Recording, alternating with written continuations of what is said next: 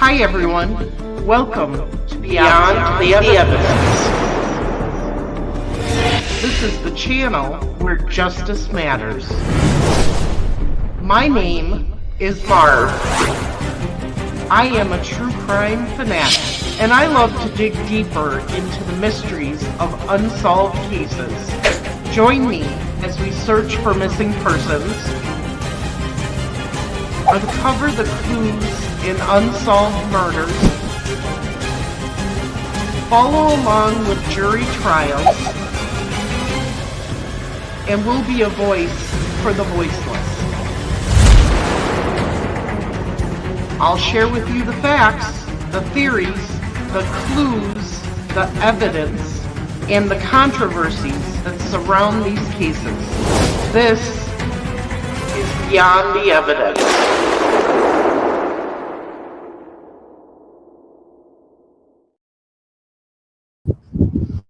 Good morning, everyone, on this Monday chilly day.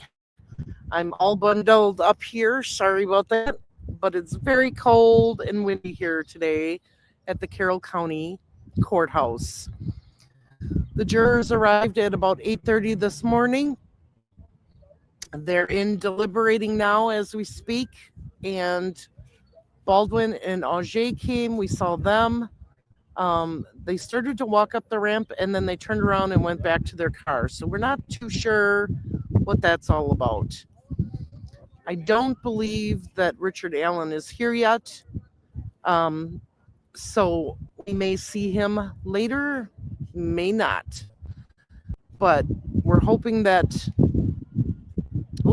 bear with me. We're hoping that the jury deliberates and that we get a verdict today.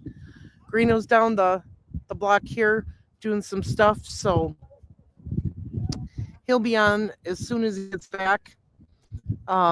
Let's see who's in the chat today. Chat is on slow mode, just so everybody knows.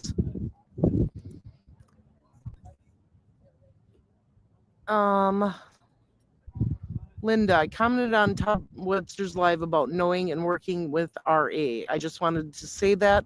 I don't think a lot of people who worked with him at the Bradley store want to get involved. I agree. I did talk to a lady that also worked with him last week.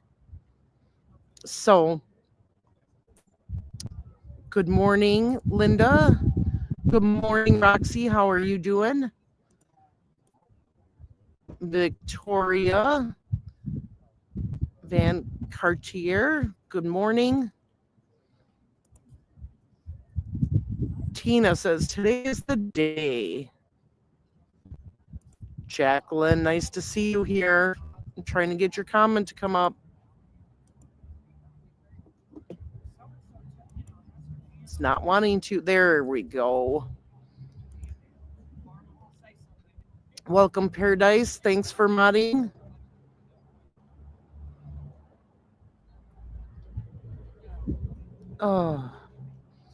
Karen G, nice to see you. Maxie Doodle, even if he's found not guilty by some defense trickery, he will confess again as a free man. He will have to live in his head with all the guilt and shame. True.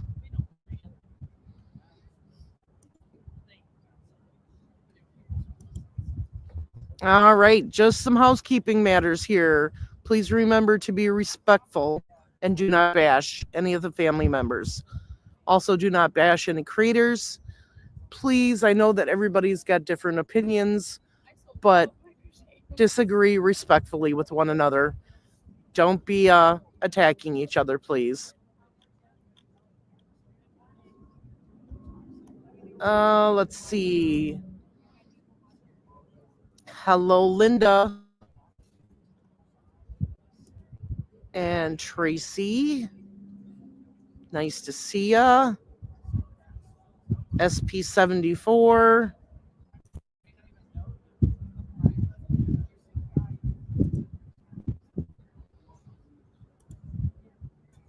My computer's cold, so it's not reacting very well to me today. D. Berlin, how are you?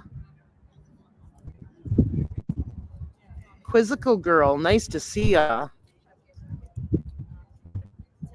Lynette, good morning. 63 clocks, hello. Justice for Abby and Libby. Mary had a big lamb, nice to see you. Purple Haze, good morning. Listening from work, can't comment much. That's all right. Hi, Kelly. Nice to see you in here. Good morning, Sharon. Good morning, Christopher. How are you today? And Lakeside Justice.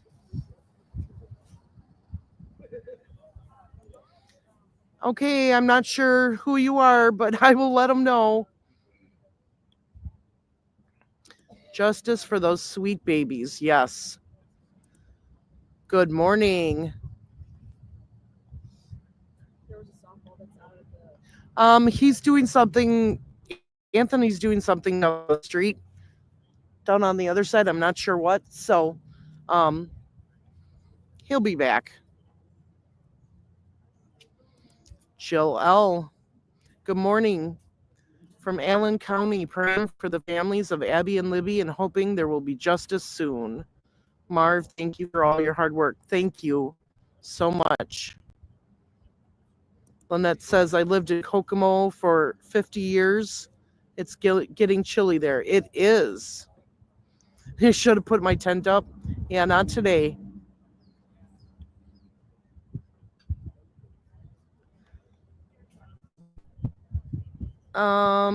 Johnny, any word yet? Nope. Jury got here about 8:30 this morning. Got settled in and sounds like they are deliberating now as we speak.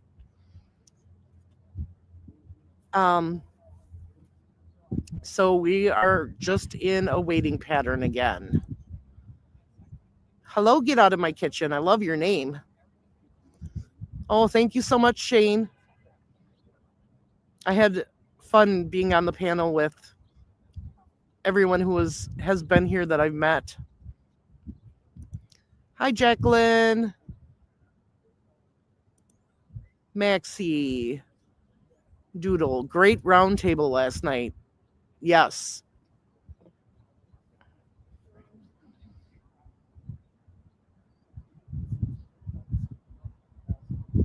Let's see here. AG. Good morning, all. Hope for a verdict soon. I agree. Mary, thank you so much for becoming a new member. Once this trial is over, we will start doing our members only lives again. I appreciate you joining the team. Bev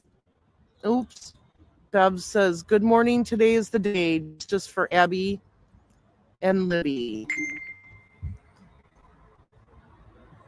Tracy, I'm trying to stay warm. It is chilly out here today. And I forgot my gloves at home, so I'm trying to keep my hands tucked into the blanket.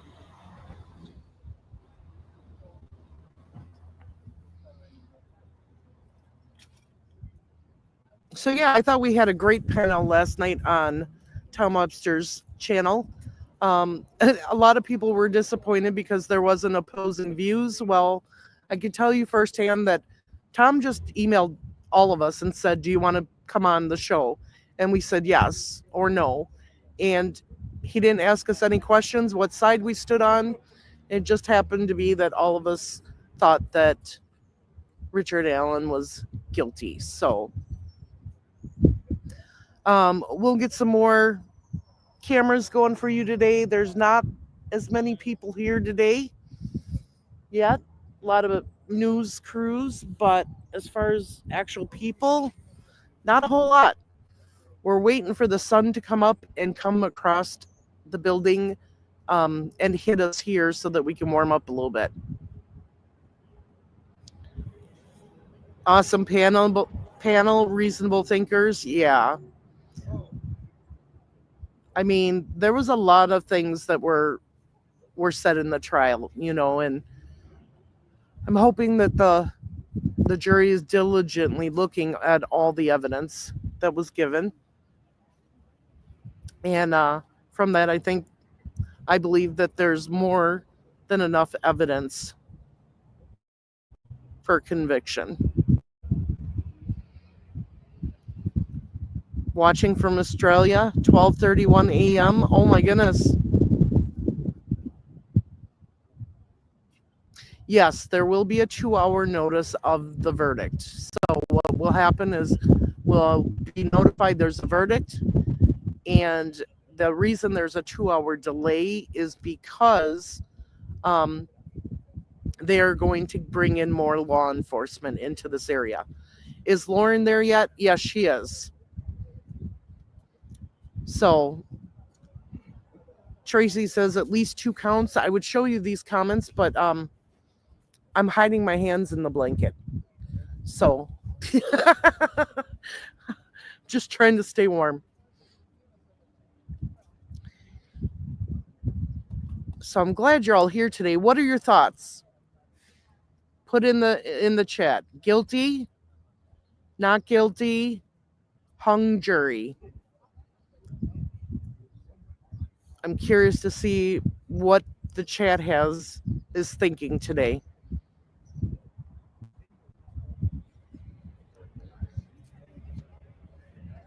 Hi, Michelle from South Wales, UK. Wow, thank you for watching. Kay says I'm in Australia. For me, 1:33 a.m. Wow. Watching from Nova Scotia. Wow, Lola, thank you so much.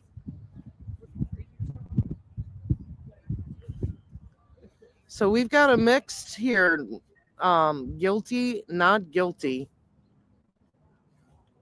So far from what I'm seeing.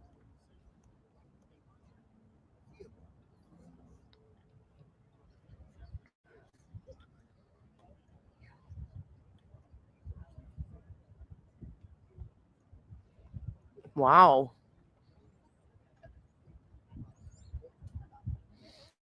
I believe he's guilty, but I'm worried about the outcome. Yep. Hi, Jill. How are you?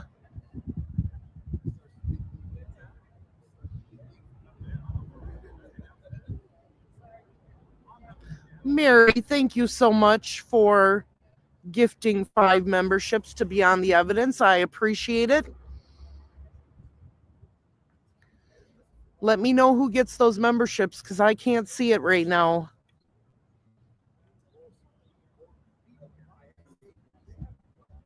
Lots of guilties. Well, I figured it out, and the jury, as of Saturday, has only deliberated. Get out of my kitchen, got it. Got one. Sharon Parker got one.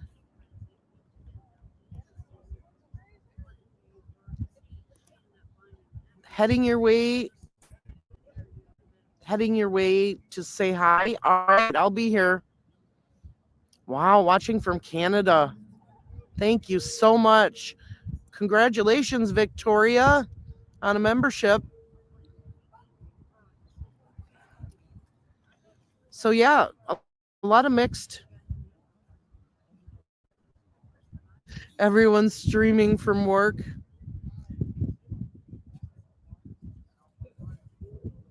Yeah, and that's one of the things, guilty of kidnapping. Yep. I've heard a lot of people talking about that this morning. Maybe not on the actual murder charges, but definitely guilty of kidnapping.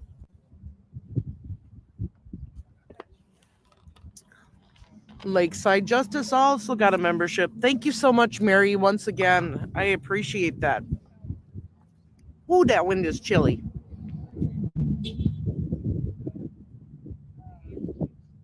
Jason hoping for guilty, been following Greeno for years. Yeah. He's one of the regular OGs in this community, isn't he? All right. Let me.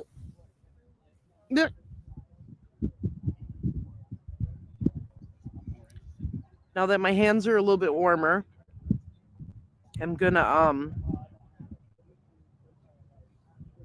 try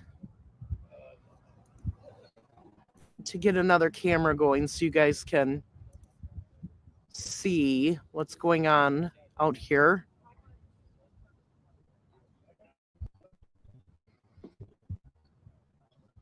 So just bear with me.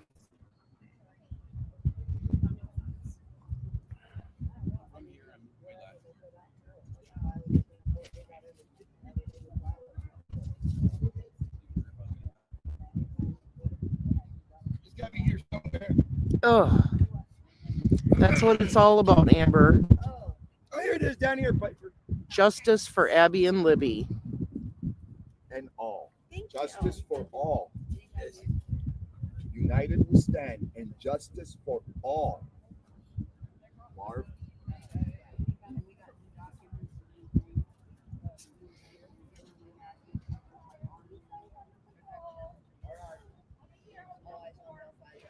I'm hoping there will be a verdict today.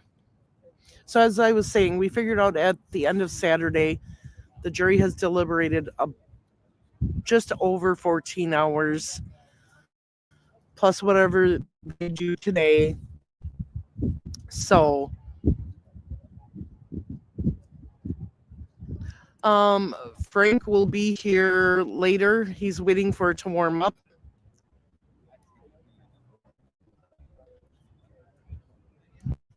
Thank you so much, 63 clocks for the super sticker. I appreciate it so much. I just got here from Southeast Indiana. Welcome, Wild Cherry. We welcome every new subscriber or viewer. I was in you know where Lawrenceburg is? Yeah, Cincinnati. I think this is the coldest morning it's been in quite a while. It's further down there than Greenberg. Dearborn, Ohio. Okay, let's see if my Facebook came up now. Nobody knows where that is. It's like Andrea, just so you know, I am putting a link in our Facebook chat just for me. So that way I can get it on my phone.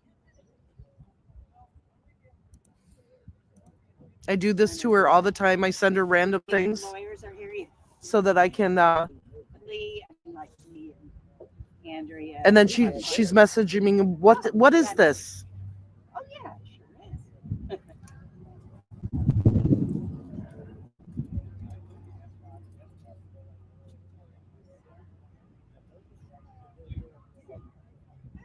I drive her crazy. I do it to my kids too.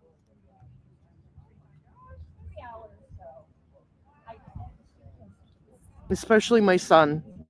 I send him stuff that I'm trying to remember or keep links on, and I drive him and Andrea crazy.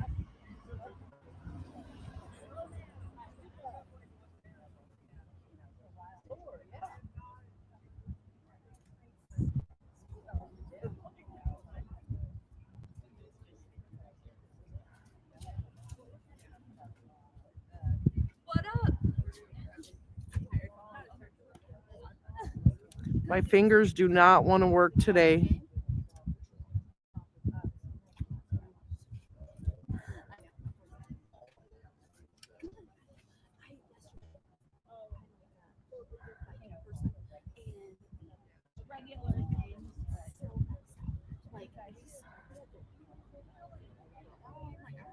Burr. It is the case that never ends.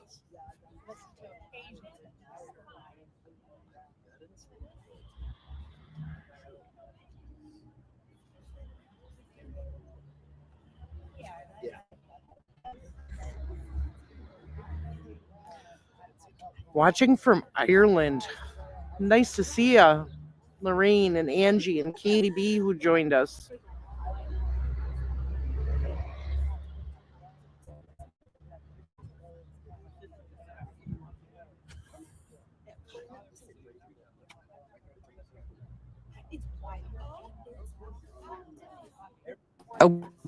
Okay.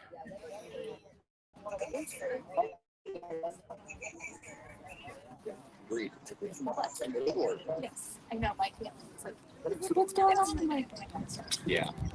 and they were so. Let me change the view on here. I don't know. What do you guys think? Oh, there's a restaurant I always like to go to. So hopefully there. Yeah. Is it Western? Raw Steakhouse. Yeah, I've heard that. Delicious. But All right. So now you've got a view of the street here.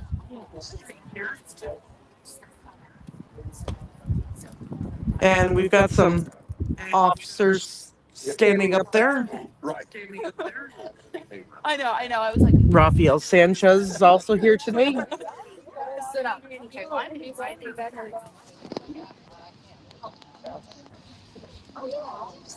Oh yeah. But yeah, Yeah. So, Yeah. It was sick. I'm gonna give you guys. What's that? Not yet.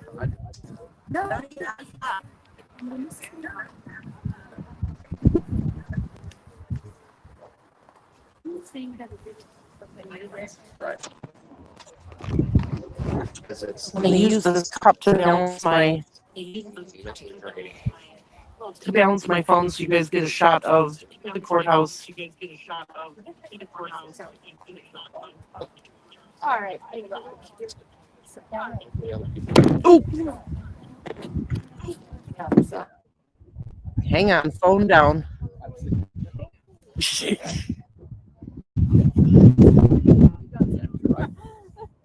There we go. Oh, thank you, Mama T.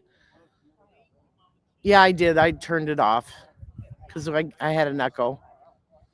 So they're very nice. They miss me. Can't wait for me to get home.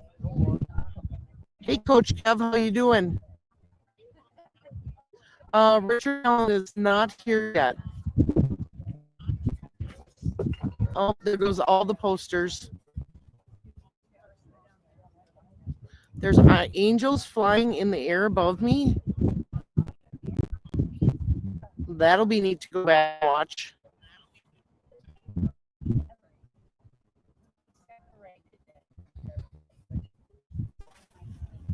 Brr. All right, Reno, I got a phone fix the entrance. I know. I'm trying to get on there. Okay. I'm just sharing it to Facebook.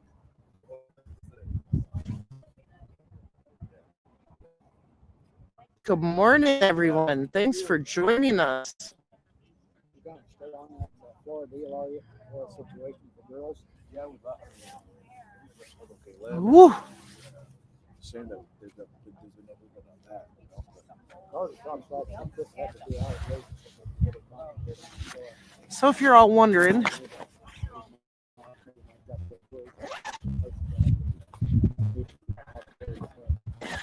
I have numerous notebooks for this trial.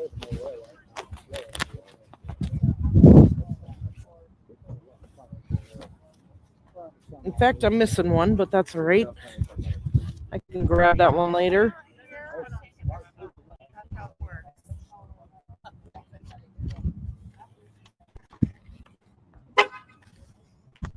That was loud.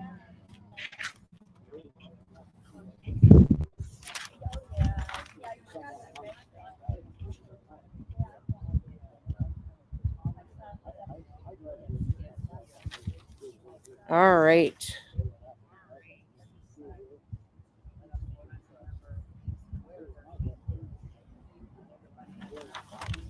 Just kind of going through my notes here to see what we can talk about while we're sitting out here waiting.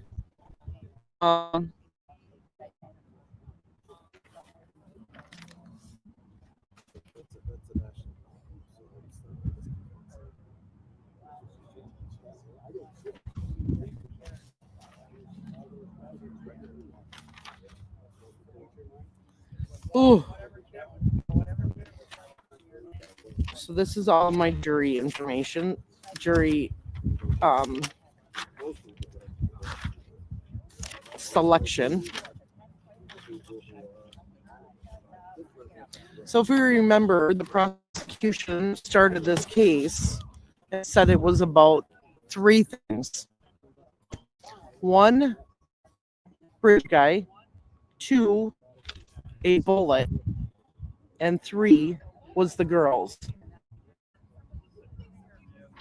And then in his opening, he went on to tell the jury that they were from Delphi, and on February 13th, they had the day off because it was an extra snow day, and it was warm, and they wanted to go down to the trails.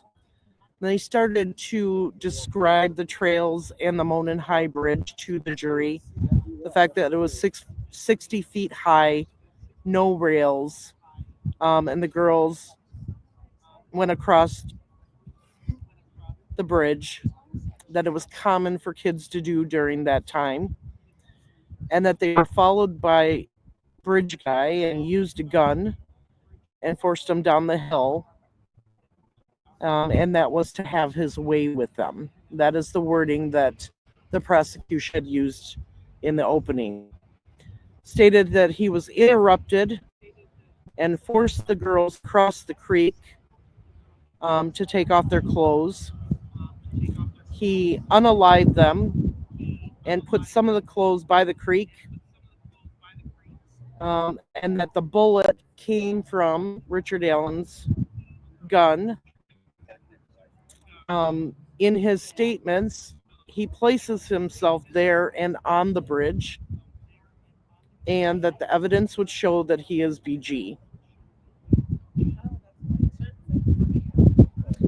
He told his wife, his mother, and others that he had unalived Abby and Libby,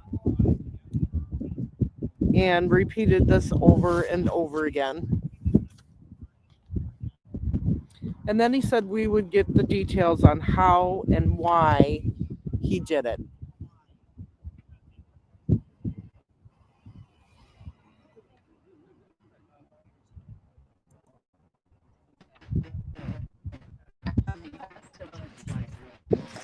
Thank you so much, Sinister Biscuits. So good to meet you and Anthony on Saturday. Here's a little dono for some biscuits. Thanks for all you're doing. Thank you so much. I'm still echoing. Hello. Yeah, it's probably because you got your phone sitting there. You got your phone sitting next to you? Yep. Yeah, is that why? Sitting next to you, you're going to echo. Yep. All right, hang on. All right, you talk while I maneuver phone. It is. Okay. What's up, everybody? I'm Anthony Greeno. And today, we're going to cover the Delphi murders case. So thank you very much for tuning in today. Thank you very much for whoever Sinister Biscuits for the super chat. For some biscuits, hey, Elizabeth. Hey, you know what? Anybody else, if we missed your super chat or whatever, thank you very much for making them. It's hard to see them when we're on here. But, yeah, I'll just show you guys around what's going on here today. So a lot of people are down here. We're going to go ahead and flip it around. I'm going to show you guys kind of what's going on over here. Let me see if I can turn my camera around here. I'm not very good at this thing, so you just got to bear with me here. It's very, very difficult to operate this thing on a stream. So let's see ultra wide. Here we go. We'll go ultra wide, and I'll show you guys what's going on here. So we got people down here.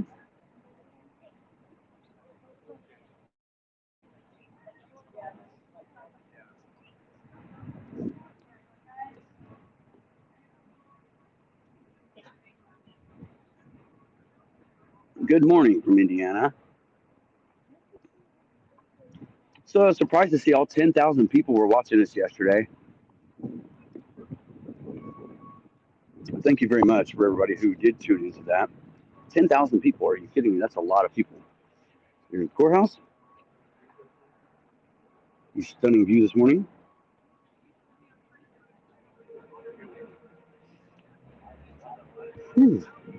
So Marv's got her microphones muted. There we go. You guys want to All right, I think I got it set up.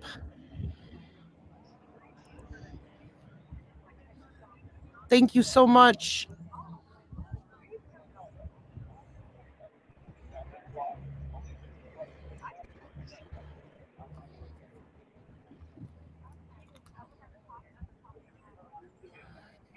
Just showing you guys what's going around. Some of the signs that are here.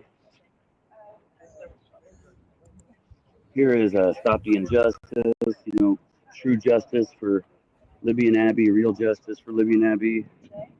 And then you got this kind of shit, like I'm not your fall guy, this bullshit, free of fucking child killer type shit. Yeah, that's true. That's true. Thank you. That's what's wrong with these people is they just support the wrong thing here. Look, so here's all. Look at this. This is all like social media people. Okay. Yeah. Prof. Heidi from Missouri. Poplar Bluff. Defense Diaries. I Have Apophis. Andrea Burkhart. All Eyes on Delphi. Grizzly True Crime. Bedtime Stories with Bella Lugosi. Julie Melvin. Radar. Anthony Greeno. Randy Gravitt. Criminality. Lawyer Lee. Truth and Transparency. Criminal Network. Michelle After Dark. True Grit Crime. True Crime Design. R&M Productions. Misbehaved. Actually, you know what? R&M Productions. We'll just turn them around. Turn that girl around. This dirty Delphi. See, look. Now, this is what you like here. Okay? Take a look at that. Isn't that beautiful? If Angela wants her thing turned around, she has to agree to go on a date. Just one. Misbehaved. Beyond the evidence. Oh, let's see what we got going on here. So here's my setup. We got the computer and stuff going on. As you can see.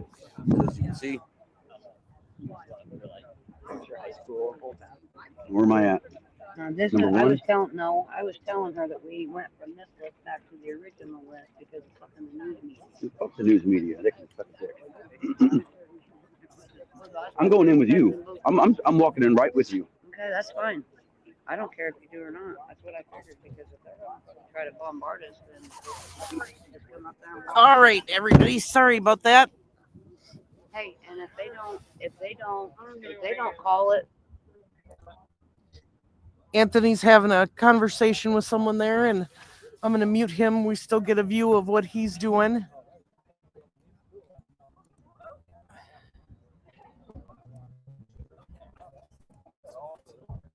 There we go. Now you can have a view of all three. Not sure what he's shooting over there, but yeah, we keep having to fix signs and everything because the wind gust comes and then it's crazy because everything gets blown around. So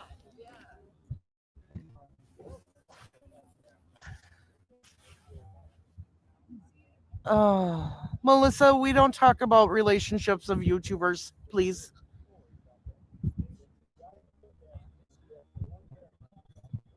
Yeah, please. Thank you to all of our veterans today. It is Veterans Day, and they need to be honored, even if we're sitting here waiting for a jury verdict.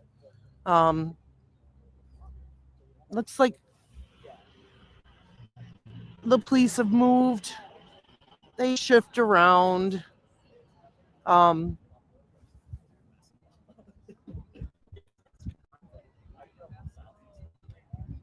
Oh, thank you so much. I'm glad that a lot of you like the panel on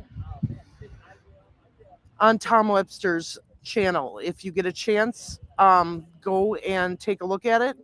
It was a very good discussion between 10 of us last night. And it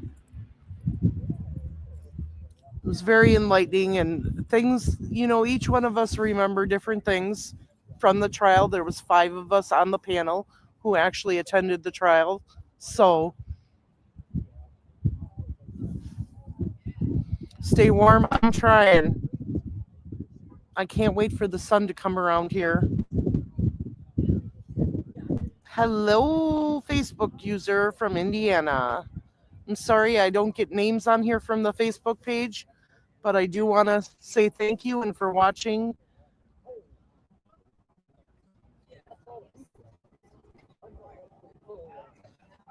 I think the state did what they can with what they have. Yes, this is a big message that I would love to promote. Spread love, not hate. We all have our opinions. Exactly. And then we've got praying for justice. We are all doing that today. I'm sure the families are around. They don't go very far when the jury is deliberating.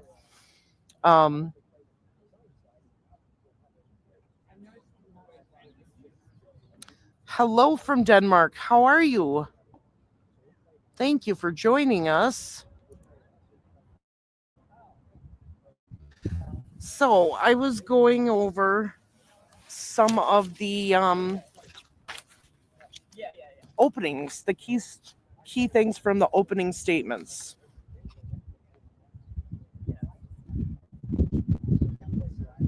And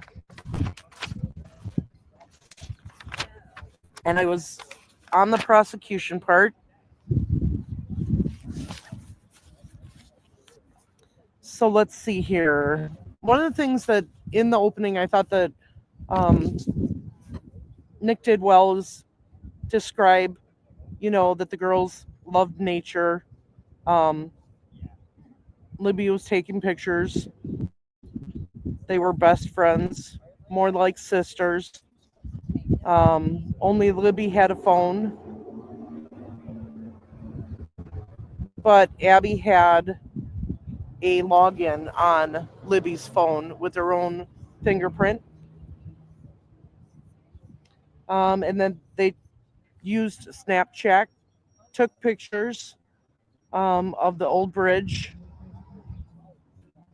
And I think he summed it up really well, where on that south side, they had nowhere to go.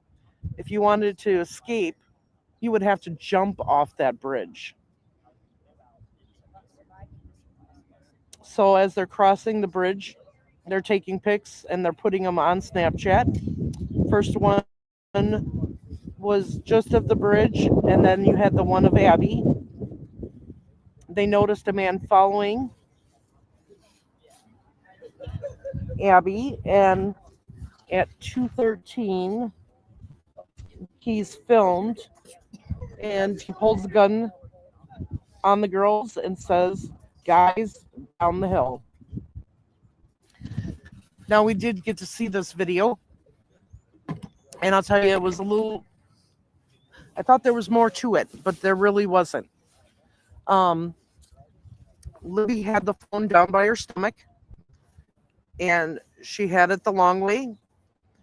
So you could, at first, all you saw was she had it pointing down towards the ground.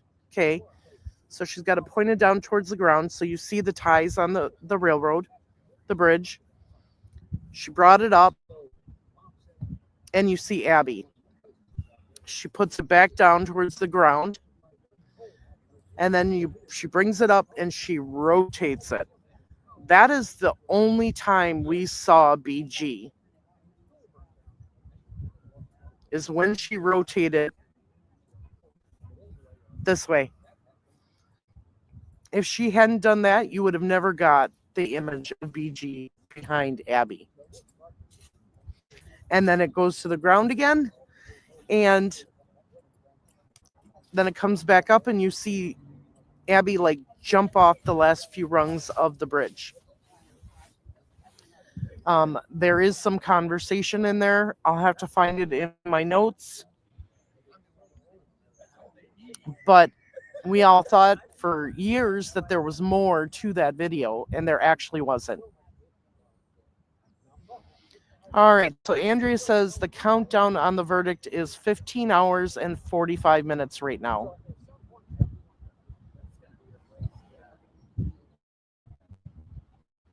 So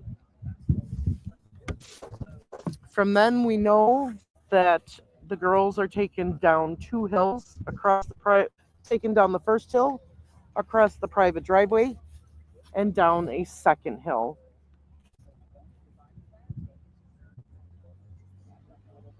And then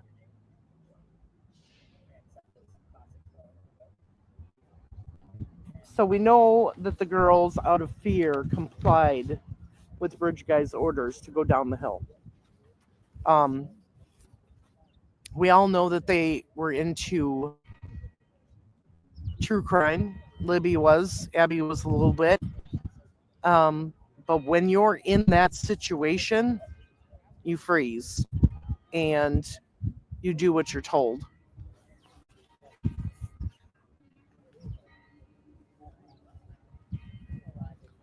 So just as they start to go down the hill is when that video cuts out. You can feel the chill in the air. Them sensing that something wasn't right before he orders them down the hill.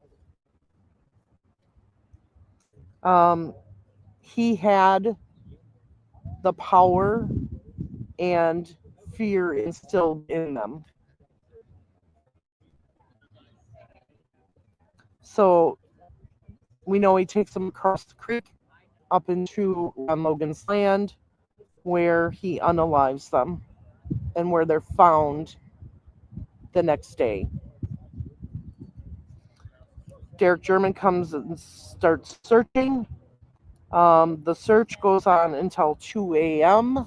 when police call off the search. We do know that citizens, members of the community, did stay out and search throughout the night. 6 a.m. begins the search again.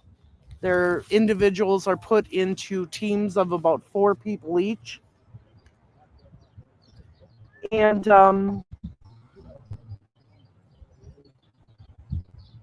that's when the girls are found about approximately noon on the 14th. He told the jury that there's pictures of the scene where Libby was naked, covered in blood.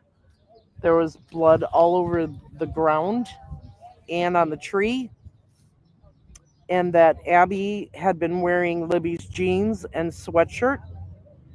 And found under Abby was one shoe and the cell phone.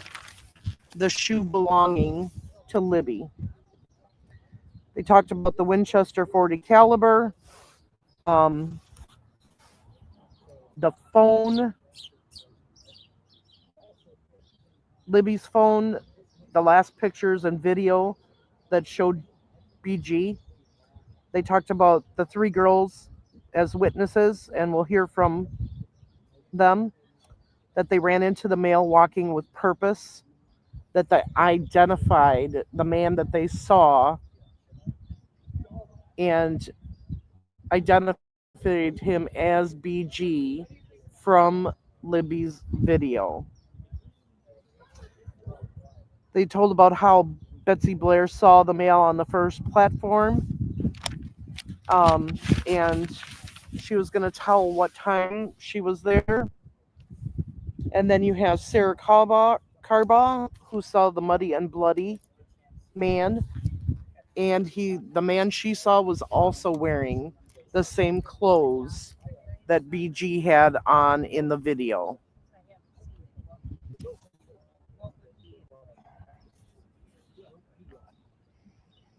So we know that Dan Doolin was on vacation originally. He came in, I believe, on the 16th, off of vacation, and they requested him to go and take some lead sheets and do some interviews. Now, the thing that bothers everybody is the fact that Richard Allen changed the times that he was there. 1 to 3, 1:30 to 3:30, and then noon to 1:30.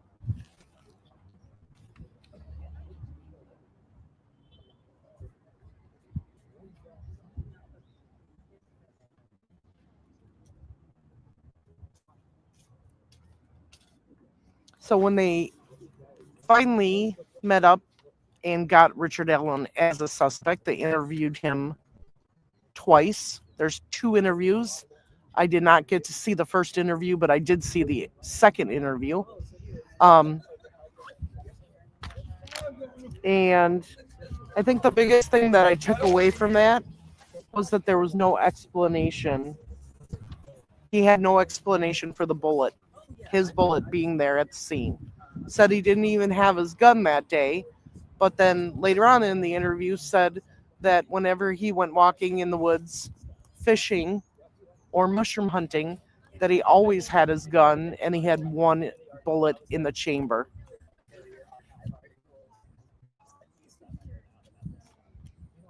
And then we have the confessions while in jail to his wife, mother, the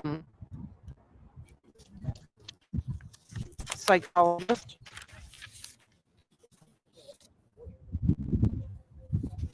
And then Nick went back to talking about he was going to have his way with them, but he was interrupted. He forced them across the creek. He unalived them. And that Richard Allen's face was the last face that those girls had seen.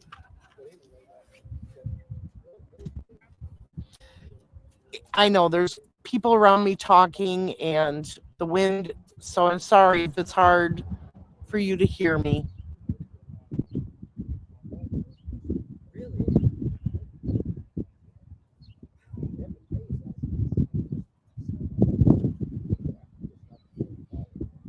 Let's see here.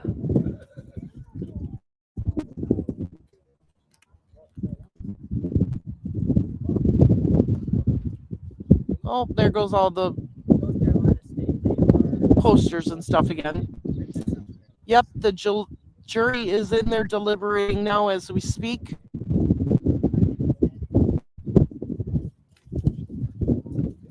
Oh no. My phone is down. Hang on a minute.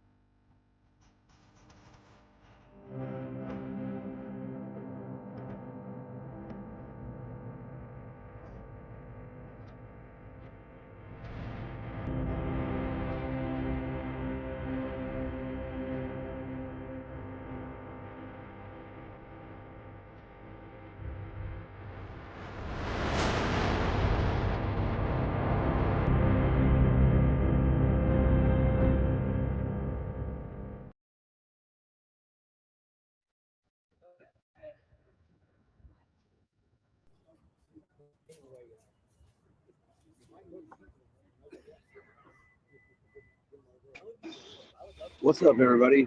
So if you guys can hear me, I am on the opposite end of the courthouse. Marv would be way over there, right, pretty much over there. This is the main side, and as you see, we have all the trucks.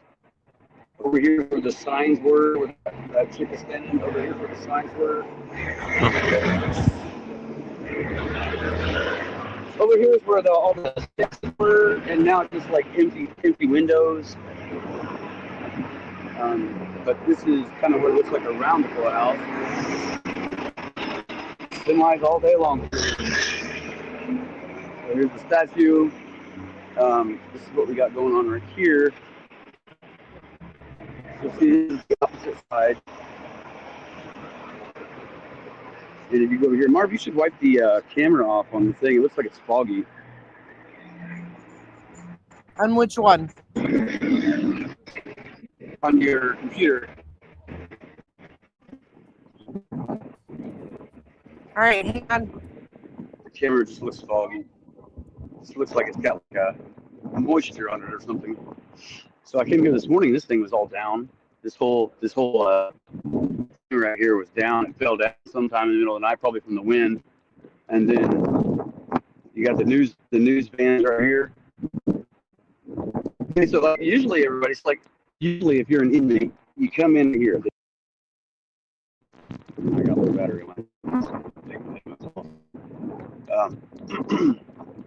But see, like we got these guys. Here's the cops over here.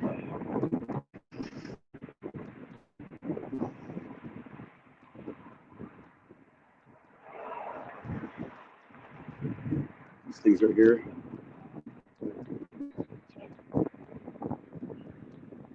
See it? Authorized personnel only. So this is where the jury comes in through here, and then this is all blocked off. So this road right here has been blocked off on Market Street for the entire month. You can't really walk through there.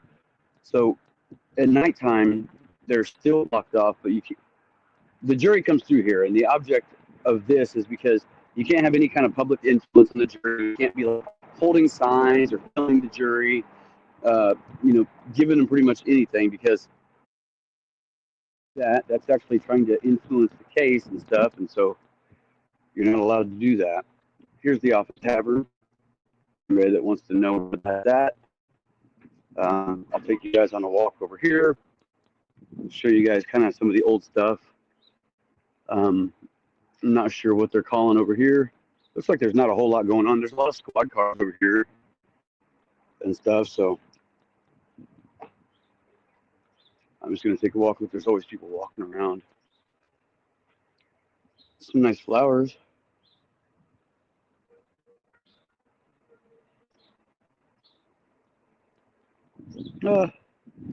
Anyway, so this is the gas station that everybody goes to. Walk over here. You guys want to see how far everything is here? I could take you down and show you.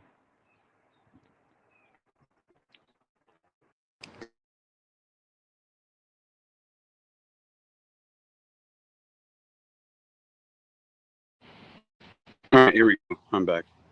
All right, so basically here's what we're doing. So we're coming through here, and I'll show you guys. Here's the post office in Delphi.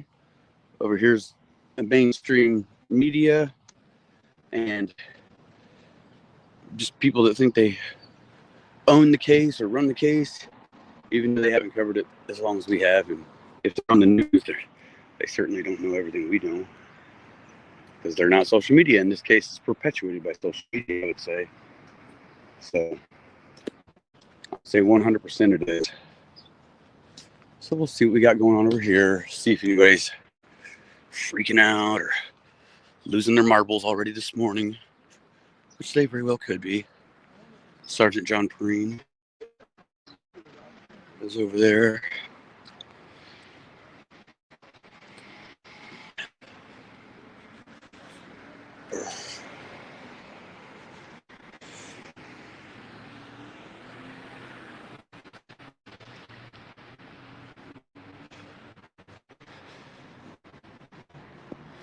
So I can't really see you guys. That's what I'm doing. I have no idea. I can't see dots or on here, guys, when I'm on the phone. So you're gonna have to bear with me on that one. I can't tell what's happening.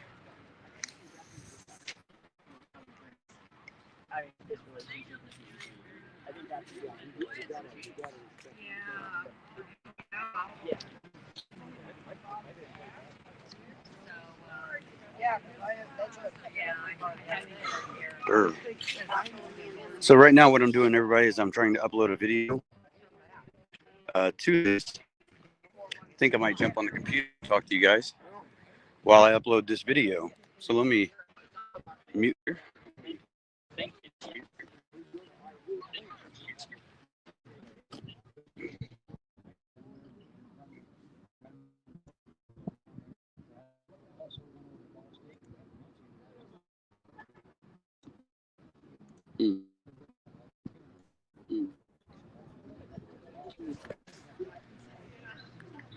Okay.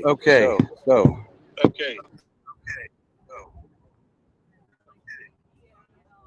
Why am I echoing?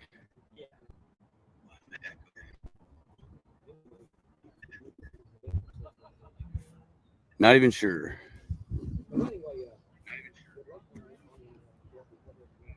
Oh, that's why. Okay. So I guess what I could do is there's like 5 of them. They're all muted. This is the first thing. So it's like when people are listening to it close by, they their phones are heard. Anyway, all I'm going to do is probably see if I can hand this phone off to somebody and say, hey, go record with my phone, and then we can go from there. Of course. Thank you very much. Excellent day, everybody. Amazing.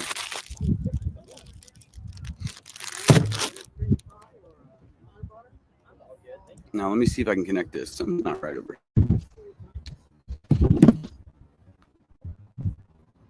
All right, so let me switch over to one of these. Something is not right with the internet signal here. I don't know how to work Marv's computer, so you guys gotta bear with me here because I have no idea how to work this thing.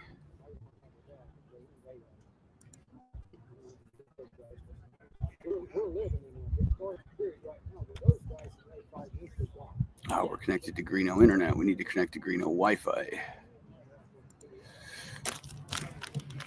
Okay.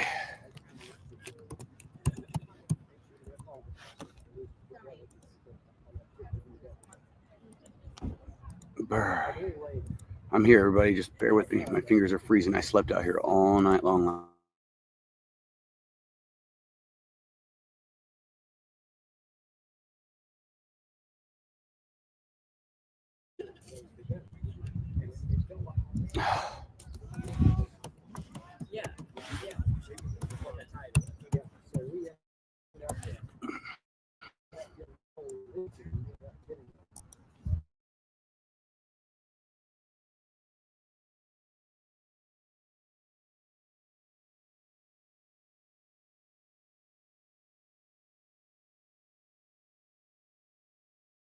Do this, Marv. I don't know how to do this, Marv. You're connected to the wrong one.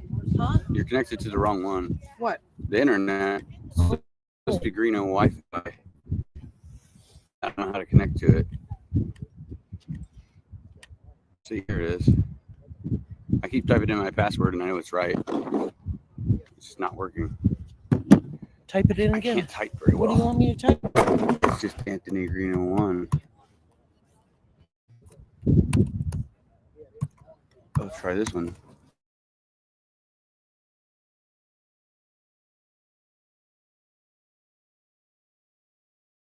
And see, it's just not connected. Put the thing for ANTHONYGREENO1.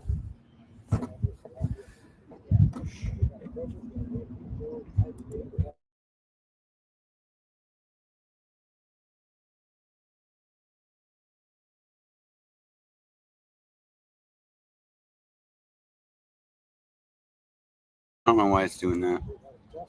That shit pisses me off. Hang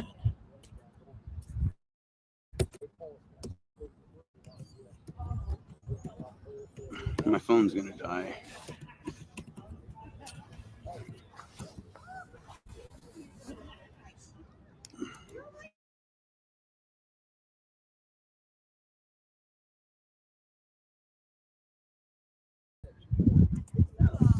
I mean, I'm sure it's live. It's probably just stalled.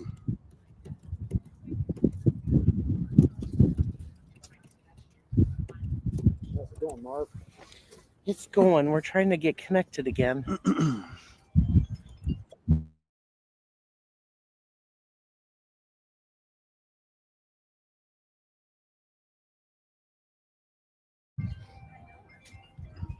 I don't know why that one's not working.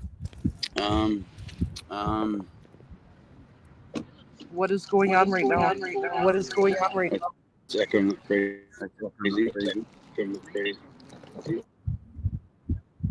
I can't tell what's going on. Yes, yes. I got one. Yep. All right, everybody. Can you still hear us? Yeah, they can hear us. It's echoing because Greeno's got his phone here. I'm gonna phone's not has no mute sound. Mine was on mute before too, and you said it was echoing because it was near the computer. Yeah, 'cause it don't turn all the way down when you got it on there. No. All right, talk to the people. I got to run and get my soda. Okay, you guys can see me. See, it's like at 1 bar. Can you guys see clearly? It doesn't look clearly to me.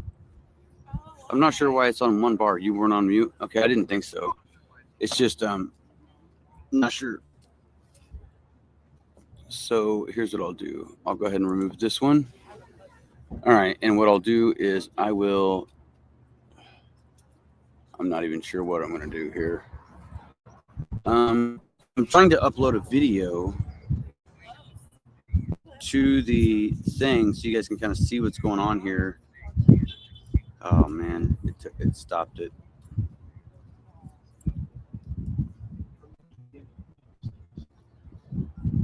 So give me just a second. Let me connect my thing to the internet here. All right, there we go. I'm connected to my own internet. Greeno Wi-Fi.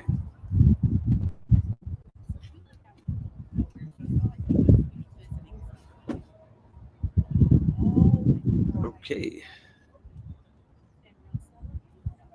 So we'll just go ahead and let that upload.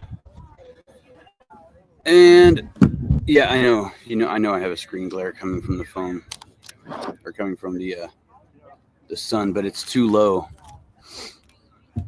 And so what I could do is I could just sit here and I could talk to you. Brr, man, it is cold. There's a streak in the middle of my face. No, here's the thing.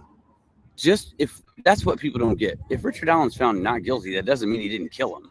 That just means that there's some flaw in the indictment. That doesn't mean the person didn't kill him. Just because people are found not guilty does not mean they didn't commit the crime. They can be let go because they forgot to file something or forgot to read them their Miranda rights. For example, let's say someone shot 10 people in front of 100 people. Okay, 100 people watch that person commit that crime. But then the police interrogate him and they forgot to say, you have the right to remain silent, blah, blah, blah, blah, blah. And it goes to court. Now that person gets their case dismissed because they didn't say that, even though everybody watched them do the crime. That's not innocent. That's not innocent. That's just a thing in our legal system, which is a flawed legal system because nobody is innocent until proven guilty. They sit over there in that jail.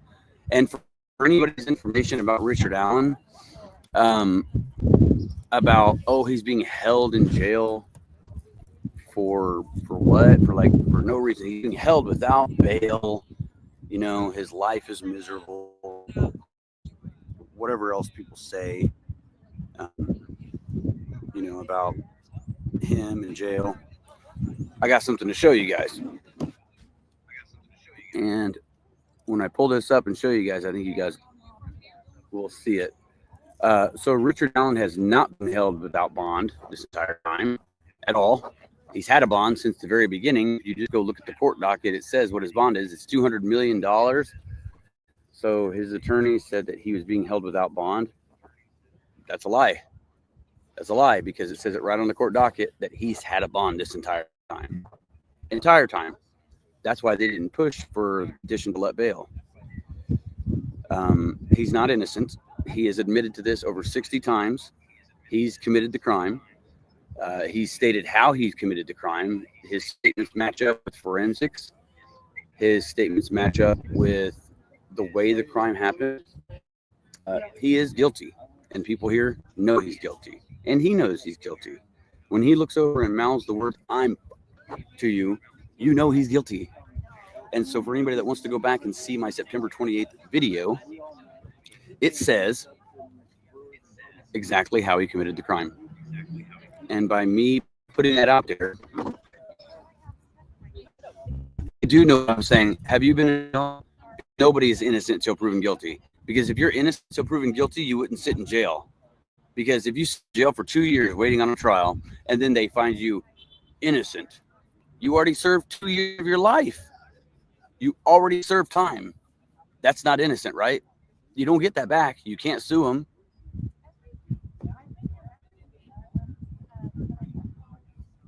Yep, they have. His attorneys have lied, manipulated the narrative. They use media outlets to try to push a narrative. They're bullshit. His attorneys are bullshit. You know, for sure.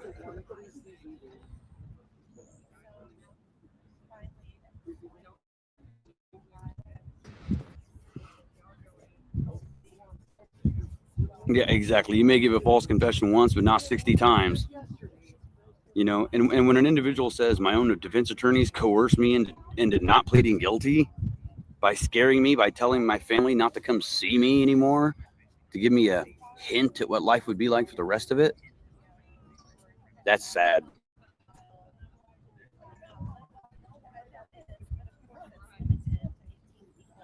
Well, I mean, if you don't agree, Susan, have you ever spent time in jail? Because if you have, you'll know that you're not innocent until proven guilty.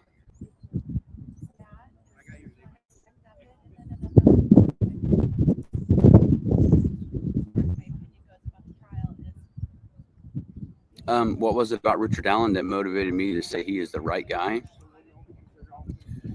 There is no civil. You can't file civil lawsuits against courts for charging you because you have your. That's why they say innocent until proven guilty. That's where it comes in. Is nobody can sue anybody because you're innocent. You had the right to bond out for $200 million if you had that kind of cash.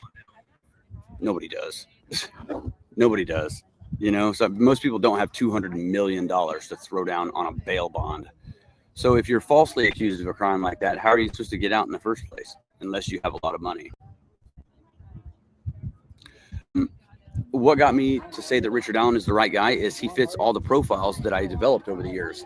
He lives locally. He hides in plain sight. He works at a local store. He dressed like the bridge guy. He lives on the east end of town. He lives near the bridge, which I would say he lives nearest. He spent time at the Monon High Bridge. He's traveled there several times. He's familiar with the area. He took the back road, like I said. He parked where I said. He committed the crime exactly like I said. He fits the profile 100%. The same age range, 40s to 50s.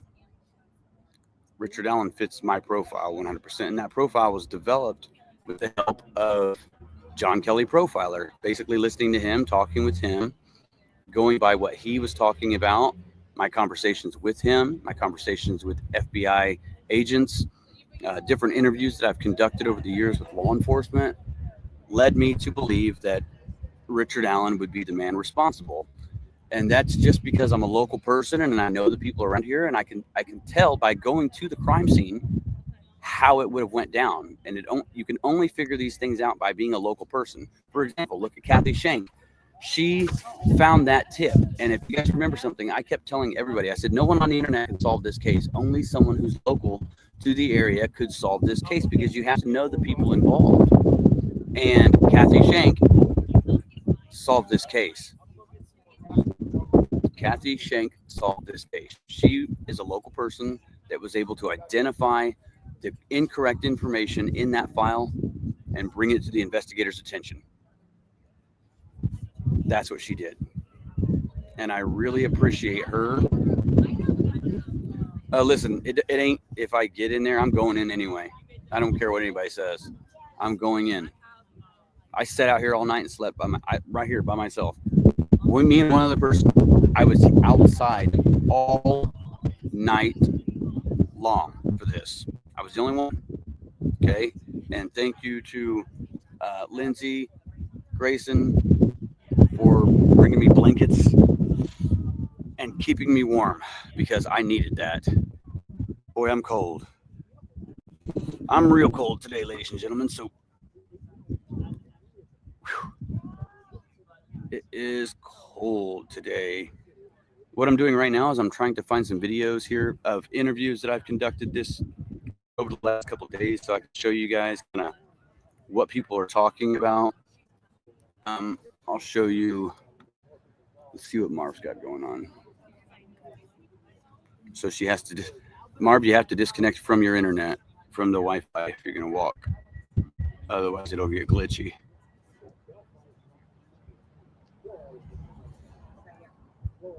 So let's see here, one interview I'll drop in here. And we're just going to keep uploading a couple things here while we talk to Marv. Do you know who Doug Rice? Of course we know who Doug Rice was. Doug Rice fabricated some information on this case to try to make himself look better, and it actually turned out to backfire because it all came out right here in trial that what he was saying wasn't true. And just so everybody knows, do you remember that dog walking lady everybody said was false? Turns out she's real. Like I said, there's not everything has been released yet, but you guys, I told you guys you would see it, you know.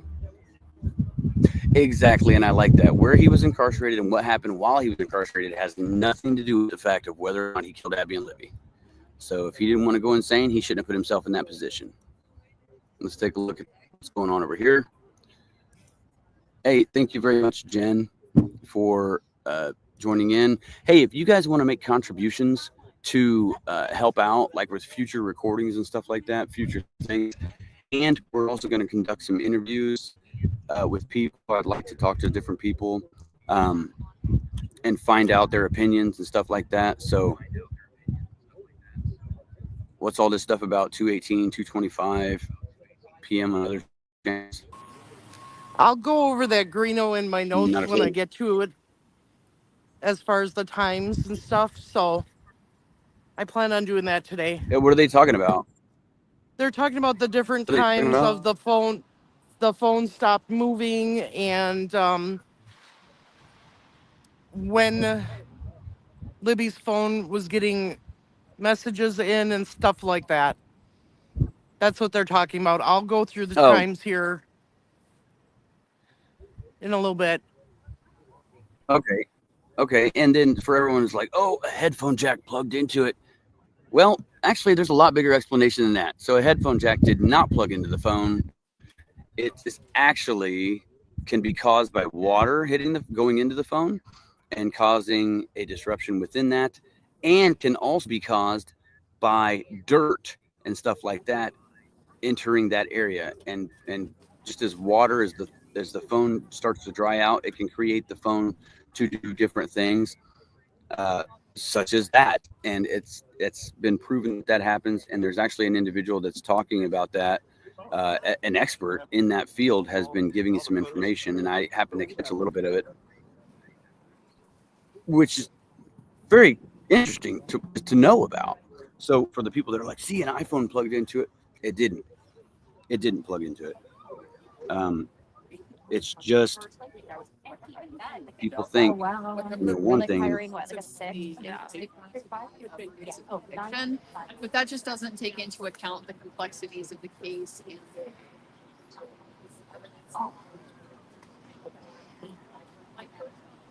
Thank you so much, Jen, from the suburbs.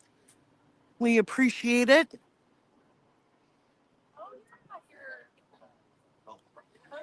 Just walking up and down the road here. Yeah. Let's see where you're at here. I'm heading back by you. I was going to So go to there the other corner here and see what's going on. Who's here? Nobody's here. Yeah, I know I'm not here. I just talked to her. She's standing right over here to my left.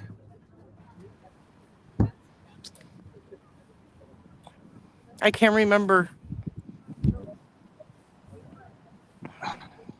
See, look at these stupid comments right here. You people right here, you guys are crazy. Yep, I'm getting paid millions of dollars. I'm a millionaire now. Greeno, everyone is allowed to have their opinion. Yeah, so they're saying I'm being paid to cover up law enforcement. That's not an opinion. That's an asshole. That's probably one of the internet trolls. How about can you get it? Are you seeing all the police cars down here and stuff? Yep, and I hear the train. Yep.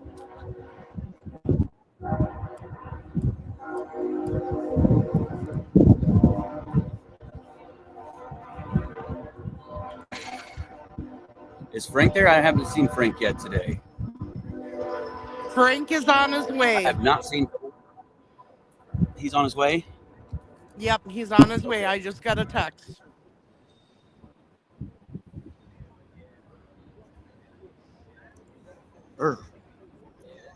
So there you go. So yesterday I had the opportunity to go up to the Monon High Bridge.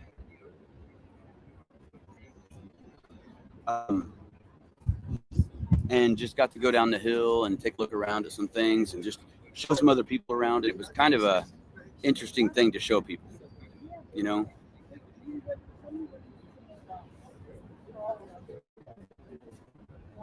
But I have some interviews on here and some things I wanted to share with you. As far as, oh yeah, the attorneys are here already. Everybody's here. The jury's here. The attorneys are here. Everybody is here.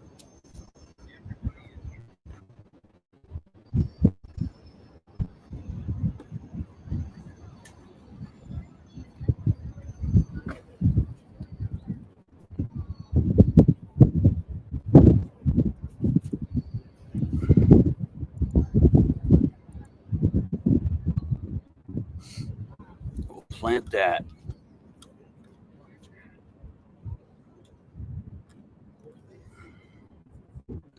You know what? Where's Gray Hughes at when I need him?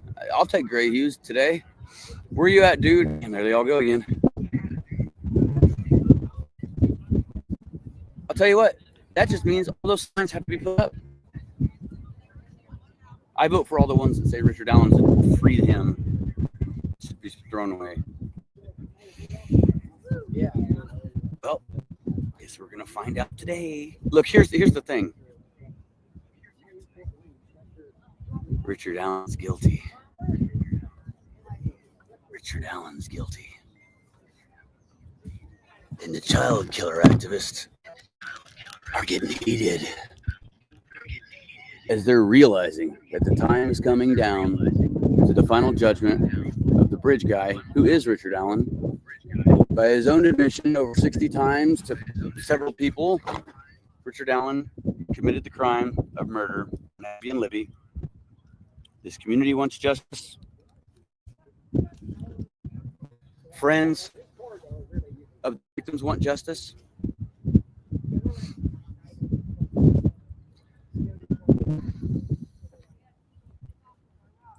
We all just want justice.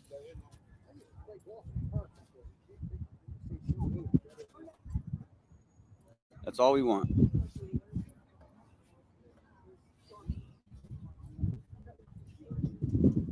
Delphi strong. Yeah, you know what? I can actually go ahead and drop some video. Or some, huh? I am. Did you meet Hannah? Come here. Step in here, actually. They were just talking about you. Who? These people in my chat. Oh, Tom, hi. They're like, she's there somewhere. I'm like, yeah, I know. She's standing right over here next to like. Oh, right I have here. to pee really quick though. Go ahead. Go do it.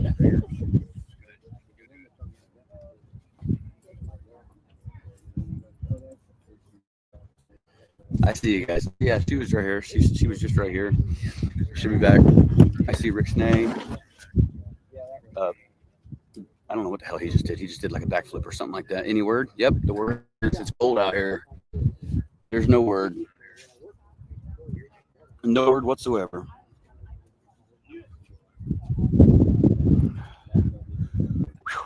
Boy, ladies and gentlemen, it's cold out here. Woo. Wow. Yeah, I'm really cold. Everyone, please be respectful in chat. No bashing creators or their families. What time is it at our place? It's the whatever time it is. 10:41 in the morning. We're here right now, ladies and gentlemen. 10:41 in the morning. Yeah, it is. It is cold. It is cold. We're on Eastern time. And wow. Yeah, it's cold, everybody. Heated blanket, Bluetooth capable. I wish.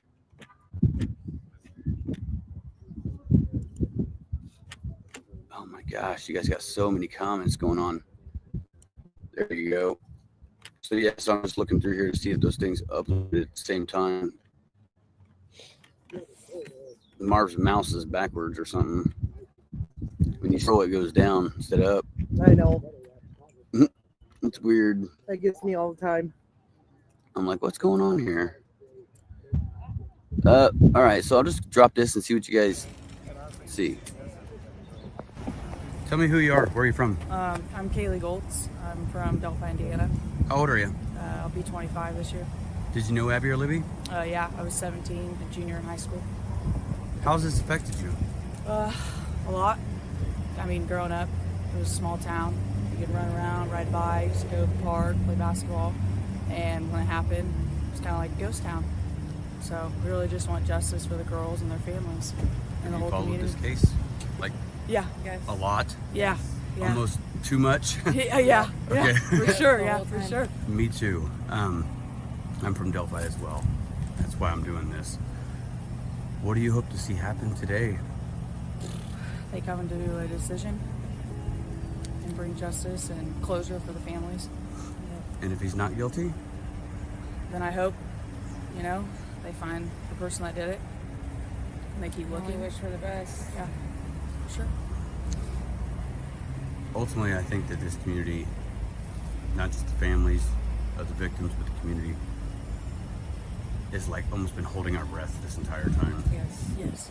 And it's just really sad to see. Especially everybody who's got kids, and after this happened, it was a tragedy for not only the families, but everybody that knew or is from here. It's scary. It changed us. Having so many problems. Like, there we go. Where did my soda go? I don't know. All right, there we are. I can't tell what you guys are seeing half the time. I'm no good with this. It's the phones driving me crazy. I'm trying to upload things to this at the same time, and it's just not working out very well. Also, I'm extremely tired today.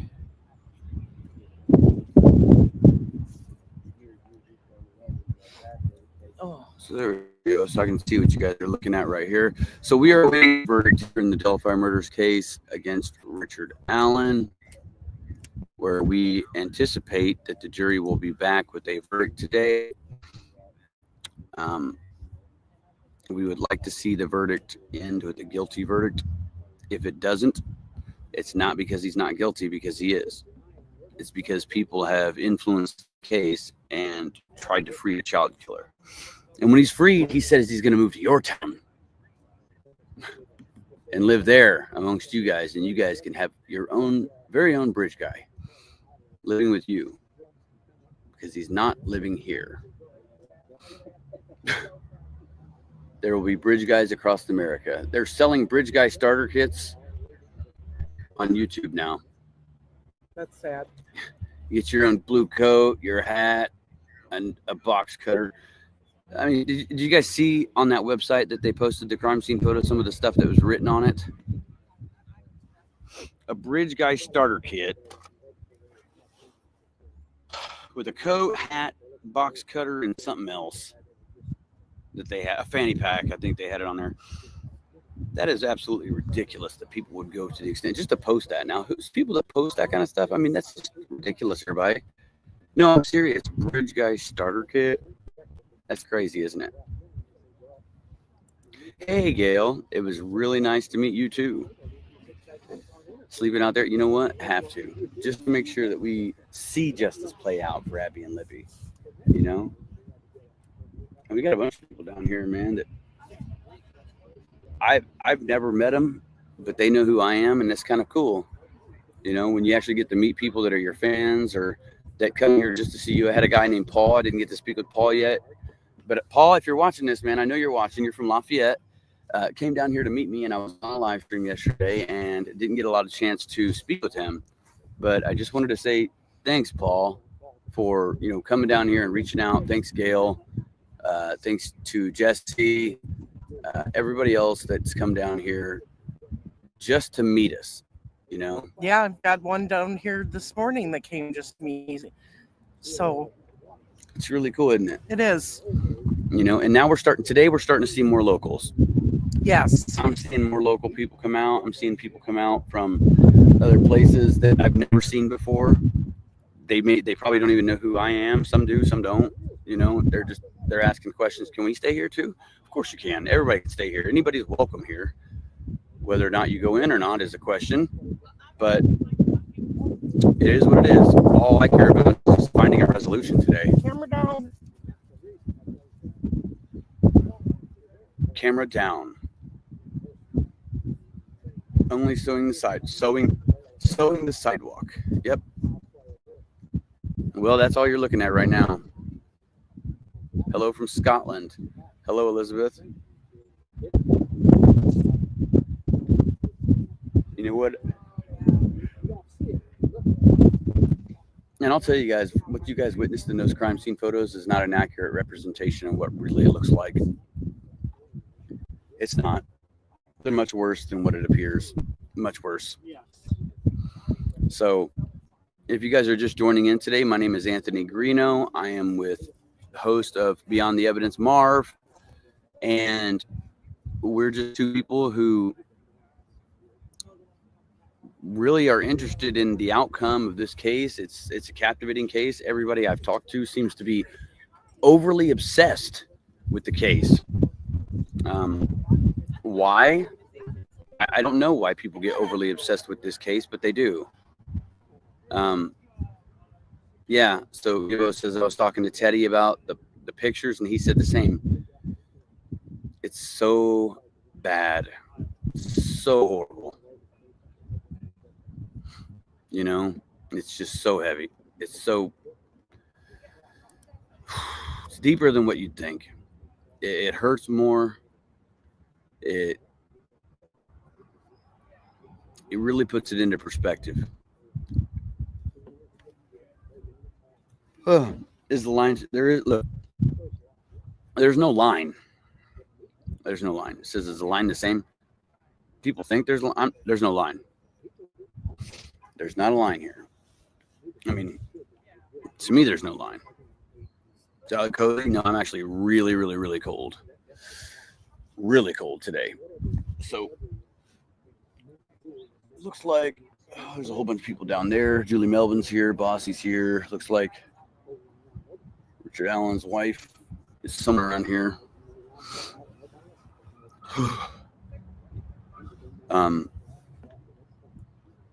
It's just a lot. It's scary. It's sad, everybody. I'm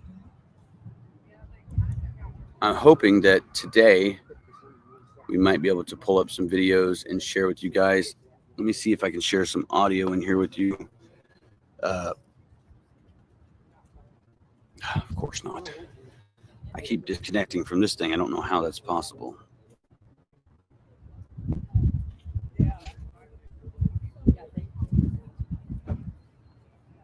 So they have a couple.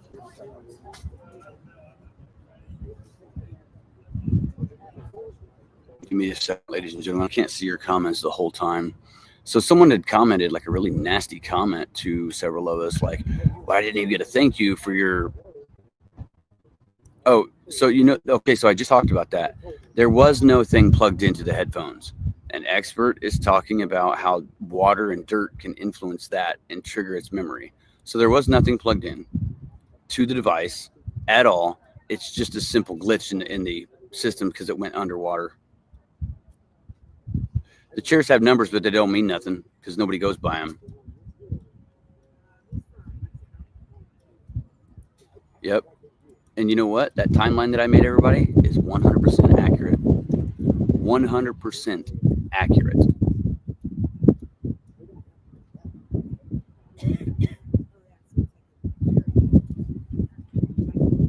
You know what? Let me see if I can get over here and get back here.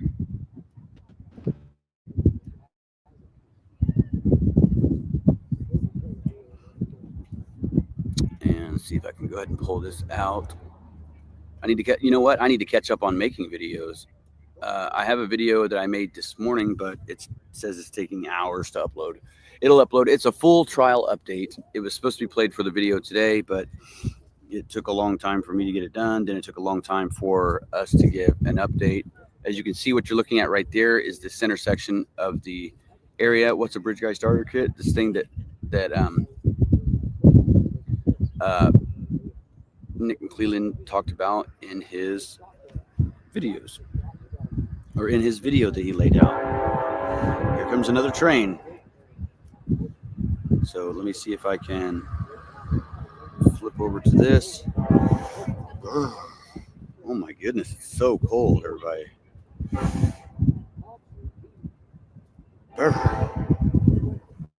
I'm gonna see if I can put some music in here for you guys.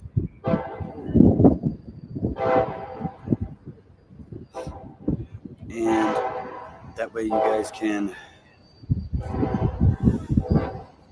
oh my goodness. It's cold. Sorry everybody, I'm trying to just put in a couple things in here for you guys to hear.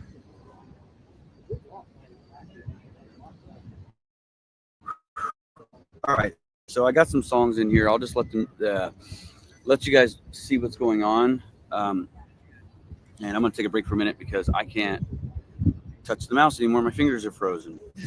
I can sit there and go over some stuff from the testimony. Go ahead if you want to. Have at it. Have at it. Have at it. All right, for warm up. All right, I'm out. Peace out, ladies, gentlemen. Gentlemen and ladies. All righty. I went and got my other notebook, so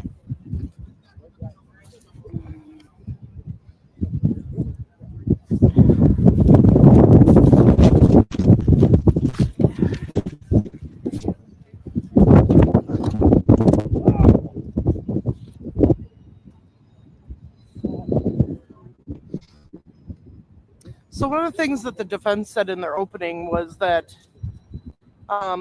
Richard Allen was truly innocent. There will be doubt from the evidence or lack thereof. And I'm going to get closer so you guys can hear me. That the investigation was messed up throughout this case, beginning with evidence lost, as you well remember. There it was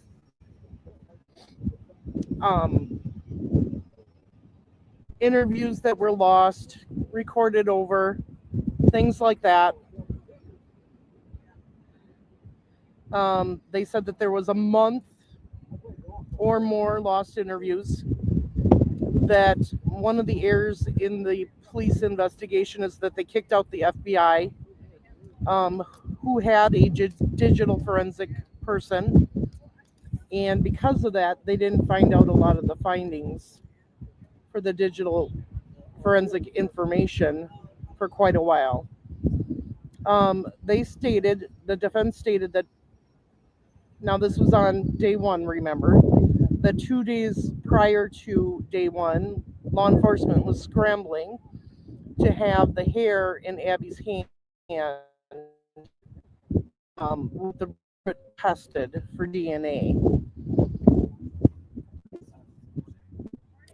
But the defense did state that more than likely the hair was from a relative of Libby's, that it was not Libby or Abby's hair, and that it was female.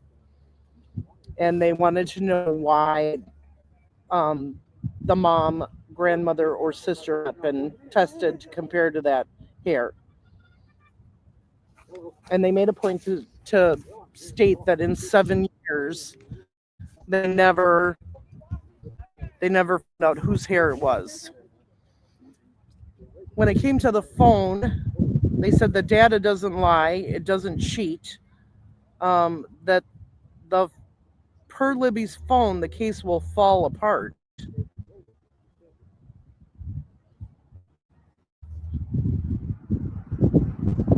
That the man that the state police had in charge of the phone extraction made errors.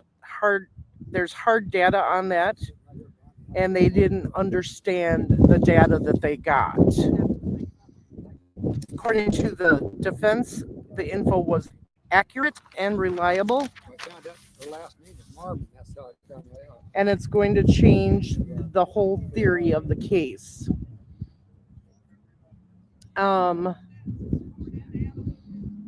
They said Libby and Abby was on the ground in the woods at 4 p.m. deceased. 5 p.m. bodies Yeah, she said had no movement. Well, we found out that time was different. They said the phone was under Abby 3:30 to 4 p.m. Until the bodies were recovered. That this is the state's theory, and they did not believe in that theory. They said our Richard Allen arrived and parked at the CPS lot.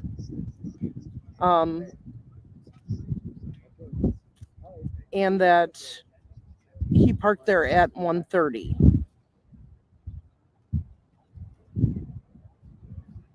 And they said that once he left the crime scene, he did not take the phone and never came back to the crime scene. The defense's theory was that he was never on the trail at the same time as Abby and Libby. He was gone by 1:30.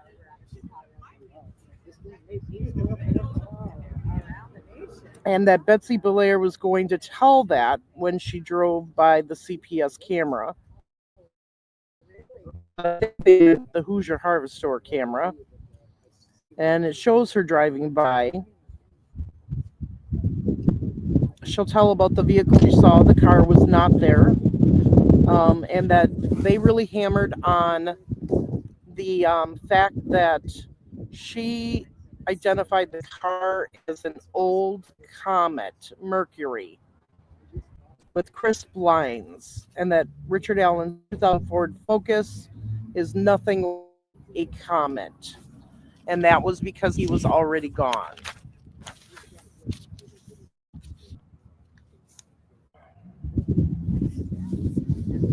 Okay. Evidence shows what happened to the girls. Becky Petty, per that they all lived together. She'll tell you what they were doing on Monday, that they had breakfast. Kelsey drove the girls and dropped them off at 1:47 p.m. After Betsy Blair got there, Kelsey left at 1:49.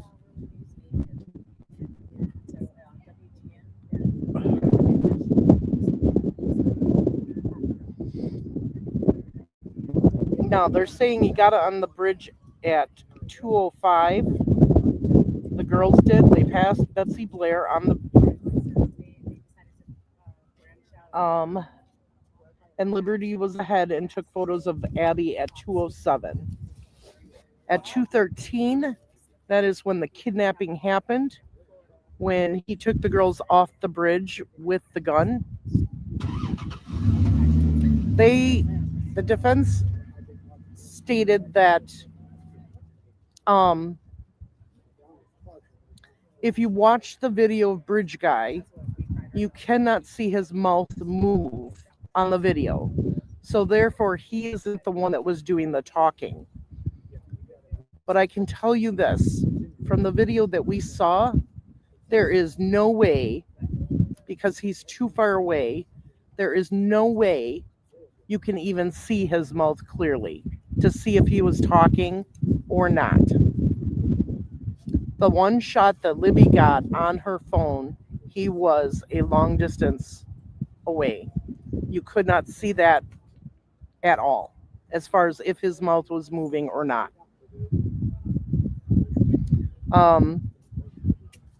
And then this is how they were saying that nobody knows if there was more than one person there.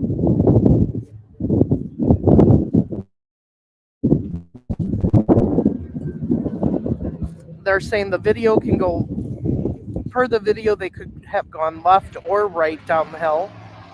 Well, we know by people stating that there was slide marks in the dirt that they did go down the left side. However, when the defense attorneys were talking about the bridge, they made it confusing to everyone, because they said you walked from north to south and then you would turn around and it would be on your right side, where all of us describe it as you go north to south, and it's on your left side. But I'm listening. I can hear it.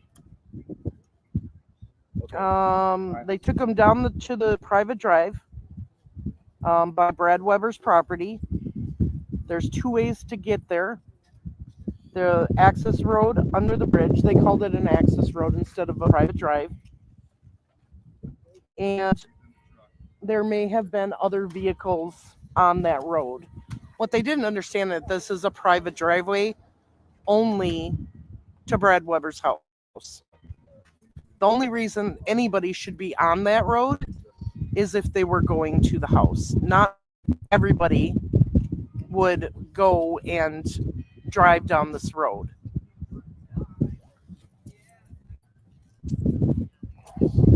You're gonna have a guest join you. Hang on just 1 minute.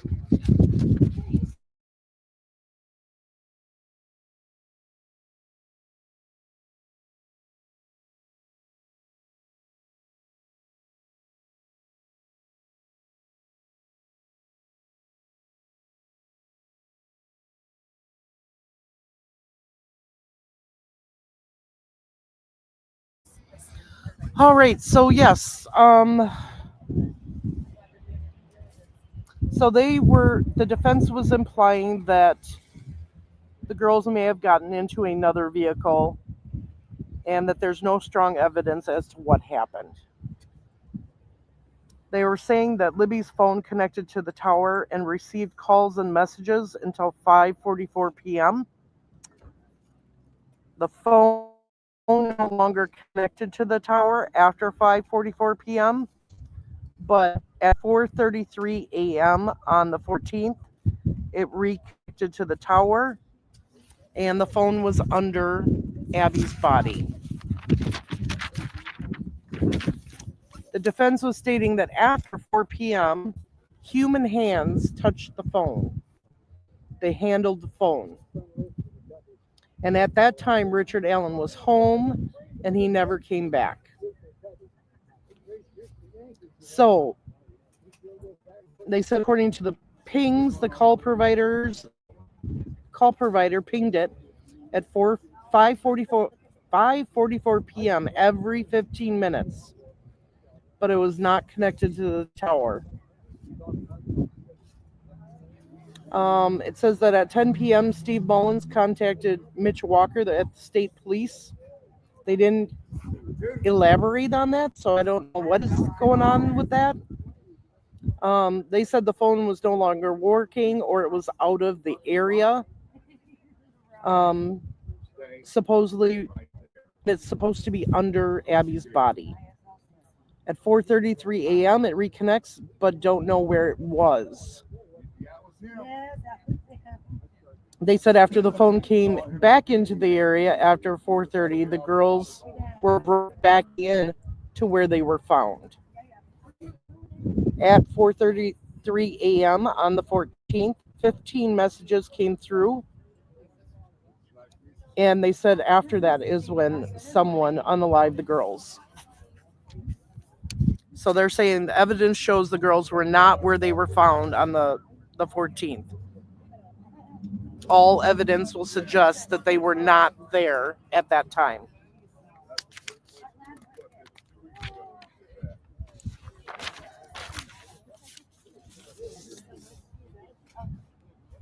So then the next thing that they hammered on in their opening was where people were searching. They were trying to get anybody and everybody to say that people were searching in the area where the bodies were found on the night of the 13th. And that people searched for 4 hours on the south side. People were spread out, saw people with flashlights on the north side, but never saw the girls. And therefore, the girls weren't there at that time. They talked about the clothing in the creek, people searching throughout. The clothing was not found on the 13th. The girls were not there. that you could hear voices throughout the area. There was 4 people walking on the bridge, and none heard anything when Richard Allen supposedly killed them. There was no sound of anything. So then they wanted to talk about the bullets and the confession and the timeline. The confessions, the phone, and other evidence, and will show that he is an innocent man. According to the prosecution, the defense said hard evidence shows otherwise. They actually never presented any of that hard evidence showing that Richard Allen was not there at that time. Then they went on to the videos of Richard Allen in jail, that he stayed in a tiny cell. He was watched for 24 hours a day. He was fragile.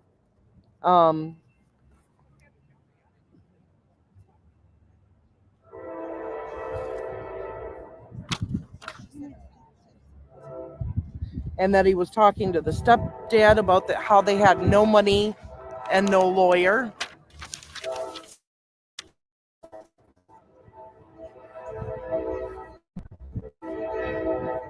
So I'm going to pause this just a minute so you guys don't have to hear the train.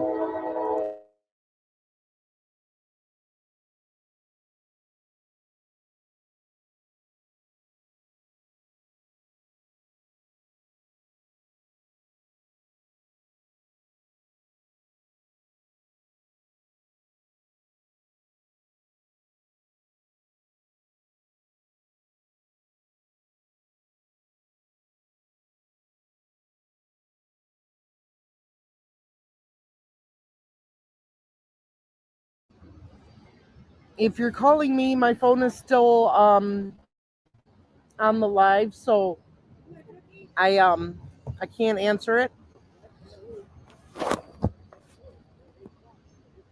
All right. Another thing that the defense stated is that Richard didn't confess until 6 or 7 months later, and due to his confinement and his mental health, those confessions were made falsely, and that the experts will tell ingredients and reasons why they are false confessions. They talked about the bullet in the ground between the girls, and then they hammered on the fact about the video or the pictures of the bullet. So there was pictures of the bullet in between the girls at the crime scene, but they did not take pictures taking the bullet out of the ground and putting it in an evidence bag. And the defense had a real issue with that. That came up later in testimony.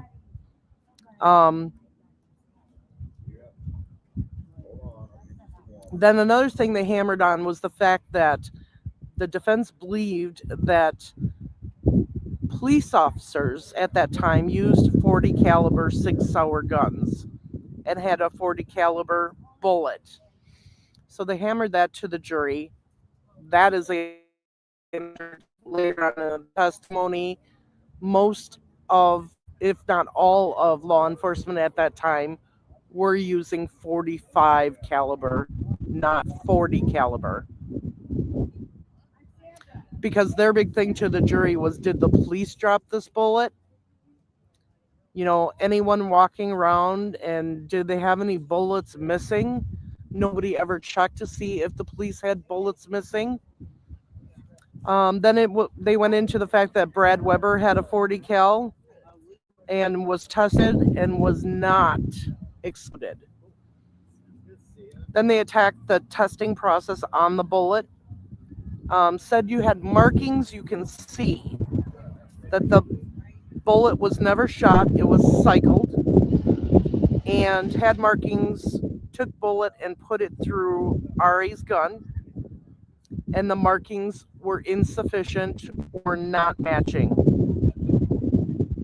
They said the only way they got it to match was by firing the bullet. They said eyes will tell you they don't match. That there's similar to markings and sub-classifications that came from another gun that was similar. All right, everybody, we have a guest coming on. This is Terry, and I want to bring him on. He's been following the case, and we'll continue here in a little bit with our information from the trial. Hi, how are Hi, you? Terry, how are you? Good, Marv. I've been Good, watching how are you for a while. I'm one of the OG followers of this case. Very, very obsessed and very intrigued. That's what I heard. I heard you've been following it since the beginning. Since the beginning, yes. This has fascinated me. Anthony Greeno had mentioned, why is this case so fascinating? Why are people so interested? I'm from New York, Dutchess County, New York. Following this since I believe 2018. I heard about it. I'm a big true crime fan. Okay. And one of the reasons why this is where I'm coming from. A lot of men follow this case and feel extremely concerned about this case, Abby and Libby, and for a long time I thought about why are men so intrigued by this case. Right. And I came up with a theory. Now, I'm a father of 2 daughters. When I started following this case, my daughters were a lot younger. Now they're 16 and 19, but they were a lot younger. Right. And we would take them out hiking. They would go hiking. And I said to my wife, who also was like questioning, why are you so interested in this case? This is morbid. This is so sad and morbid. And it finally dawned on me that as a father, I'm not alone in this.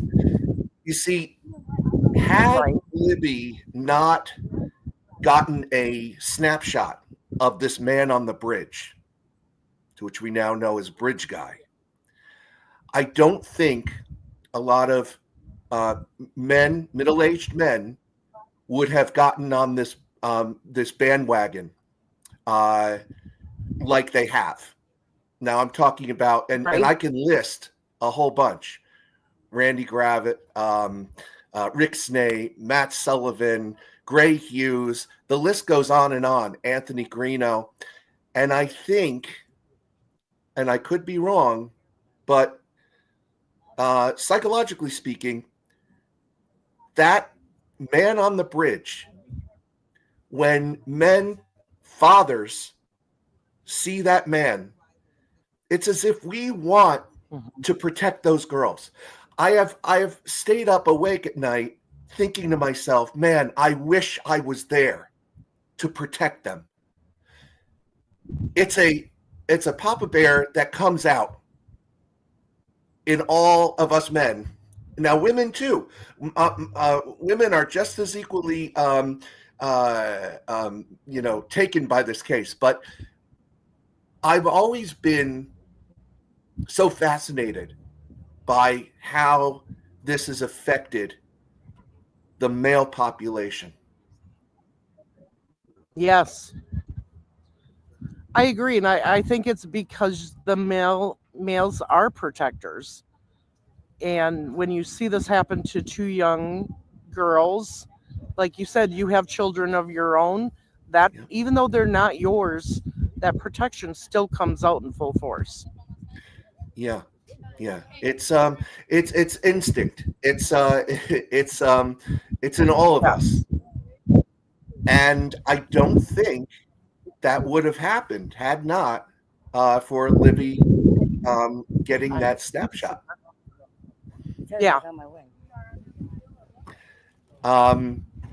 In my opinion, I feel he's guilty.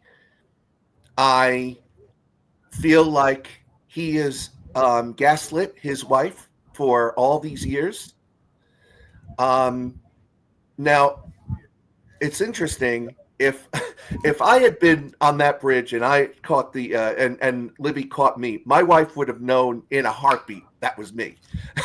So I always laugh. I'm like, she would have known straight away. I don't know how, and I'm not victim blaming, but it's crossed everyone's mind how this man has gone under the radar for so long.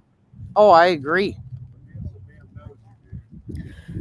And I'm sure that when people went to CVS to get their medicine and they heard him say, thank you, have a nice day, I'd love to know if that voice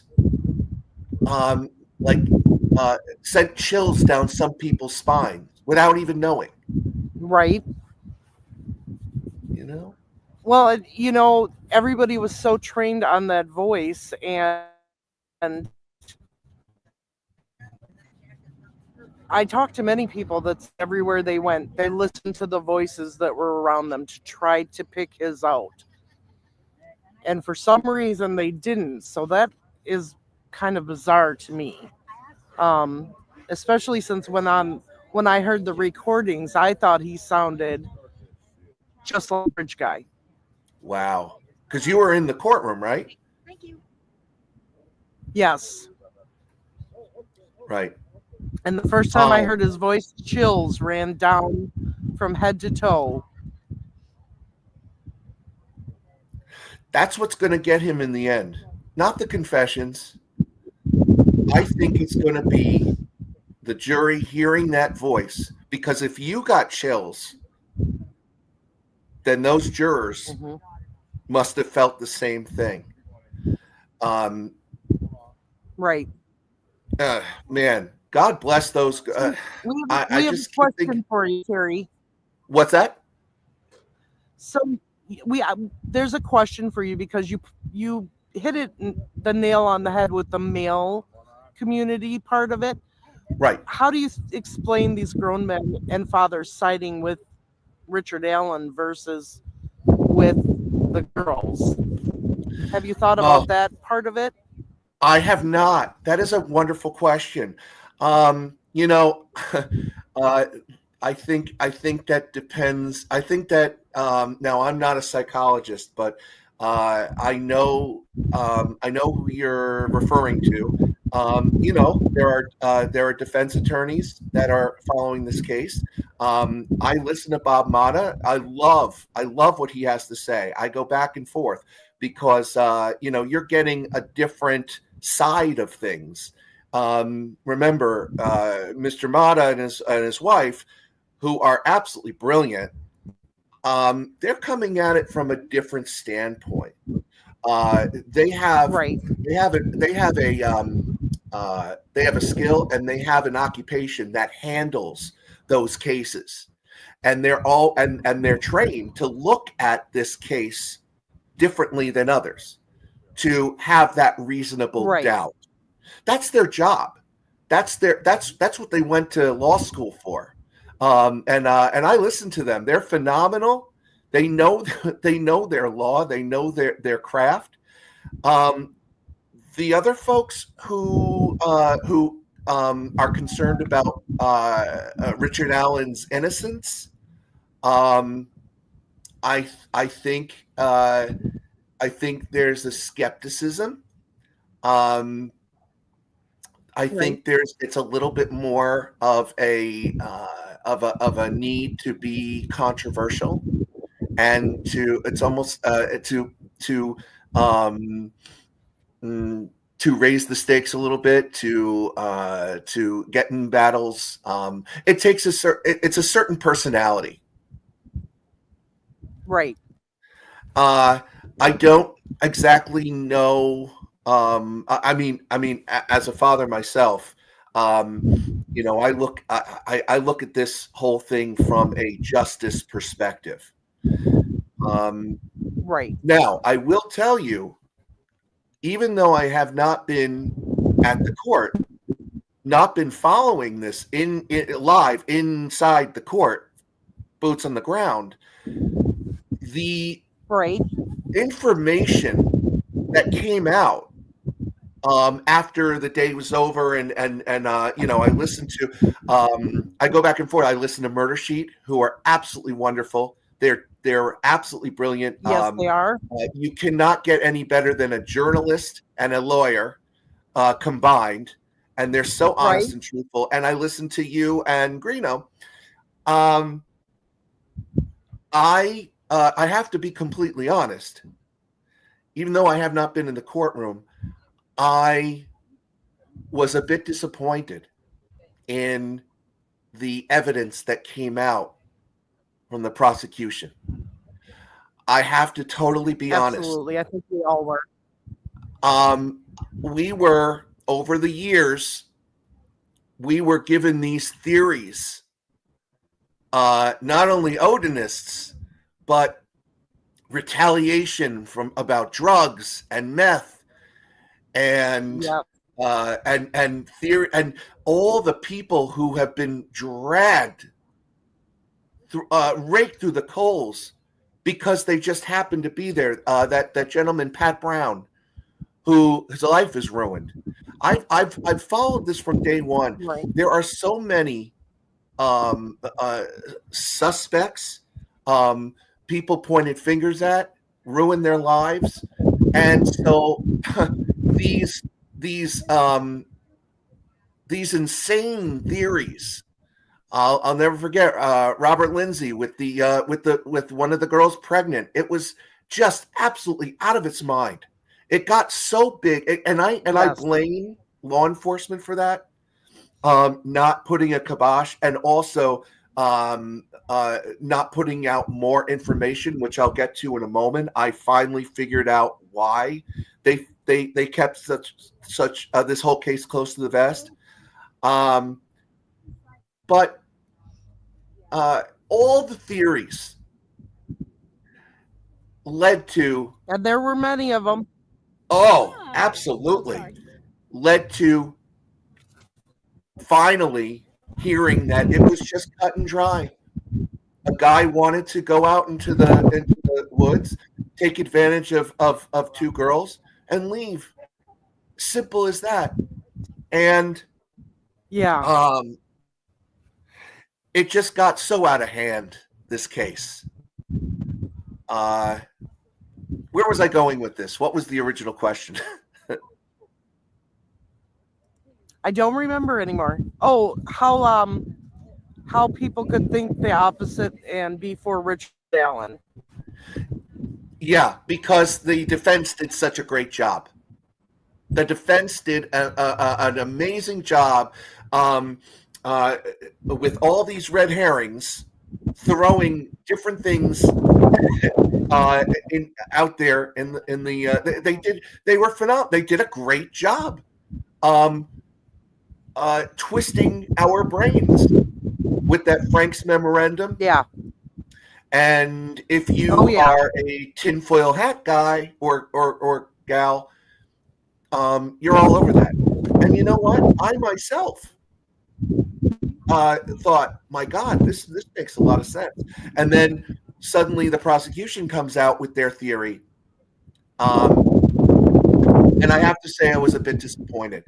I wanted to see more. I wanted to hear more about whether or not Richard Allen went to those press conferences. When Doug Carter said to the killer who may be in this room, "We believe you're hiding in plain sight," I always wondered if they were talking to someone in that audience. They never. Doug Carter was on the stand. The defense could have. They had him. Why? Now, let me ask you a question, Mark. Why didn't they ask Doug Carter more questions? Such as that was the puzzling part That was the puzzling part. I mean, they asked him, what, 4 or 5 questions, and that was it. Nothing else, nothing more. It was ridiculous. It was a waste of his time. Because basically, the only thing we learned during his testimony is that the date that they asked the FBI to leave the case and the fact that he asked them to leave the case. That is all we learned during that. There was an opportunity to ask Doug Carter, when you held that press conference, who were you talking to? You know, we all watched that press conference over. I must have watched it at least 25, 30 times. And there was so much decoding that we all did from that Yes. that speech. And I'm wondering if they probably had absolutely no idea at that point who they were talking to. Right. I want to know. But in reality, if you take the things that they said in that FBI profile and you match it to Richard Allen, a lot of what they said was right. Oh, absolutely. Absolutely. I 100% agree. My issue with the prosecution is that we were all, and is more of waiting for these huge bombshells to come about based off of all the theories and all the pointing of fingers over the years. And when it was just as simple as what it was. I believe Richard Allen is 100% guilty.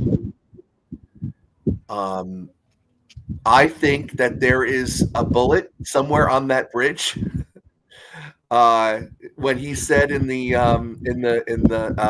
Holman interview, when he says that, you know, he cocked his gun and a shell fell out as he was going towards the girls. I'm wondering if someone went out and found that bullet. That was his. I guarantee you, he mishandled his gun 2 times. Well,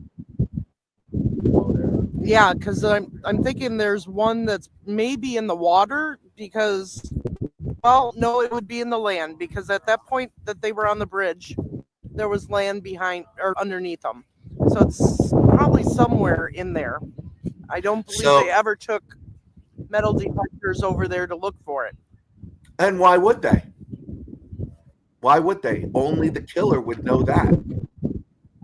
So if you're from Delphi, it would probably be an interesting exercise, or a neat sort of exploration to go find that bullet that he may have dropped on that bridge. I totally would do that myself if I was from Delphi. Now, I have another thing that occurred to me, that all these years we've all been really frustrated at how little we were given. We were given those two sketches. Those 2 sketches really puzzled us. You're thinking a son and a father. There you go. But it occurred to me that the reason why they were keeping so much close to the vest, Marv, is because there was not much there. And the only way they could have solved this case is by keeping close the little that they had. Does that make sense? Oh, absolutely. We know that now. Yeah. But at the time we didn't. Yeah. Now, how do you feel about the prosecution not not putting those two sketches out there for the jury to see? Because I have something that they completely missed could have helped them with that. But first, I wanted to ask you, how did you feel that when they got approved to not use those sketches? I at the time I was fine with it because there was no pictures of what Alan looked like entered into evidence. And the fact that the judge said it was hearsay based on the fact that they were drawn from witnesses, and we know witnesses can be wrong, I was okay with that. But then eventually the prosecution did get pictures into evidence showing what Richard Allen looked like in 2017, which is very different from what he looks like today. Oh, wow. That's so interesting. That's something that the rest of the folks out in the world have not seen. So, you are privy to that information because you were in there. But here's something that also came to mind where they actually could have used that young guy sketch. There's a photo of Richard Allen at a bar where he poses, he smiles, and in the background is the young guy sketch. And I always felt like he was sort of baiting law enforcement with that. Do you agree? Yeah, in a way. I mean, it's look at me now, you're never going to find me because I don't look anything like that. Right. And here he was posing with that picture in the background. Whether that was a coincidence or not, I would have used that. I would have used that as a way to show the jury that he was baiting. He was giving little small breadcrumbs to everyone who sees that picture. Look there, that's me. Very similar to how the BTK Dennis Rader used to send little clues to the police officers. Yeah. But I'm wondering how just one quick thing to the moderators. No, I'm not able to fix the Gibbo. Oh, hang on. I'm not able to fix that. Please, if he comes in with one of his alternate accounts, do not time him out. Okay, go ahead. Sure. Yeah, I think. I wonder how many times over the years has Richard Allen? I know that there was a Google search, and they found a few searches of him looking into the Delphi case. But have you ever wondered if he was in these chats? And if I think so, he was at times. You think so? Yeah, I do think he was at times. And perhaps spinning the lies, adding much more rumor.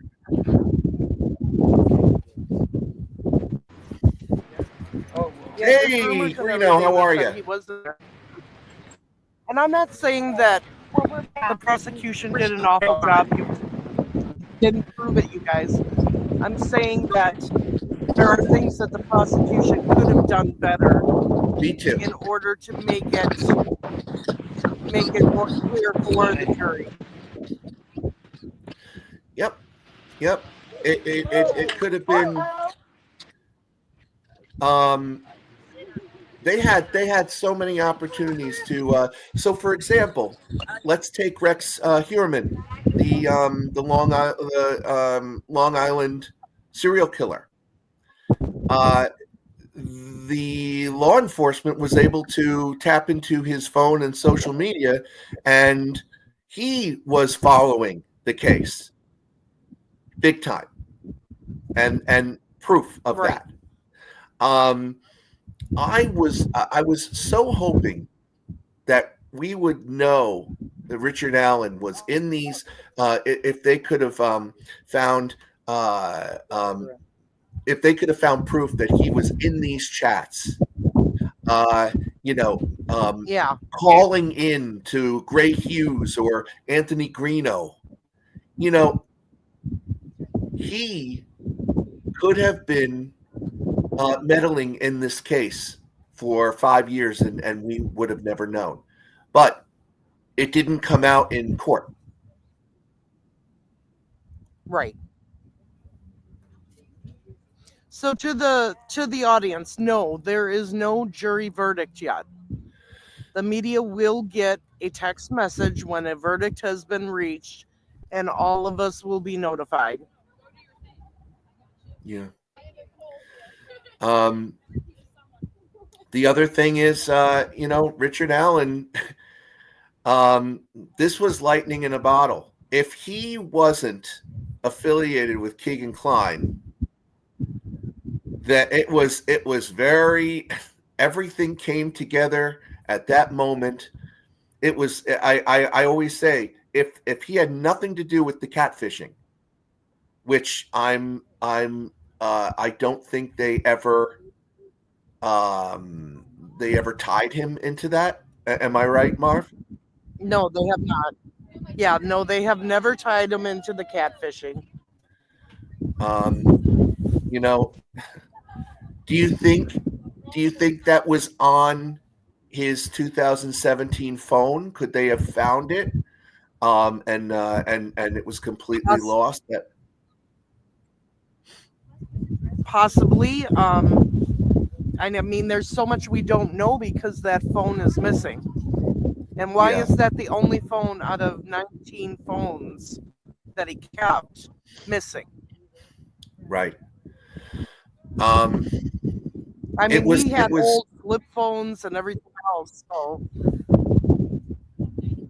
it was the perfect storm. This guy, this idiot,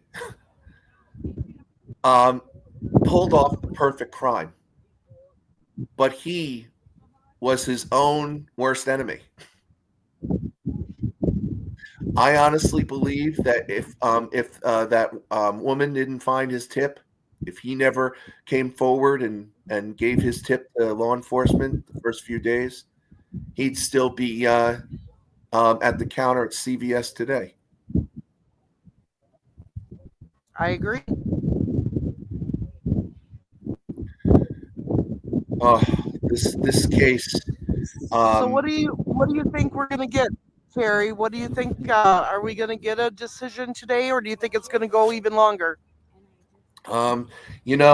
I have a feeling it's going to be today. Here's why. I believe now. Let's put ourselves in the jury's shoes. These folks did not spend 6 years invested in this case.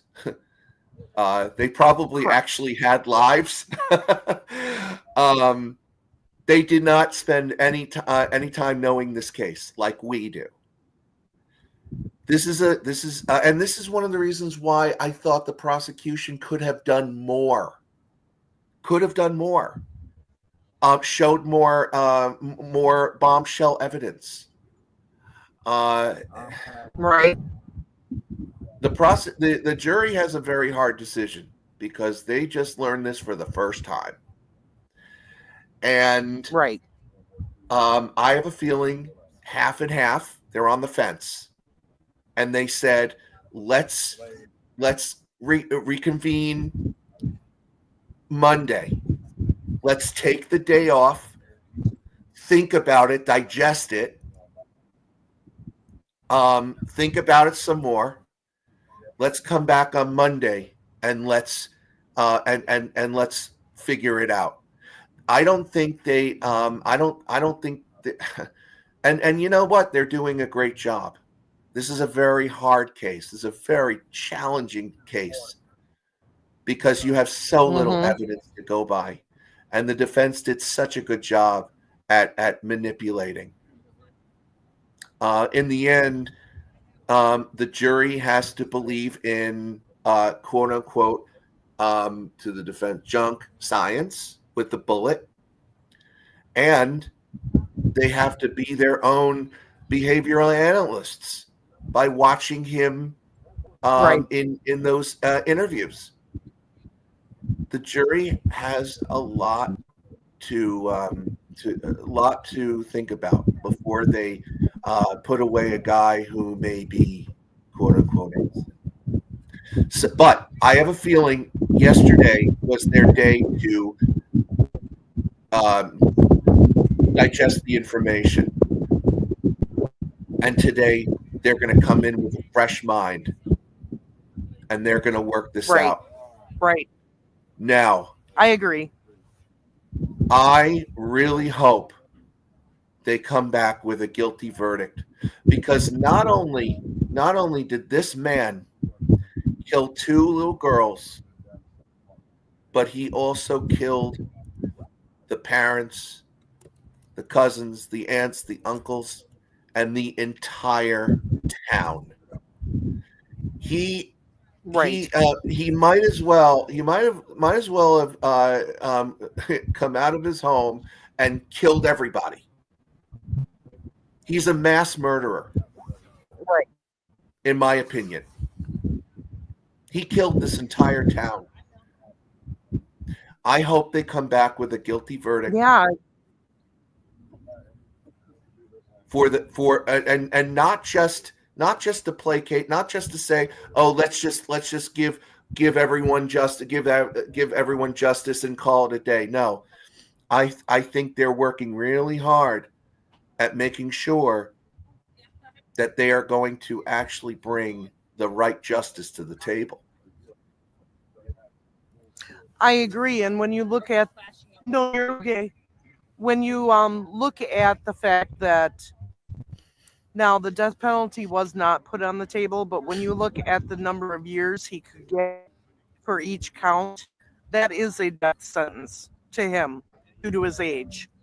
So they're taking they've got that in their minds, and they know that this is life or death for him.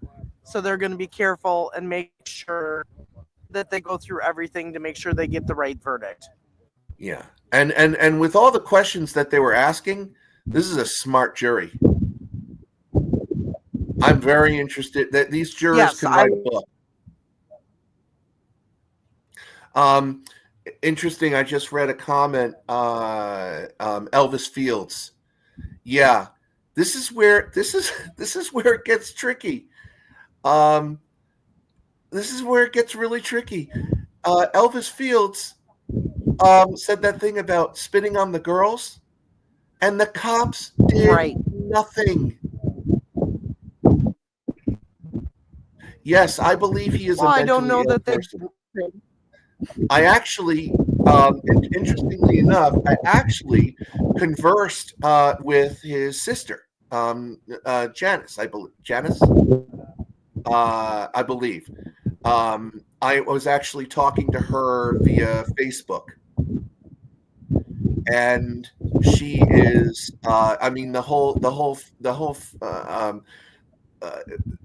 This is a very mentally. I don't want to put them down. I'm not putting them down. But I'm just saying this is a very stunted family, a very on the lower end. where they're extremely very confused easily. But still, I would have actually looked into that. I would have brought him right back to the station to say, what do you mean by that when you said you spit? If he finds spit on the girls, it's you can explain it away. What did you believe in that? You know, that's Right. law I enforcement. think too they looked and he had an alibi for not being in the area. So that is why along with his mental capacity, they didn't go into it any further. Yeah. I don't know. I was hooked on that too. On the Elvis Fields, for sure. But that's the defense team, Andy Baldwin and Brad Rosie. That's why they're so good. They were able to sidetrack us for all these months. Terry, we have a bunch of questions. Do you have a YouTube channel or no? I don't. I always thought I should. Go for it. Okay. So the audience knows Terry at this time does not have a YouTube channel. He's a guest here with us. So they're enjoying your theories and how you see things. So wonderful. That's why they were asking. Wonderful. No, I always thought I could possibly do this, but I always enjoyed listening to everyone else. You know, and the two OGs I started with, Matt Sullivan and Anthony Greeno, and I've just been and if Matt Sullivan is and hopefully if Matt Sullivan is listening, you know, I give him thumbs up for all that he did for those girls. He put his he really did put his life on the line, and Anthony put his life on the line too. People are very, very cruel. And I think even those YouTubers who want to stand by Richard Allen and say that he's innocent, you know, you have to give them grace as well. You have got to give them grace as well, because it has nothing to do with them betraying Abby and Libby.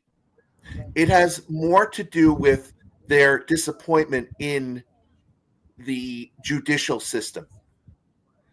And I give them major thumbs up as well. Yep.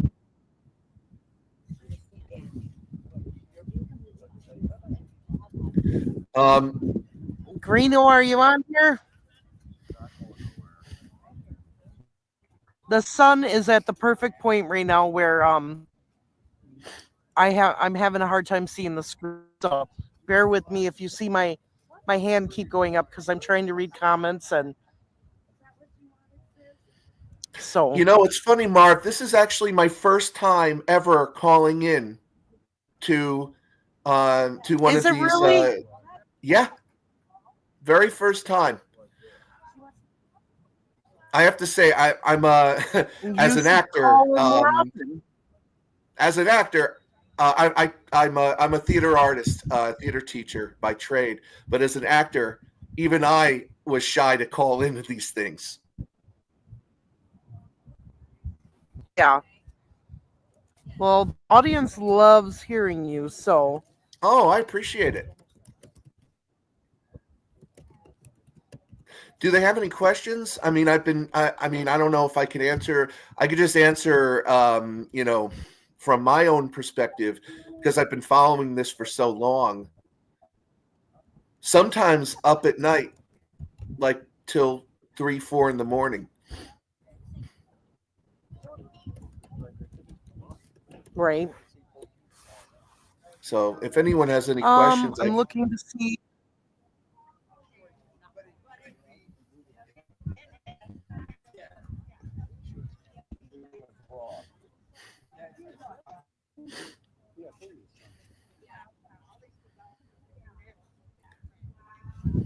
They want to know if you're related to Adam Sandler.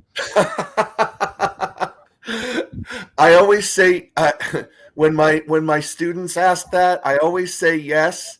I'm his older brother, and I taught him everything he knows. And I have sometimes signed autographs on behalf of him, but no, I'm not. Oh wow. Yeah, that's a question I always get. Others said you. Yeah.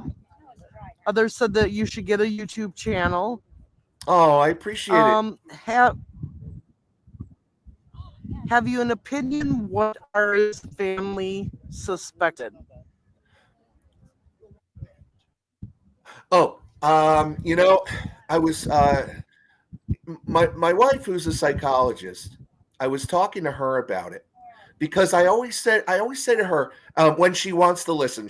This case disturbs the heck out of her, and she hears enough disturbing things on a daily.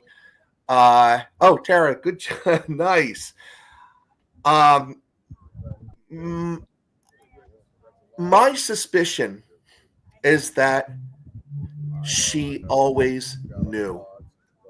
She always knew, and I think I think in that household there were a lot of lies, a lot of gaslighting. She and he took advantage of a very vulnerable time of Kathy Allen's. Kathy Allen lost her brother in a motorcycle accident, I believe. Kathy was I honestly believe she is a very fragile woman. Hearing how she cries in that courtroom, hearing about, and I can't wait to see these interrogations, but hearing when Holman brought her in on the interrogation and she said to him, "Oh, that was you told me you weren't on the bridge." That broke my heart. When I heard that, yeah, you told me you were on the trail, not the bridge. Yeah, you told me you were on the trails, not the bridge. That broke my heart because all this time, right, she knew, and she was afraid. I think his behavior in that police station's interrogation room was abominable. I would never have called a law enforcement an asshole. I can imagine, he's a hothead. He's most likely very abusive. Holy moly. The conversations that we heard with her is he was very manipulative towards her. Yeah, I didn't do this. Oh, as much as I want to, and please, folks, don't think I'm victim blaming here. As much as we all wanted to shake Kathy out of her delusion, I think she's a very fragile woman, and I think she was a victim of abuse.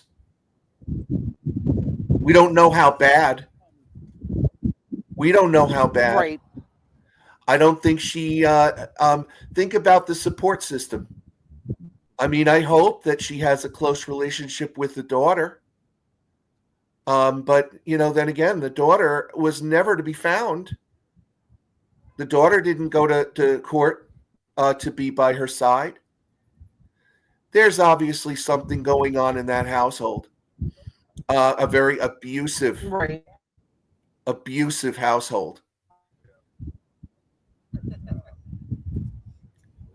Because and I know that they said when they were talking about the dependent personality disorder too, that she is the one that had to tell him, no, honey, you are a good husband, you are a good father, you're doing great at work, you're getting promoted, that type of thing. So she was definitely the enabler, and yep, the one that he kept having to hear, are you still going to love me? Are you still going to stay with me? Things like that. Yeah. So yeah, she was, very sad, because he took advantage of a uh, very difficult time that Kathy was going through, with the loss of her brother.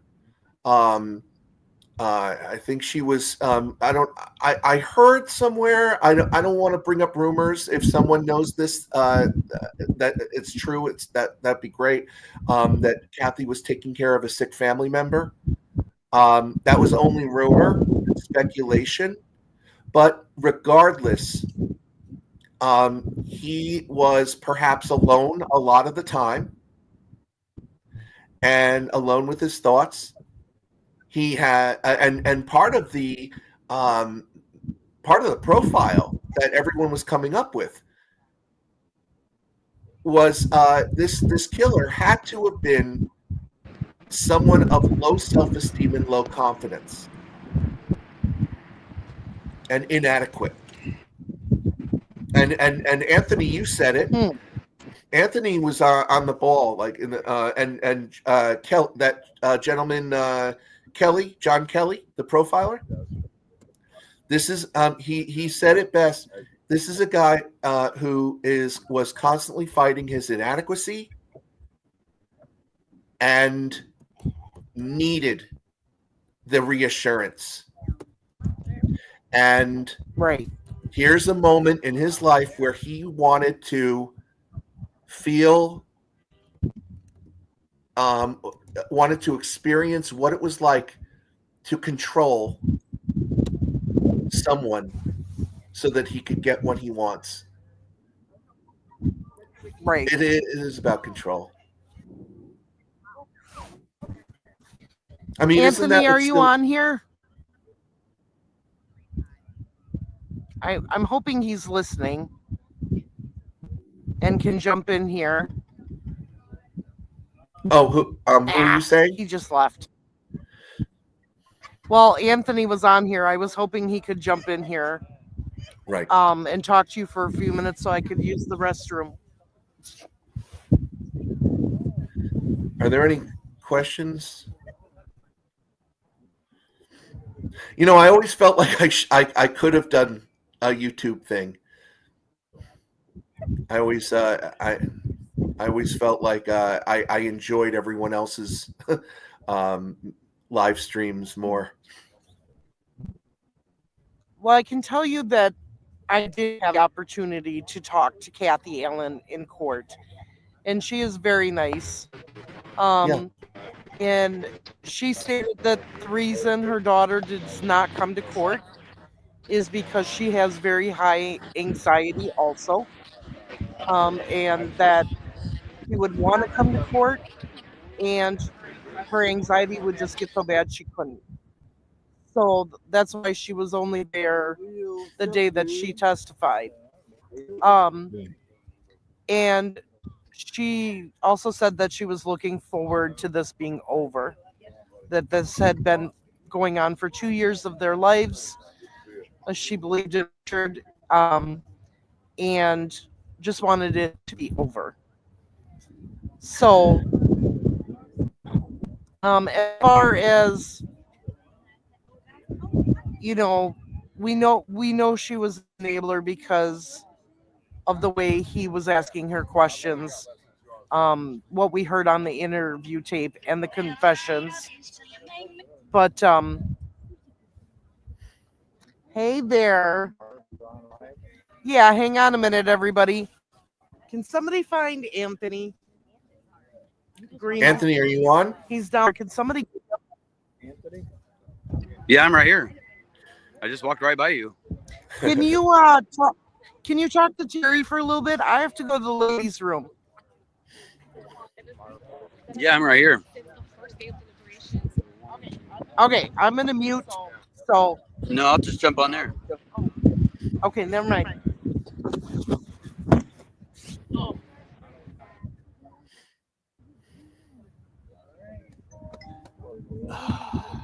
Hey. All right. So I guess I can set my thing up right here.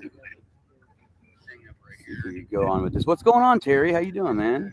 Oh man, this is great. I'm so honored to be on with you finally. You know just what? to It's a just to long let time everyone coming, know. man. I appreciate you.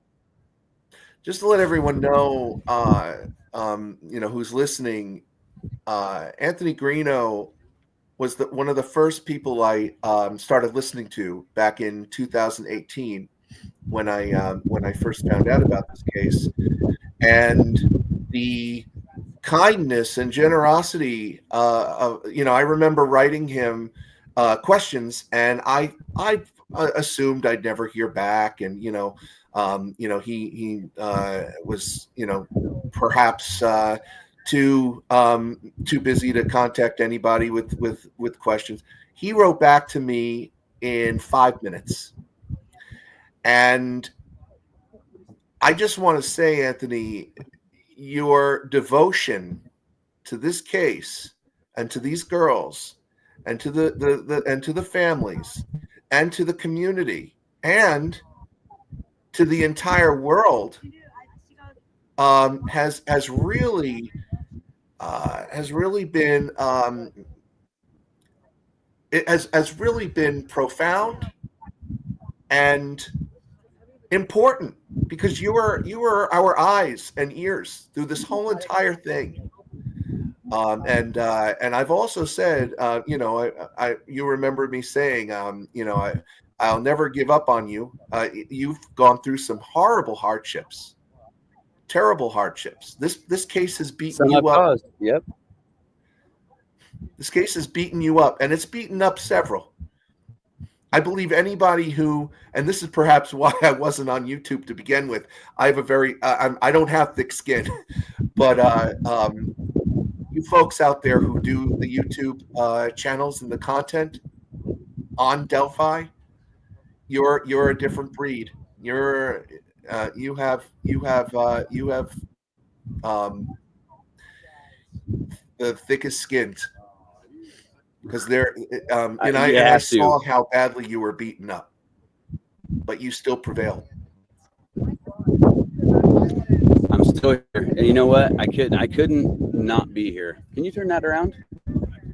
I couldn't not be here for this. I mean, I can't believe this. I was just sitting down there at the end telling someone, like, face it that way or something. There you go. Yeah, that's better. I just can't believe like what's happening here. I mean, to look down here, I mean, you guys see all that both ways here. We're looking both ways. The camera over here next to me, that's looking, down way towards that way. And this camera down here is looking the other way. I mean, look at all these people. I mean, it's just surreal. I mean, I see people that come up to me and know exactly who I am. And I've never even met them, but yet they know everything about me. Like one woman, she said, I feel like I know you like so well. And, you don't even know me. And I'm like, it's interesting to see that people take note to some of the things, and some of the things that people are talking about, they really have to pay attention a lot, and I really appreciate that, because I never really think, how much do people actually watch the videos and pay attention? They just watch it for entertainment, or are they watching it to actually gain the information?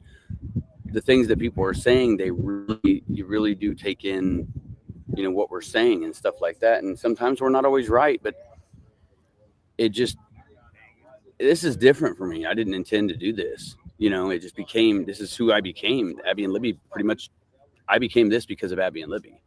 And just to tell their story, and just to make sure their story was told with truth. Truth makes anybody look bad, then that's just, you have to accept it.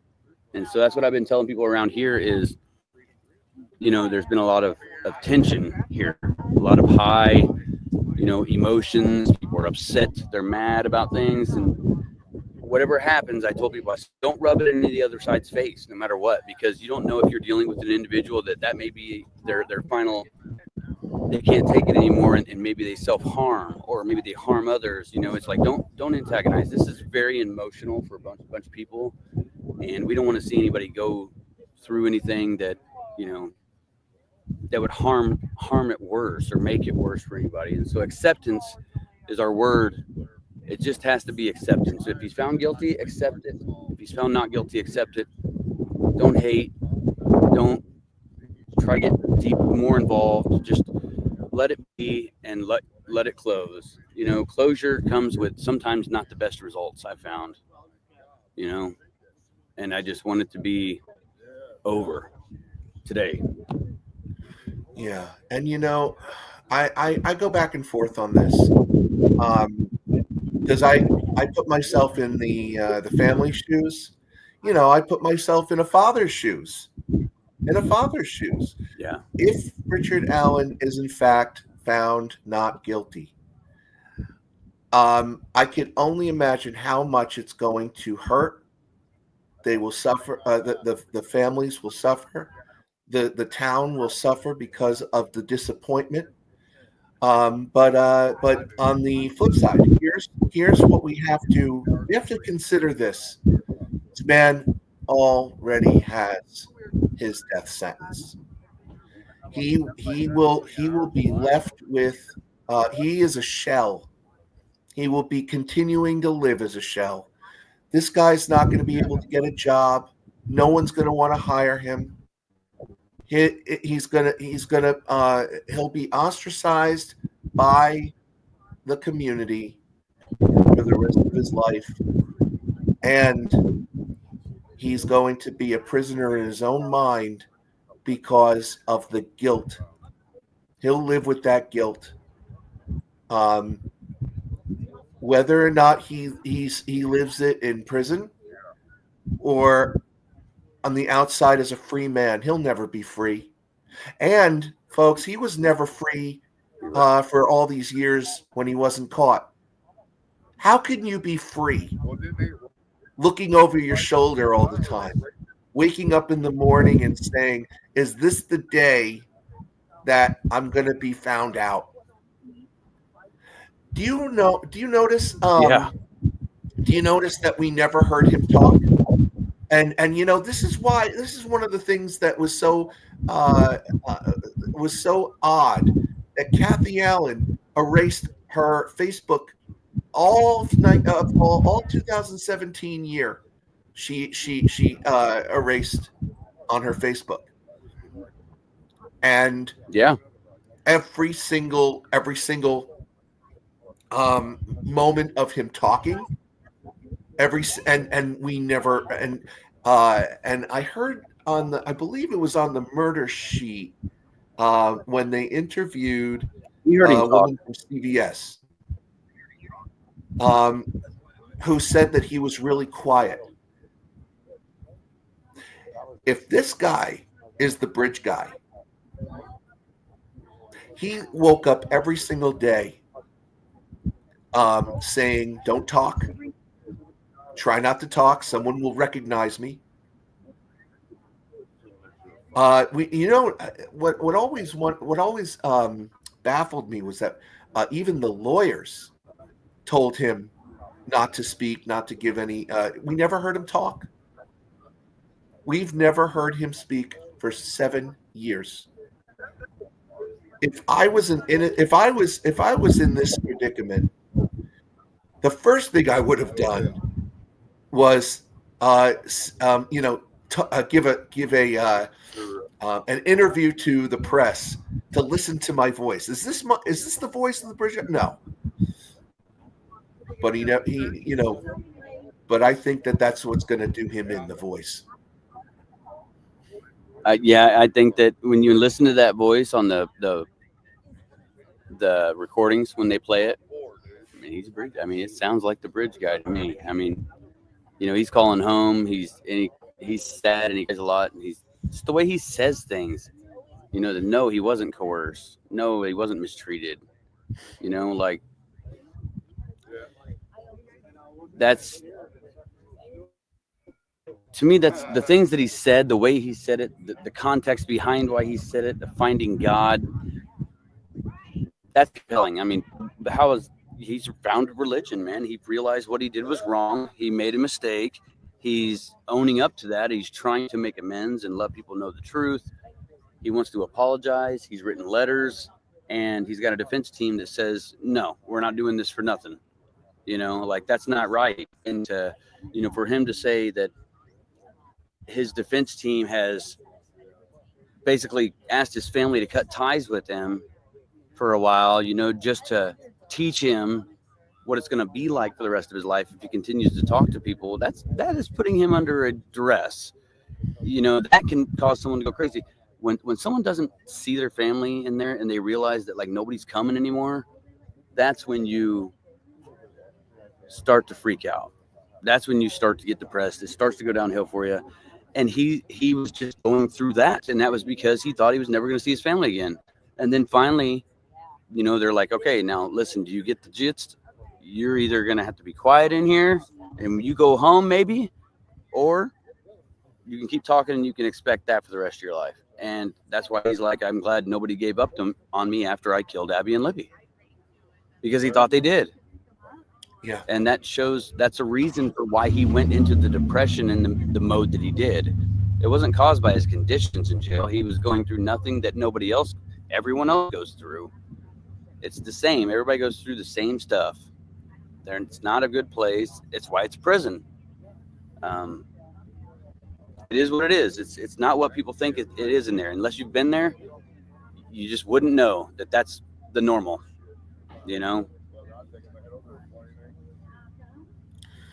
It is. It's the normal. I think that's another reason why you've been so successful, Anthony, because you know what it's like to be in this situation. You speak this language, and you are extremely open about it. I try. And that's it. You just have to be. It's true. It's absolutely true. And the fact that he wrote the warden that he wants to confess, this defense team, I have to hand it to them.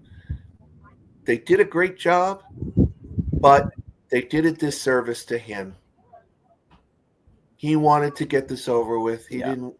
I assure you, he didn't want to go through this whole circus.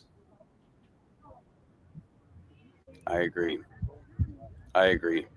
He didn't want to do this, and that's why he said, if it gets too much, let me know, and I'll tell him what else I know. This is where I I shake my head at Kathy and his family, because they have this opportunity now to put the pieces together, to connect the dots, and they still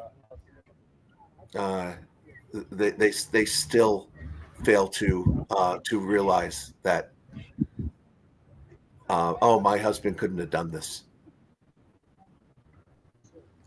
I'm not so sure I agree with that. I don't know. I guess I don't know. I've sat next to them. I sat next to Kathy, families, and most of the trial. Let me turn my phone down over here. Yeah, I sat next to them pretty much most of the time. All the time that I was in the courtroom, pretty much was sitting right behind them. And I could see the emotions, and the reason I sat there is because I wanted his attention, and I could see him because he would look that way. And when he's looking that way, I can get his attention, because he's not looking behind him at the other family. I'm just curious as to. Better get it. It's mine. Yeah, stop it. There's a lot of wind blowing around, throwing signs around, throwing rocks. But if he wanted to say sorry, I wish I just would have seen him turn around and apologize to him if he really wanted to do that. Or maybe if he's convicted, it'll come at sentencing. But to really want to apologize to a family, I think that if you really, really, really wanted to, you could turn around and apologize. And they would. I don't know if they'd accept it or not, or whatever it is, but at least you could take that step. And that's what that shack, the movie The Shack, is all about in the book. And if anybody hasn't read or seen that, watch it, and you'll understand it through this case. Right. You'll understand it. Well, this is a tough one. This is a real tough one. Because no one, law enforcement wasn't perfect on this, and I think the sleuthing community really hyped this up to be something that it ultimately wasn't, and that's not anyone's fault. That's just people grasping at straws, wanting to think that to sensationalize. And yep. This became a sensationalized case. But I'm so happy for you, Anthony, that you were able to rise to this occasion, continue to fight for the girls, and as I said before, Anthony, this case gave you a purpose. You have not had it easy in your life, but this case gave you a purpose. This is why you're here. I'd say so. And on that note, I'm going to get going. But thank you very much, everyone, for granting me the opportunity to introduce myself and share what I thought. So I appreciate you, Terry. Thank you very much, man. Hey, justice for Abby and Thank Libby and the whole Delphi community. God bless. Be well. Thank you.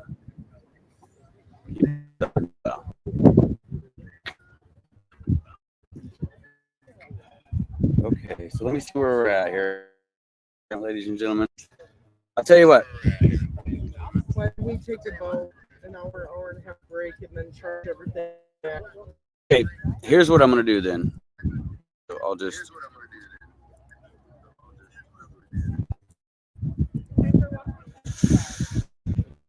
Let's see if this works. All right, we'll see if this works. I'll be right back, ladies and gentlemen. We're going to take a quick break, and if something starts happening, I'm going to pull right out of this, and we'll be right back. Let me go ahead and drop out of here on this one, and I'm going to go ahead and I'm going to play you guys a video. You guys can watch it and kind of go over the case from there. So we're going to see if we can go right into this. So here we go, ladies and gentlemen. So let's check this out. Enjoy this. This is a timeline that kind of takes you into the case and everything that's going on within the case. And we'll be right back after this video plays.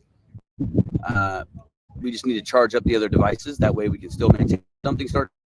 We will bring you the verdict as soon as it comes around. I promise you that. I promise you that.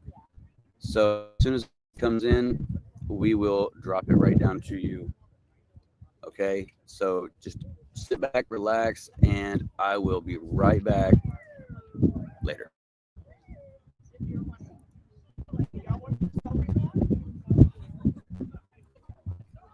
I can't tell if it's clicking on these or not.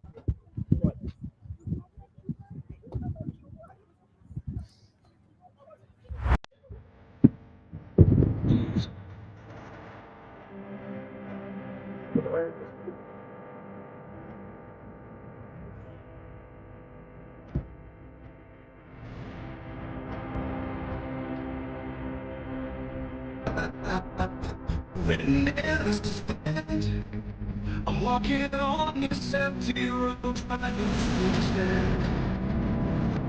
And in the shadows of my mind goes to linger. They whisper tales of what I've lost and what I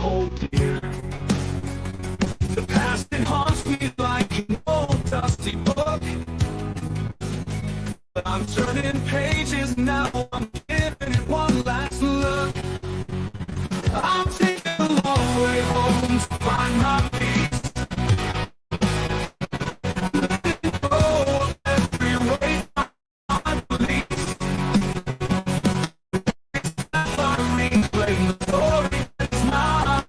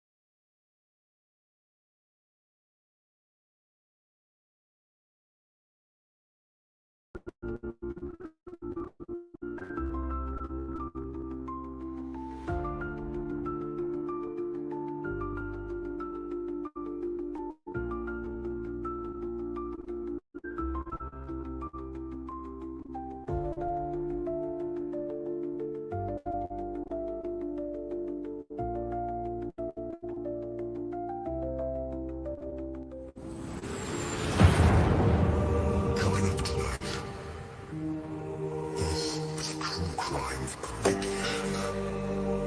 The unsolved.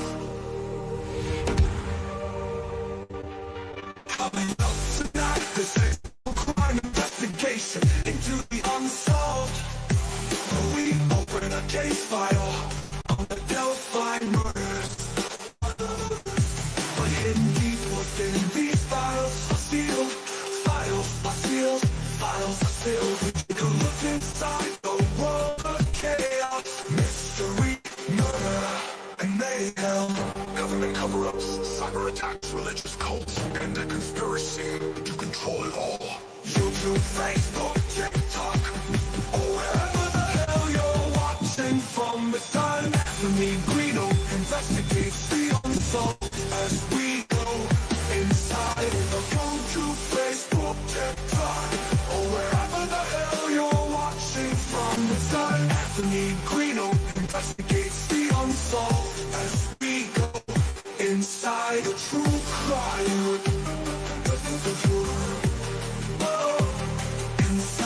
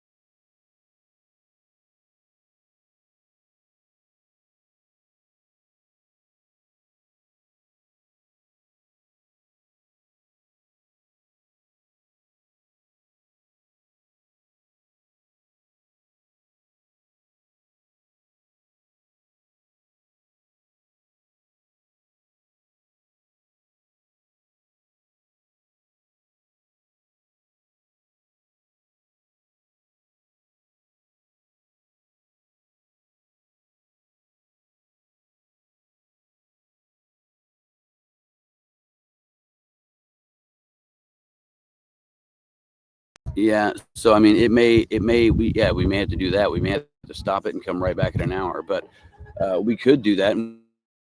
I could go get some video footage and stuff, but I kind of wanted to leave you guys here and let you guys just kind of go over all this stuff. Let me see if I could try it again.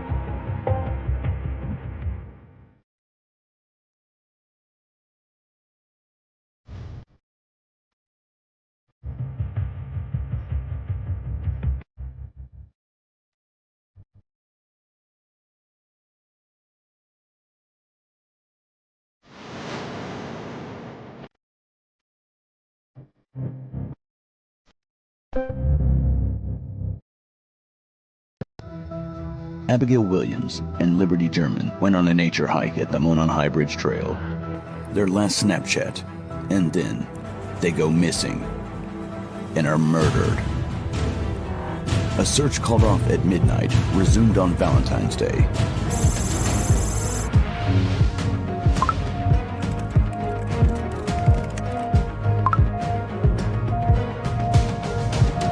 Over 100 people out searching the area last night, walking both sides of the creek bank. And Carroll County police are set to regroup and restart the search for 2 missing girls. Keep together, okay? That way we cover more property, quicker time. 21, copter 5. One day after the crime, law enforcement announces the discovery of bodies in a press conference, seeking the public's assistance. We have found 2 bodies. We are investigating this as a crime scene. We suspect foul play. State police and the FBI have been on the scene now for several hours. A number of units and teams have been here trying to gather information. Bodies have been positively identified as Abigail J. Williams, 13, of the Delphi area, and Liberty Rose Lynn German, 14, of the Delphi area. This is considered a double homicide investigation. 2 days after the crime, cops release a chilling photograph of the suspected killer, known as the Bridge Guy. The 2 girls discovered in the woods, authorities asking for your help tonight. Their last Snapchat and the image of a man. 3 days after the crime, a stunning twist as the Maxwell residence was searched on Bicycle Road. 3 days after the murders, electronic devices were seized. Just hours ago, police surrounded this home. Accusations fly as a community is on high alert. And they now have enough evidence to call him the prime suspect. 9 days after the murders, cops release audio of the suspected killer. We do have some new information for you today. Liberty had the presence of mind to turn on her video camera. But there's enough there that somebody could recognize this person's voice.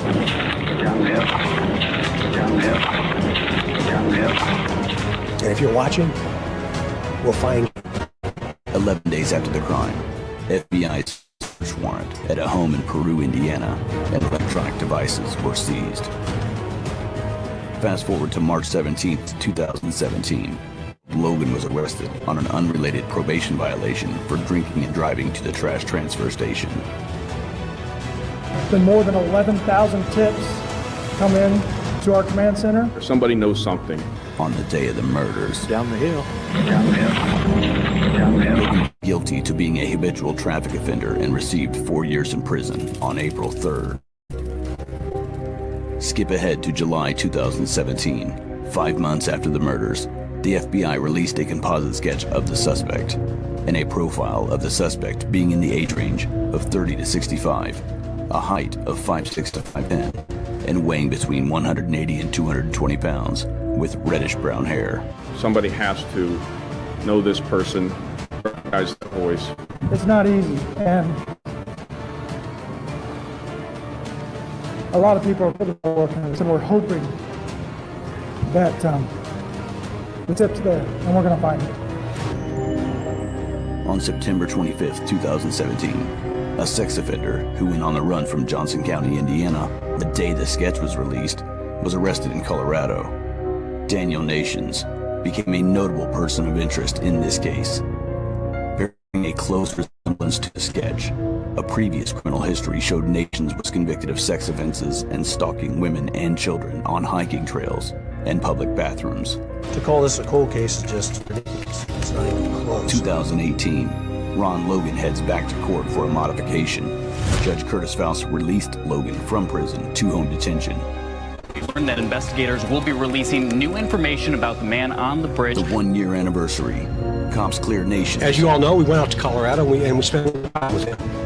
And he's not a person that we care a whole lot about at this moment in time. And that's all I'll say about Daniel Nations. And others. I think that the people that we have talked to at this point in time, we feel confident that there was no And involvement. send a message to the killer. If you're watching this and you're responsible, today may be your day. It might be tomorrow, but I can guarantee you your day's coming.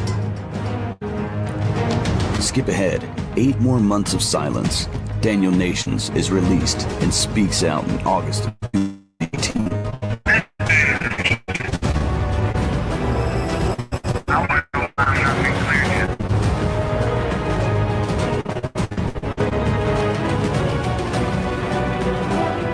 November 19th, a man dressed identical to Bridge Guy walked into a Catholic supply store near St. Louis, Missouri, and committed sodomy and shot one woman in the head. He was armed with a gun and told the women to strip. When one woman would not comply with his demands, investigators say Bruce shot her in the head. Officials say he then sexually assaulted the other woman. He was later identified as a respected pastor named Thomas Bruce.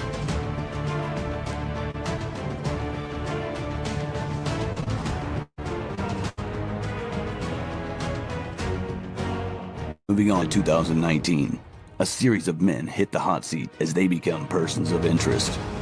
January 8th, Charles Eldridge, arrested in Randolph County after soliciting sex from a 13-year-old girl. Gary Curtis, a local linked to the property owner and crime scene, is arrested for the murder of Nicole March 29th. Did you not kill Abby and Libby? No, I didn't. And no, I don't. April 22nd, police announce a new direction. A new sketch of the suspect, saying he's between the ages of 18 and 40, lives in Delphi, and is hiding in plain sight. It's every town USA, and these things don't happen in every town USA. It's going to happen in Delphi, Indiana. June 27th, Paul Etter becomes a person of interest after ending his own life after raping a woman in Tippecanoe County just days prior. Cops are investigating whether this murdered Adams German. Fast forward again to 2021. James Brian Chadwell, arrested on April 19th for sexually assaulting and attempting to murder a 9-year-old girl in Lafayette, Indiana, becomes a person of interest. Well, he is 42. He is a laid-off welder from Lafayette, Indiana, 20 miles from the city of Delphi, where the 2 girls were slain 4 years ago. Then, in December 2021, on YouTube, cops put out a press release at 10 o'clock at night. While investigating the murders of Abigail Williams and Liberty German, detectives with the Carroll County Sheriff's Office For information on a social media profile. This profile was being used from 2016 to 2017 on social media applications, including but not limited to Snapchat and Instagram. The fictitious Anthony Schatz profile used images of a known male model and portrayed himself as being extremely wealthy and owning numerous sports cars. Online sleuthing uncovered Keegan Anthony Klein was the man behind the account, and that he had corresponded with Libby on her Instagram account 50 days before the murders, clicking like on one of her photos. On December 13th, 2021, state police responded to concerns over Klein's delayed arrest of 3 years. I'll take a 20-year sentence. I want to see every paperwork, everything that's ever been, you know? Just days after Keegan Klein's sentencing for 25 charges related to child porn was abruptly stopped, he's now telling the part of the reason why. In an exclusive jailhouse interview, Klein tells partners at the Murder Sheet podcast his attorney never showed him some of the evidence against him. Klein believes that evidence points to someone else using a social media profile to get sexually explicit pictures of great girls. 2022, January. Ronald Logan dies from COVID-like symptoms at the age of 82. Then, on the 5th anniversary, Keegan Klein speaks on HLN. Did you have anything to do with the murders of Abby or Libby? Not at all. Gave up my DNA and a hair follicle test. I've done everything they to. 11 days after the murders of Abby and Libby, task force investigators served a search warrant on the home that Kagan shared with his dad. At the time, the FBI told the Lafayette Journal and Courier they found nothing to indicate a connection to the case.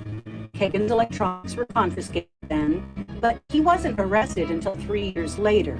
He's now facing 30 counts of child pornography and child solicitation in Miami County, Indiana, unrelated to the Delphi murders.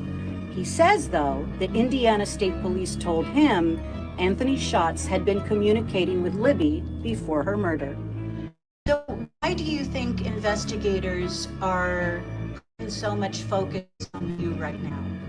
I have not a clue. I think it's because they said I was the last person to talk to her, is what they've told me. And then she shows up at the bridge and they're abducted and later found dead. Right. And that was not you?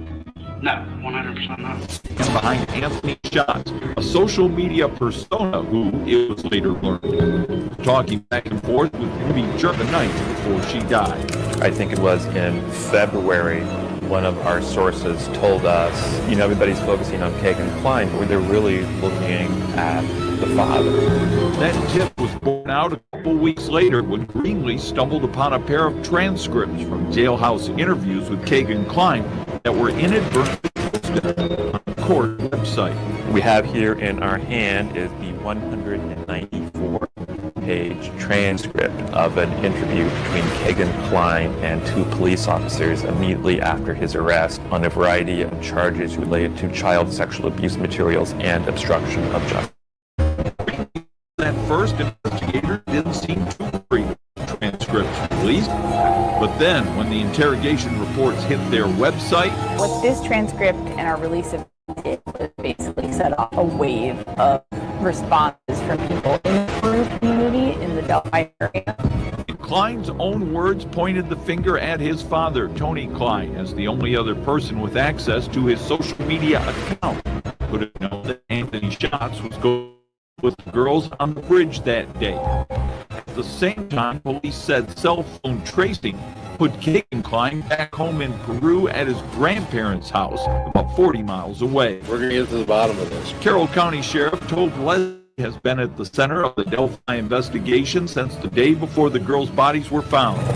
He has received inquiries from around the world, from traditional journalists and podcasters alike. They follow, I guess, what I would consider a proper channel. Again, in May, the release of the search warrant from the 2017 documents in the Logan case, raising more online speculation as to his involvement.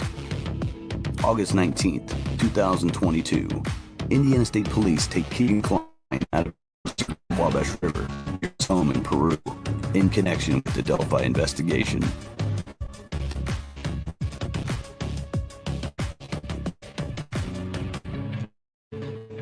After a 40-day search and the river concluded on September 28th, 18 days later, cops claim a lost tip, recovered on October 13th, 2022, led police to search the home of Richard Allen.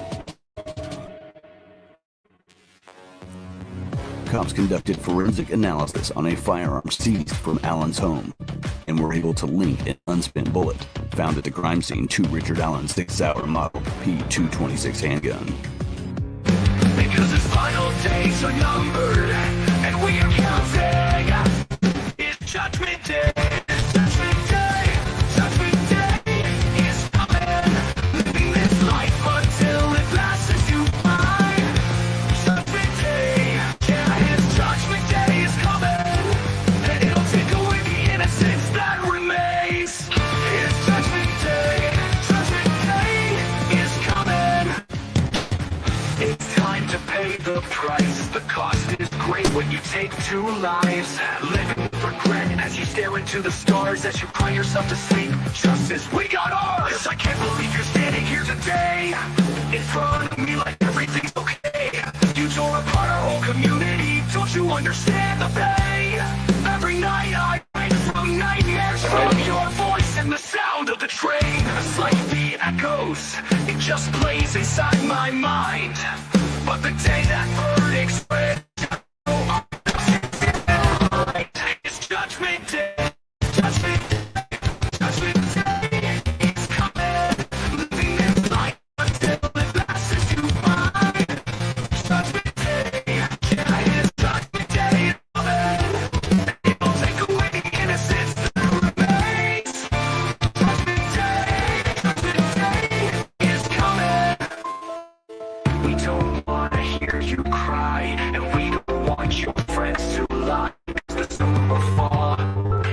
your family, you will now die.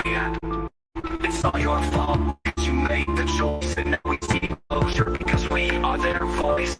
So as the clock strikes 1, it's almost over. Cause it's judgment day, it's judgment day, it's calling, judgment day, it's calling. Pretty soon we'll see his wife on the edge of the cliff, he's falling, because it's judgment day, it's near all this time that he's been stalling. Time's up, his judgment day is here.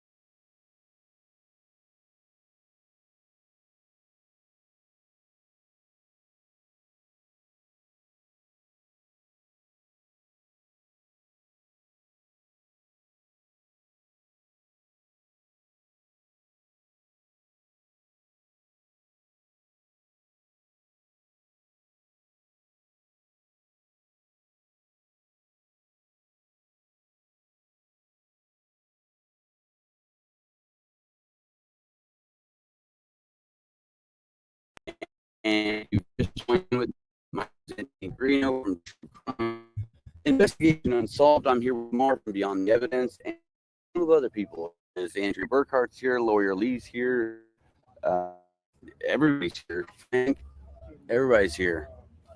So if you guys have any questions or anything like that, basically what's going down is nothing. The drones hit the air.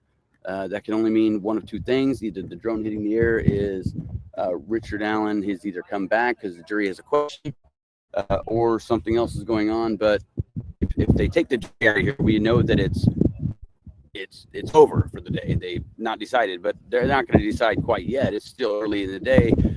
We're going on hour, what are we, 16 now? Yeah. Hour 16 or 17 of deliberations. And so it looks like when I see things like this, it's either they can't come to a decision. They all have to reach a unanimous decision. They all have to either say he did it or he didn't do it. It could be a hung jury. A hung jury means it could be tried again, but it means the jury can't come to a conclusion. Or they could just meticulously be going through everything again. Yeah, I mean, it really depends. A lot of people ask me, do I think he did it? I think that he says he's bridge guy, but do I think that they have enough to say that he went out there and killed him? I don't know. I didn't see all the evidence. Only the jury did. So I really can't make that decision on my own without seeing all that. I saw some of the stuff in court throughout this last month that I've been in there. I just am ready for closure in this. I'm ready for this to end. I'm ready to see it all wrap up one time. You know, that's all I can really hope for. Just wrap up and finish. She's sitting right here. Here, you can sit right here. You can sit right here. Sorry. Excuse me. So, what's your guys' thoughts here? I'm going to see if I can drop this. See if this thing works.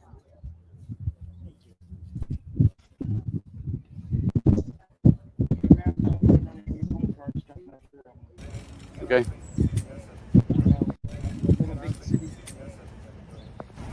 Tell me who you are. Where are you from? I'm Kaylee Goltz. I'm from Delphi, Indiana. How old are you? I'll be 25 this year. Did you know Abby or Libby? Yeah, I was 17, a junior in high school. How's this affected you? A lot. I mean, growing up, it was a small town. You could run around, ride bikes, go to the park, play basketball. And when it happened, it was kind of like a ghost town. So we really just want justice for the girls and their families and the whole community. Followed this case? Like, yeah. a lot? Yeah. Yeah. Almost too much? Yeah. Okay. For sure. Yeah, for sure. Me too.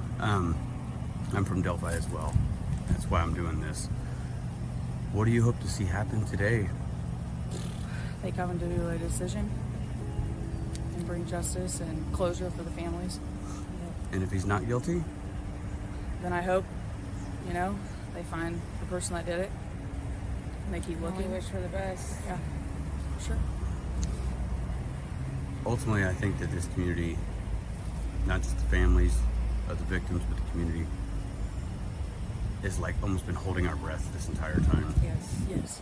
And it's just really sad to see. Especially everybody who's got kids. And after this happened, it was a tragedy for not only the families, but everybody that knew or is from here. It's scary. It changed us. It did. It changed the town. It changed the people. But tell me what Delphi was like before this. You were allowed to be out, come in when the street lights came on. Didn't have to worry about your kids walking home from school. Didn't worry about them walking home from their sports or anything like that. And now you don't want your kids doing anything until we know what's really going on, until we catch this person, because it's a scary thought that you could be next. It's something that never happened here, and it happened, and it makes you wonder. It makes you think about it. Do you ever fear something like this could happen again? Yeah, if we don't find justice, yes. If you could say one thing to the family members of the victims and they see this, what would be your message to them? Just keep praying, move on, try to move on, but always remember them, think of them every day. What about you? We're always here for them and we love them, and they know that. Thank you. I won't put your face in if you don't want. No, you're good. I'm just gonna get your shirt too, okay? Yeah, you're good. Go ahead. Is it okay to get your face? Yeah, no, okay. you're good. Did you guys see? That's when I heard all that. That's when I was like, Hurry, because I gotta go. Okay, tell me who you are, where you're from. Kathy Clendenning. I'm from Delphi, Indiana. And why are you involved in this case? I'm here so that Abby and Libby can get justice.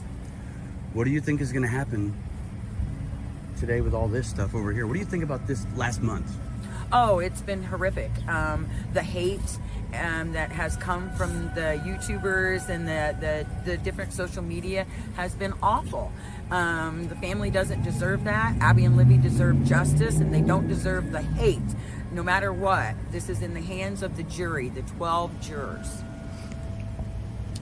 What do you think is going to happen between the people out here, no matter what's decided?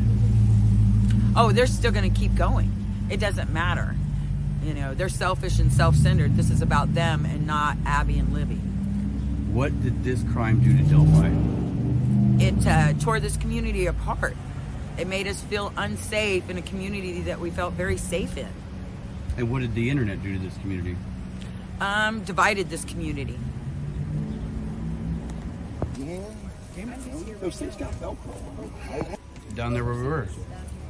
down where we were. I mean, yeah, because where the extension cord is, it's going to be after that. I just got a second. It's right here. Can you help me? Yeah, push down here. All right, ladies and gentlemen, check this out. So I'm doing a short video real quick. So you got these signs. You see all these? Take a look at these. Read them real slow. Yeah, that's my name. Yeah. There they are. And road this way. I didn't know that. Yeah, on some of them they got, but they do on one side.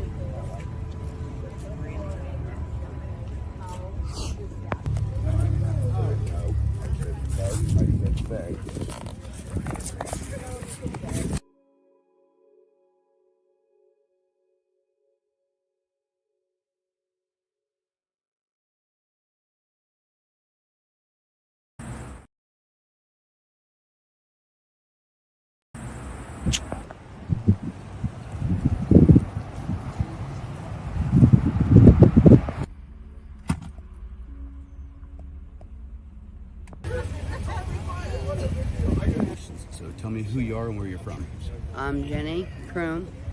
I'm also known as Truth Seeker on YouTube, and I'm from Carroll County. Okay. And how do you know about this case? Because I know all the family members, and I've been in it from day one, boots on the ground. So you're from this area? Yep. How have you, what has your thoughts been like over the years? So it's been over 7 years, almost 8. Did you ever lose hope? What was your thoughts? Yeah, everybody lost hope there for a while because it's took almost 8 years to get to where we're at today.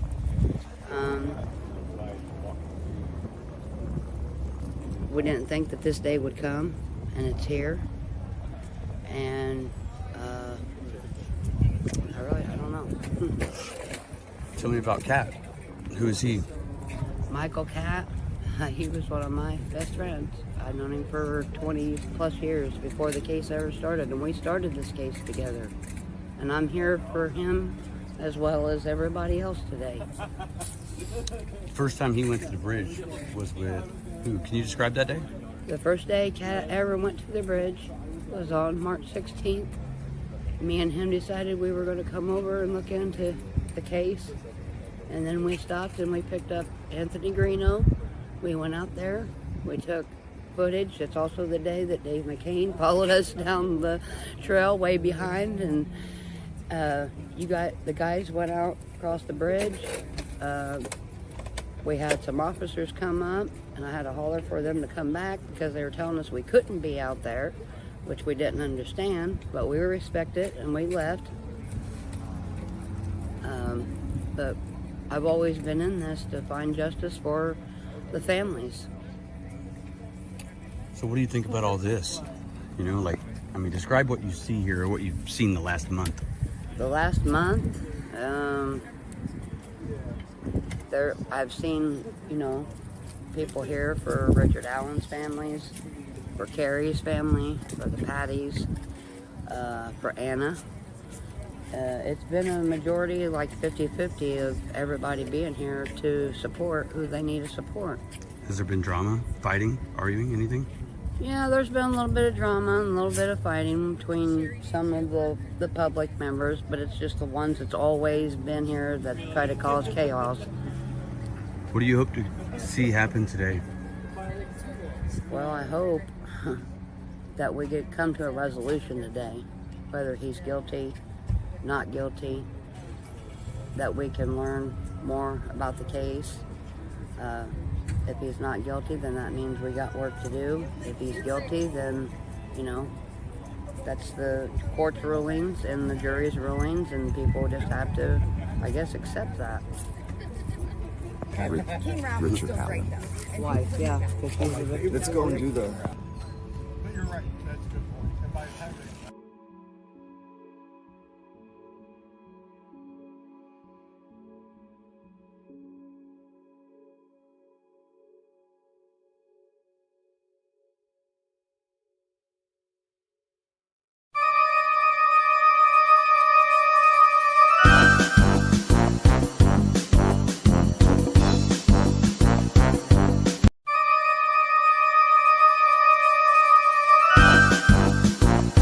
What's up, everybody?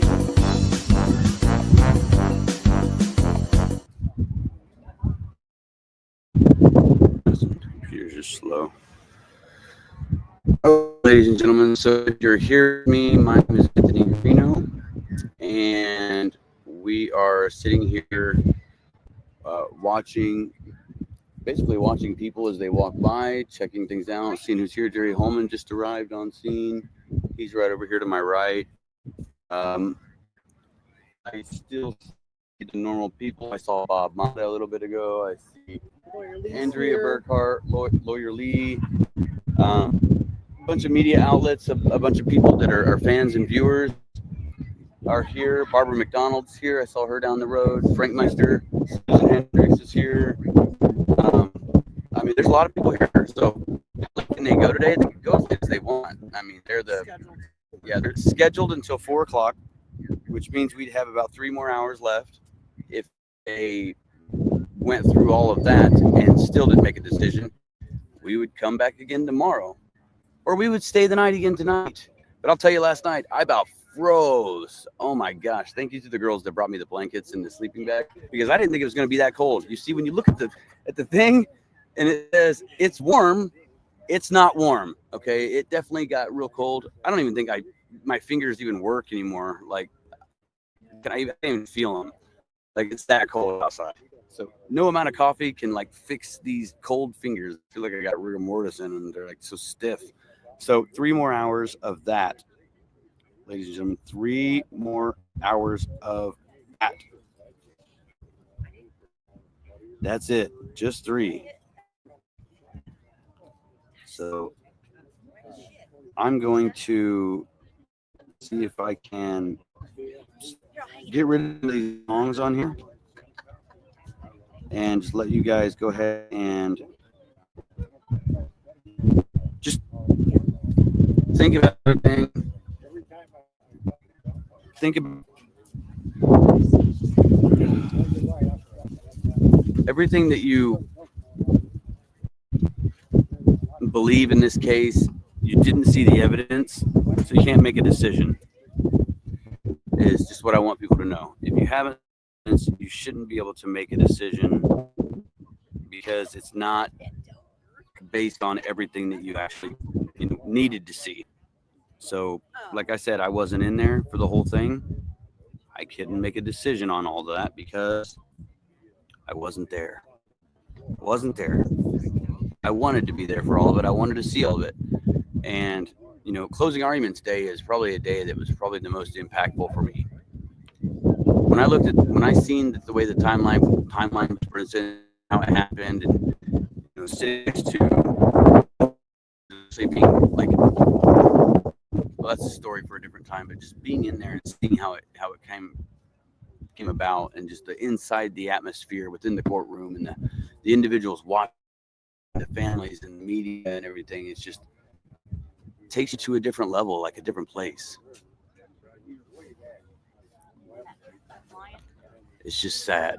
It's very, very emotional. You know, tensions are high, people are upset, and really it just all come down to acceptance. Everybody has to accept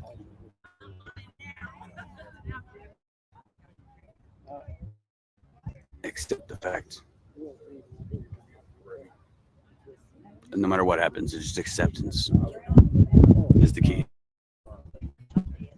I don't like to see anybody fight at all. I just want people to understand that you got to realize what if this is your friends or your family or your town and this happened to you, and to take people's feelings into consideration when you say things, because there's a lot of people that are hurt, and today there's going to be a lot of people that walk away hurt bad, one way or another. People that walk away upset, mad, angry, but acceptance is the key. And so if you can accept it, you have to move beyond it. It's the trust we put in our judicial system that may not agree with, but it's there. It's the only one we have. Looks like there's a lot of movement going on with law enforcement right now. Yep, law enforcement's on the move. They're got their radios on. They're kind of moving fast. Looks like something's going on over here to the right. Don't know exactly what's going on. No. Nope, it wouldn't be a shift change. Nope, they're heading somewhere, everybody.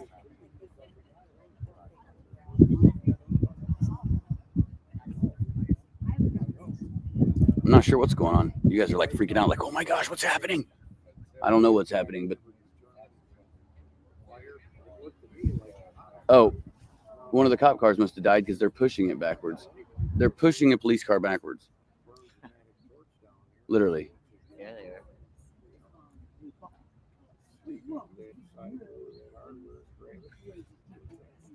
Well, that police car's had it. It's over for that one. But the thing is you say people say lost and misplaced evidence. That evidence wasn't good for him. That's the thing, is the evidence that was lost was not good for Richard Allen. So if they really wanted to bring that back, it would just make him look guiltier. That's the thing. I can't take the camera over there. It's a computer. It's on a computer here. I'm trying to upload here. Can't do it. Okay, so I got an update on the police presence. Yeah, I seen it was pushing a car. Yeah. Apparently one of the police cars aren't working. I was trying to send it to him. So I don't have anything else to say. I'm more interested in trying to gain footage and talk to people. Go talk. I'm Okay. charging my phone so that we can get the shot sidewalk again. Okay. I can talk to him. Okay, all right, I'll be back. Everybody, Marv's gonna take over, okay? Hey, if I give you a couple dollars, will you run to the gas station and get me a Coke Zero? I don't have Coke Zero in Delphi. They do. I've been getting it here for 3 weeks. That's not really Coke Zero, that's generic Coke. It's Coke 00. Coke 00. Double zero. Double zero. On low pressure.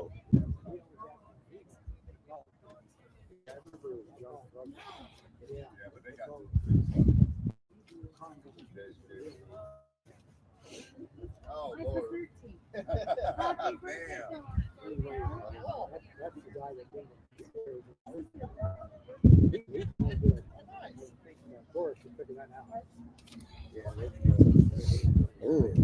Here, get us both something to drink.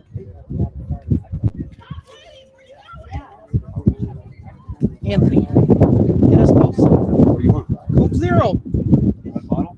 Yep. All right, everybody. Sorry about that. I was getting money. So how are we doing here today? I have my Coke Zero. Yeah.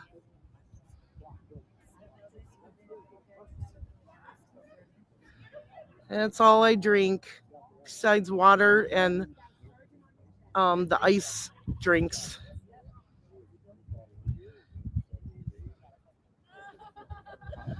So let me go through here today. Just once again, thank you, Mary, for the new memberships that you gave earlier and for becoming a member yourself. 63 Clocks. Thank you so much for the super sticker. It's really hard for me to see. Sinister Biscuits, thank you so much.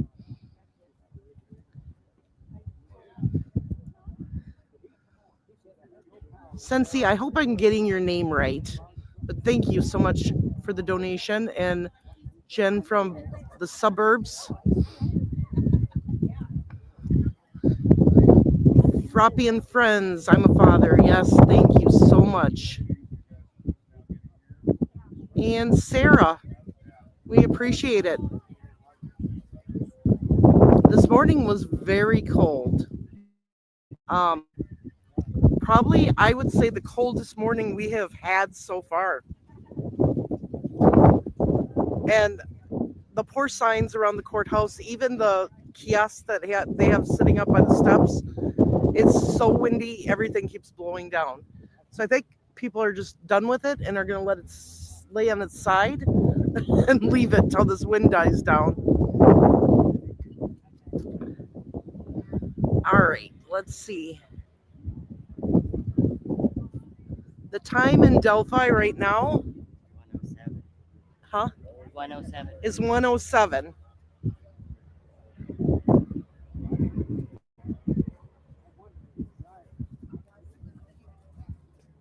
Yeah, I think a lot of people are trying to watch while they're working.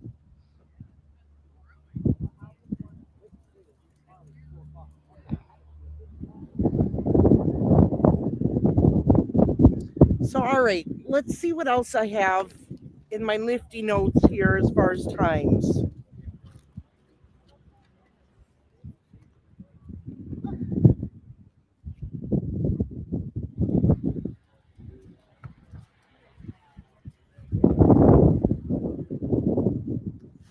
I don't even know if I have the right notebook where we left off. No, I don't. It's in the other one. Oh, this is what happens when you have 3 notebooks full of notes, you guys, from a trial.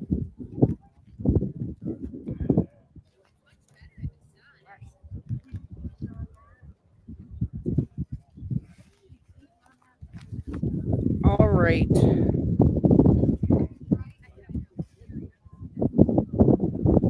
So we gave the time that Kelsey dropped the girls off, which was, I believe, 1:47.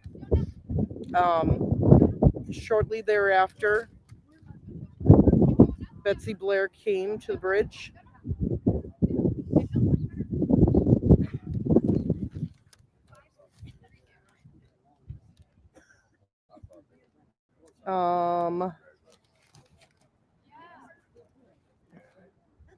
We have the picture of Abby on the bridge at 2:07, and they were kidnapped at 2:13. Libby's phone was connected and receiving calls and messages until 5:44 p.m. on the 13th, and it did not connect back to the tower until 4:33 a.m. on the 14th.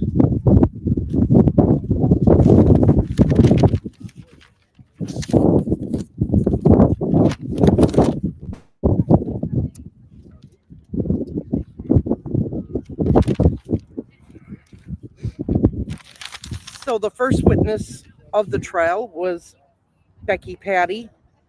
She basically just gave some general information about how they live in Delphi in the country for 32 years.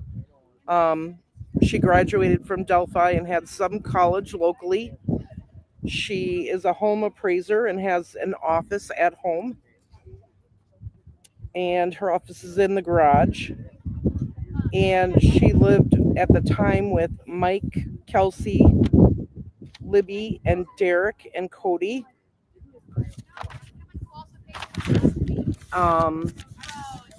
That Libby and Kelsey were 3 years apart in age, and Cody is 12 years older than Kelsey. Kelsey and Libby had lived with the Patties for 10 years, since Libby was 3 years old.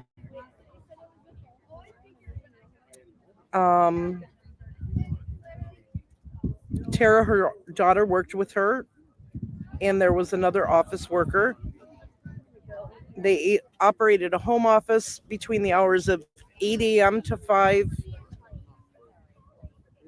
And they could work later or weekends depending on how busy it had been. And they had had their business for 20 plus years. They asked her what Libby called her, Libby and Kelsey, and she said that they called her grandma.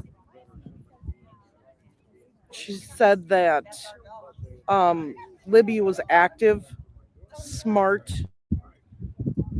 good at math, could have graduated a year early. That was something that I had never heard before. So apparently, Libby was taking some college courses, and she had enough credits to graduate a full year before her high school would end. So as a junior, at the end of her junior year, she could have graduated. She loved to play volleyball, swim, she played soccer, and of course softball.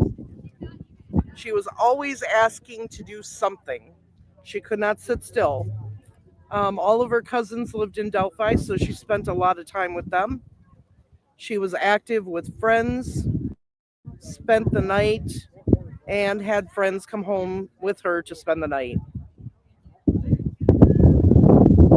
She said Abby spent many nights with them. She was familiar with Anna and in communication with Anna, mostly through the girls. The girls did band and volleyball together, and they were supposed to be starting softball together when this happened. So she did describe the Delphi High School. She said it's a small school. They had between 100 and 150 students in their grade. She said that Libby knew a lot of people in her class, that several were friends due to sports. She turned 14 in December. And she said that they would take turns taking Libby where she needed to go. So between Mike, Becky, Kelsey, and Derek, they were always on the go, taking her to different places for sports and different activities. She said that Abby had spent the night because there was no school on Monday, and Abby was a close friend to Libby. She had spent the night more than once, and on February 13th, the girls were made breakfast and asked if they could do something. She stated that she had filing to do, so they did a little bit of filing, and Libby was sitting on the floor, and Casey came out, and Libby asked Kelsey to take her and Abby to the trails. Becky said that this was okay, but they had to get a ride home because she would not be able to pick them up because she had work to do. Now, Derek, in the meantime, was on his way to Frankfurt to take pictures of different houses for Becky. So she said that Libby had called and asked for a ride home from her dad. Libby told her goodbye, and Becky told her it might be cold, and Libby said, "I'll be okay."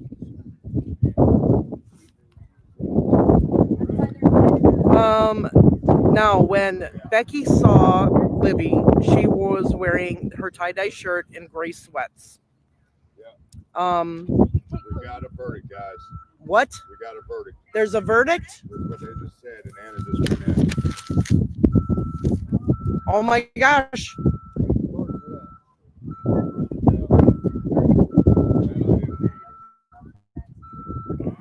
Hang on.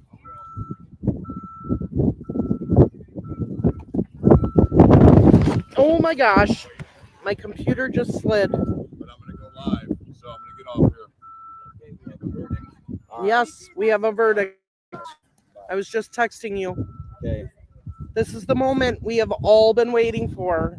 There's going to be individuals that go in the courtroom, and we are going to stay out. I'm going to stay out here with you. Okay. Take everything out of your pockets so you don't have to do anything through security.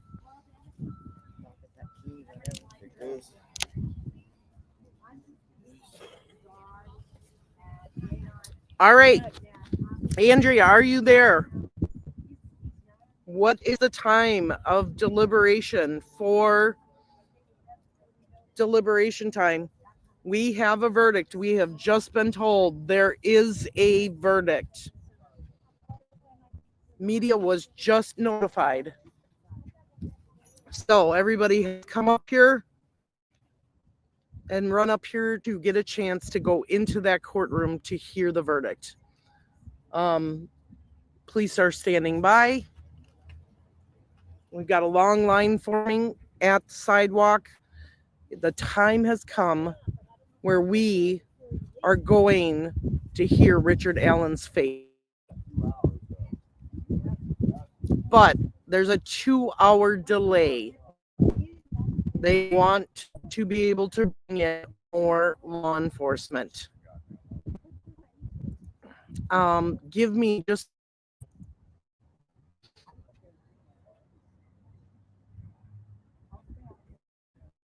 I am going to change the title of the live. I am here. If they say we have a verdict, there's a verdict. Not a hung jury. We're getting innocent or guilty. So there's going to be an innocent or guilty verdict. Lauren's running.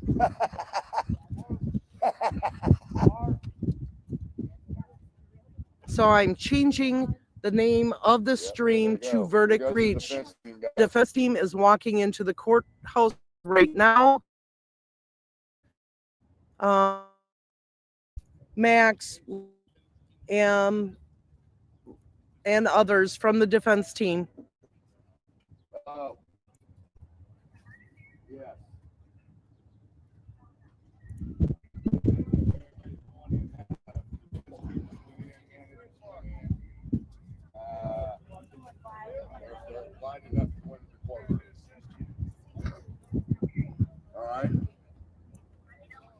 All right.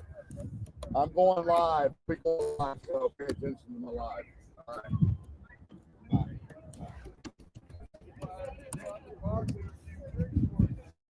Okay, I am changing this to verdict reached.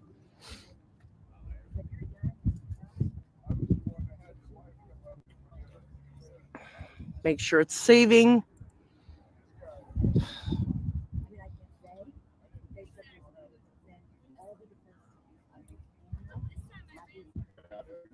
So please That's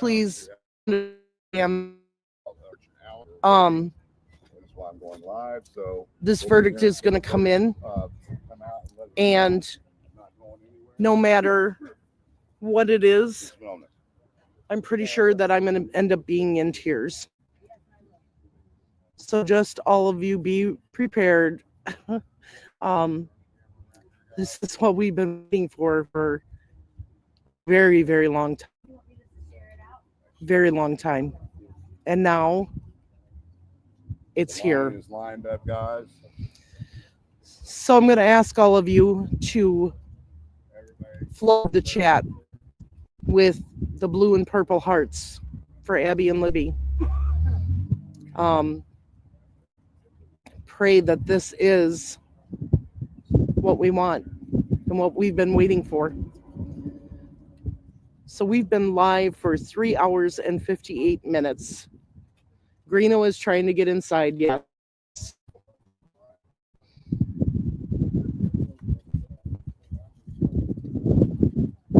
We'll be in tears together. Okay.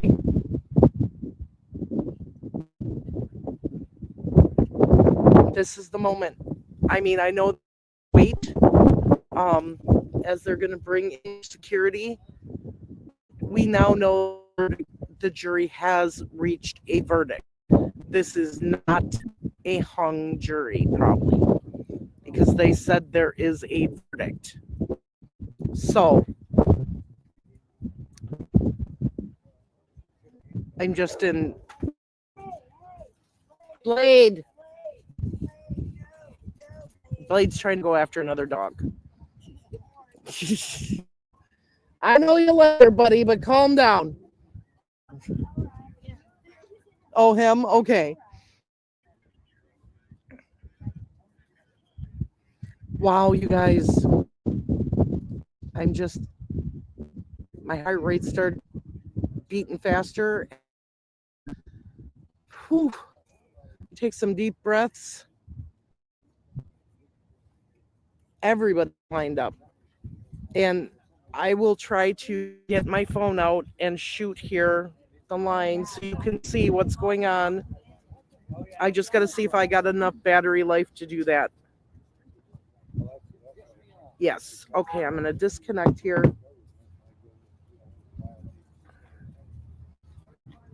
It's a mad rush to get in. There's only 16 allowed. So remember that. And there's a line of a hell of a lot more than 16 people.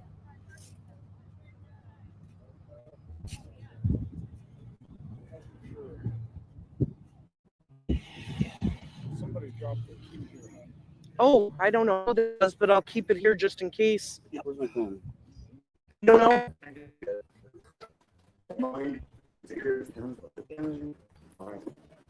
All right, let me change the camera around.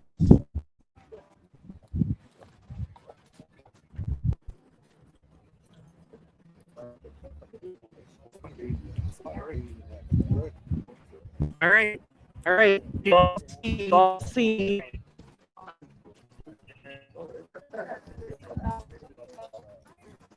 Hang on, let me change the picture.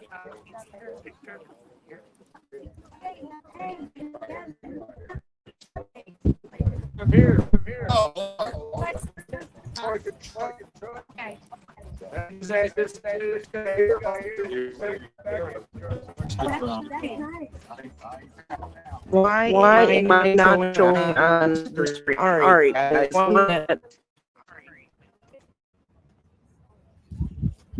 Gotta try this again.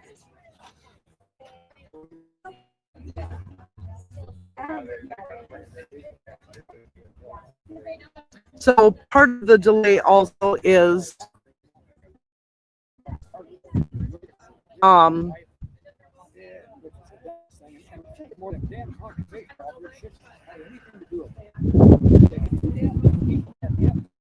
part of the delays they have to get Richard Allen here.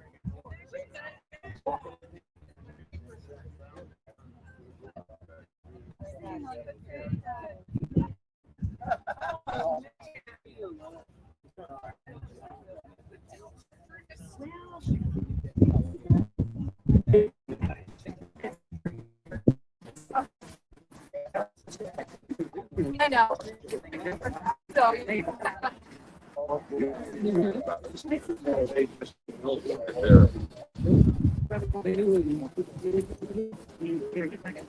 Why isn't this working all of a sudden?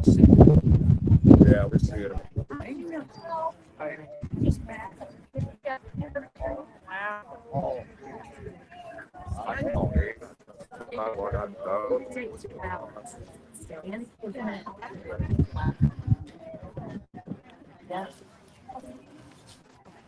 We can advantage on the floor, so they usually go on the other side.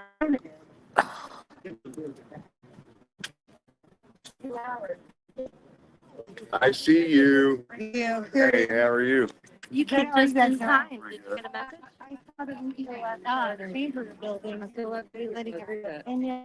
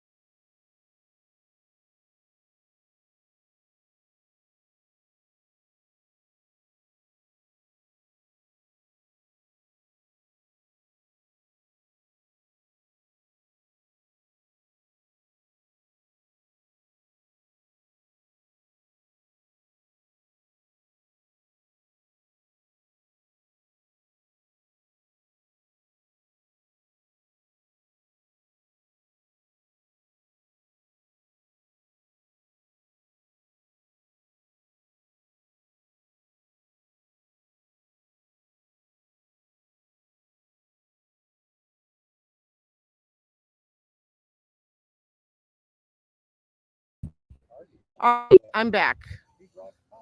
Got internet back. We lost it. Now it's back. The verdict is in. Yes.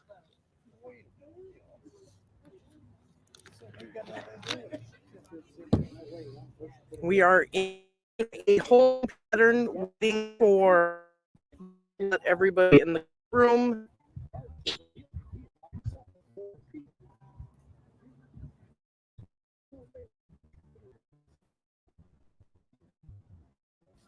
Oops.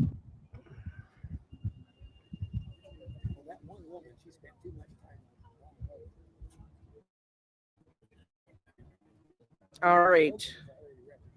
I'm going to try to connect on my phone again. We're just waiting.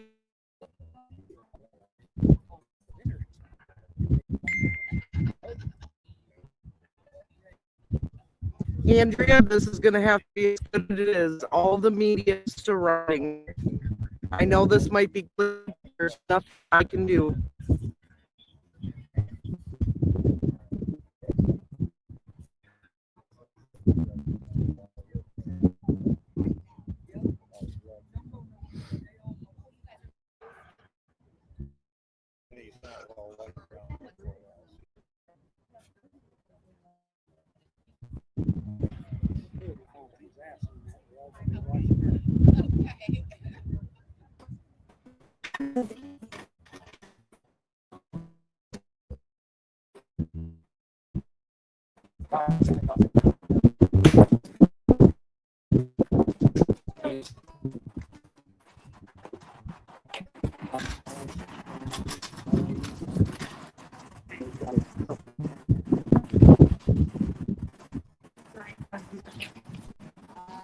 Let me know if you guys can see the lawn.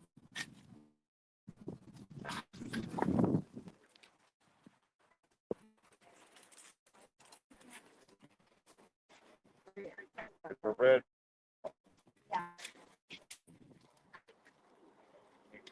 You got here a lot of time, dude.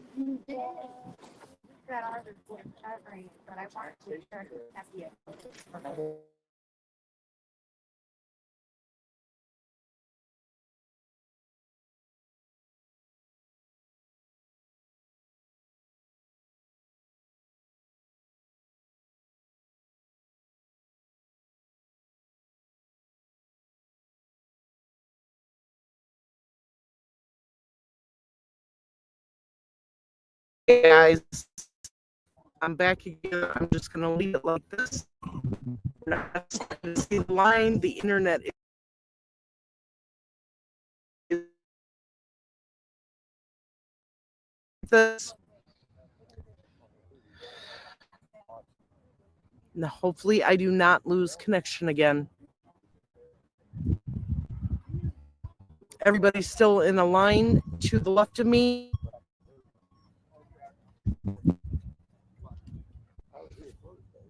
I'm trying to find the internet box, guys. Just 1 minute.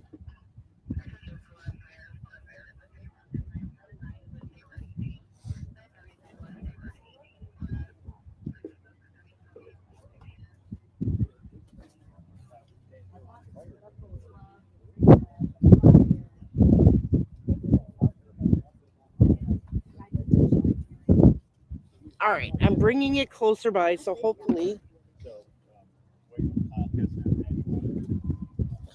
it will not be so glitchy and everything, and we'll be able to stay here with you. No matter what happens, we will go live again if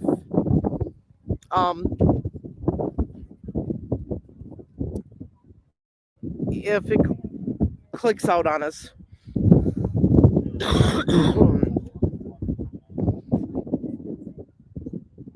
I'm doing good. I'm anxiously waiting for this verdict. It's so crazy. Right now, 226. Much better now. Okay, I was hoping so. I brought the Wi-Fi box closer to me. Oh yeah, I can see the signal is much better. The guards are out in front of the door. They're not letting anybody up by the doors yet. I don't know. I can't see Anthony, so I don't know where he's at. I do not know where he's at. But I can tell you he's somewhere up front.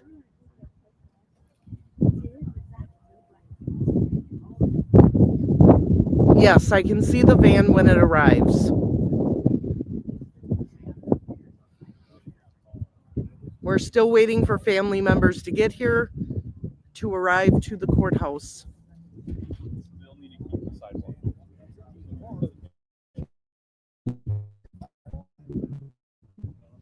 Please come moving people with cameras so that the sidewalk is left open.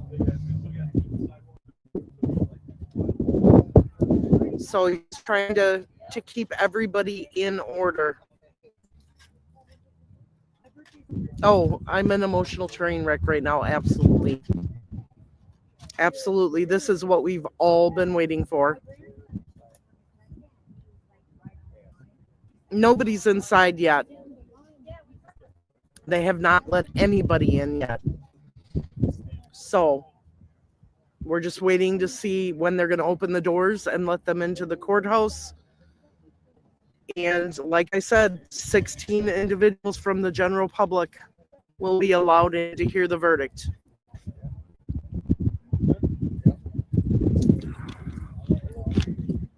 There's not too many people moving right now.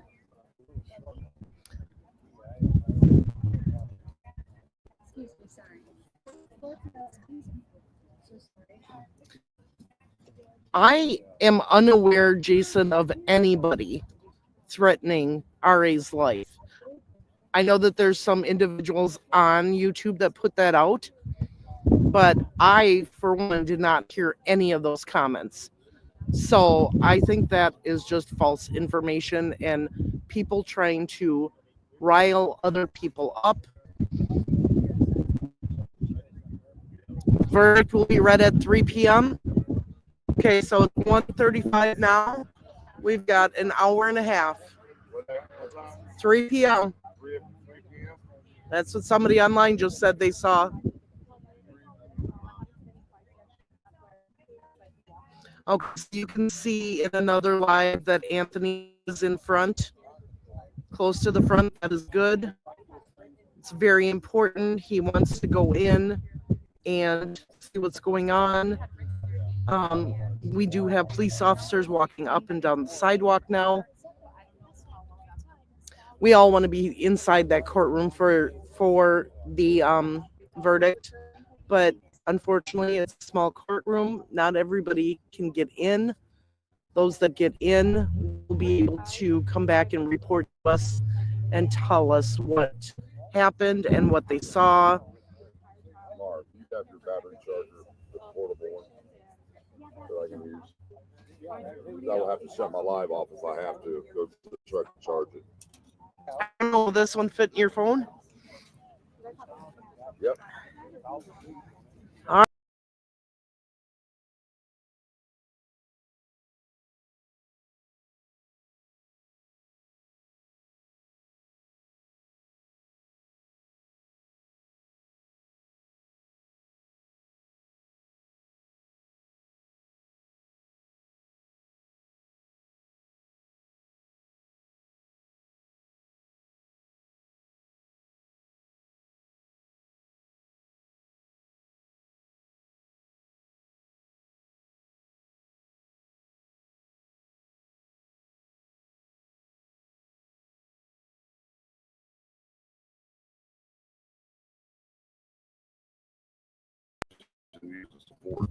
Okay.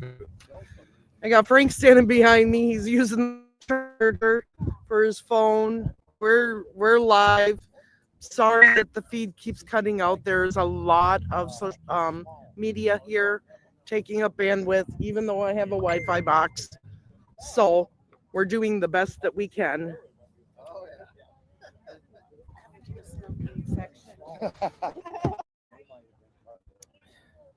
So it looks like we are going to get a verdict at 3 p.m.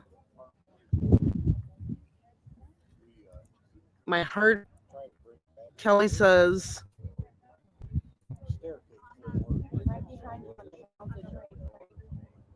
Thank you. Randy was here earlier, and then he left. 8 years for this, you guys. We've been waiting 8 years. Anytime, guys. I'm glad I was here to capture all this. Got you on my TV. I've got Frank on my phone, and I'm watching and going back and forth. Yep. Back to normalcy for the town of Delphi. I'm not sure how long it is before they let people in. You are all welcome. I'm glad that you can be here with me when we get this verdict. Now, just remember, we're going to be a little bit on delay. Verdict at 3:30 now that somebody sent me. See, my people are saying 3 p.m. Well, I just got a message saying 3:30, so I don't know. Oh, maybe. Who knows? We'll find out.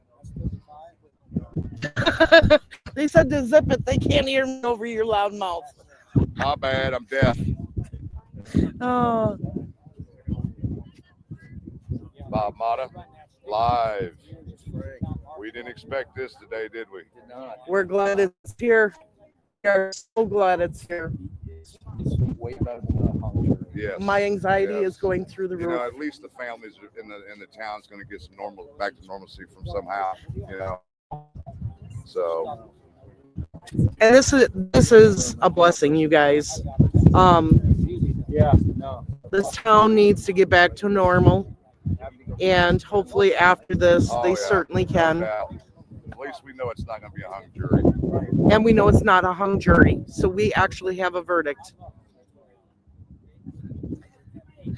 My heart is just racing at this time, and we still got quite a ways to go.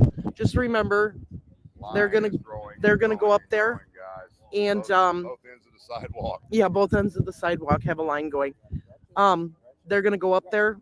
The verdict is gonna be read. Somebody then has to come down here and tell us what it is. So no phones are allowed in there. So we'll find out as soon as we can.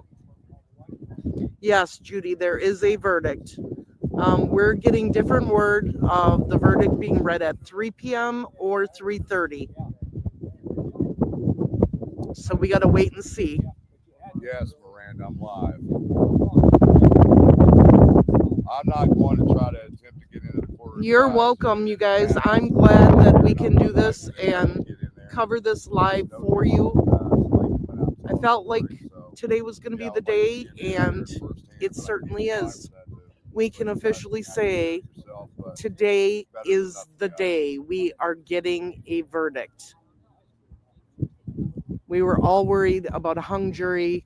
I shouldn't say we all were. People thought it was taking too long. I knew that they had a lot of information to go through, a lot of evidence to go through. The wind has picked up tremendously here all of a sudden again. So we're just waiting here.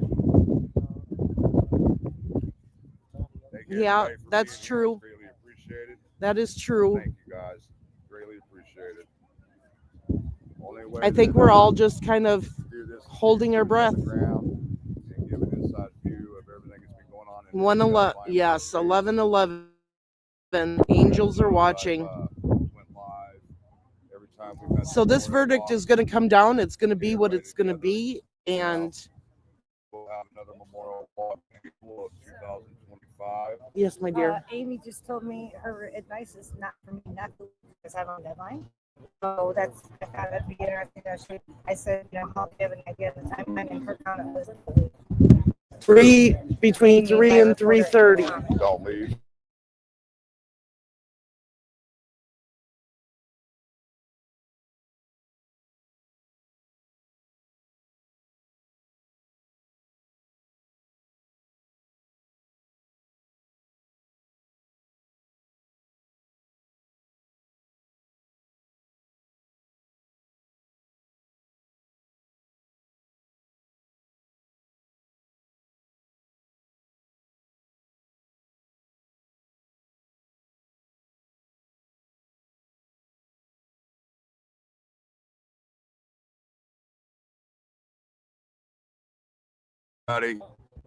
Thank you for joining Marv's Live, my live, Greeno's Live, whoever's live out there. Thank you to everybody that's showing up to wait for us to get the verdict. My heart is pounding like crazy. Yeah, mine too. I don't know why I keep clicking on this comments and then showing up, so I apologize. This is a long time coming. Very long time.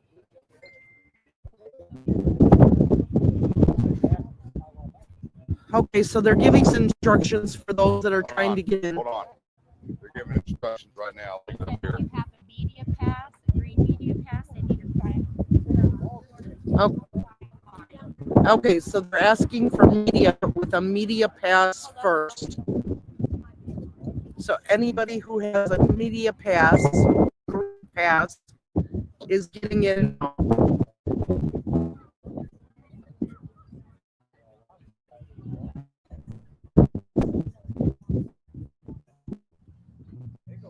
So I believe it's 12 media members get to go in with media passes today. And that's how it's been all the time. The media always goes in first, and then the general public.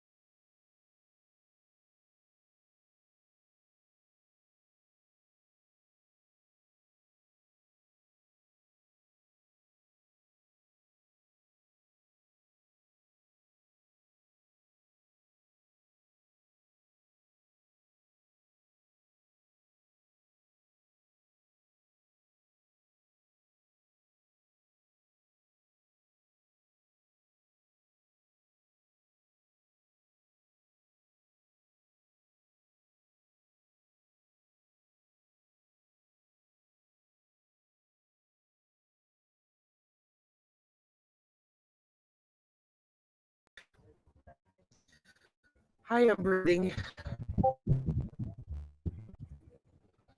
Hang on just a minute, you guys. I need to make sure that there's no other programs open on here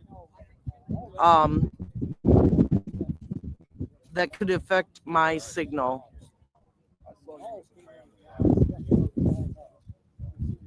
And there was one open, so I've closed that. Hopefully that will help a little bit.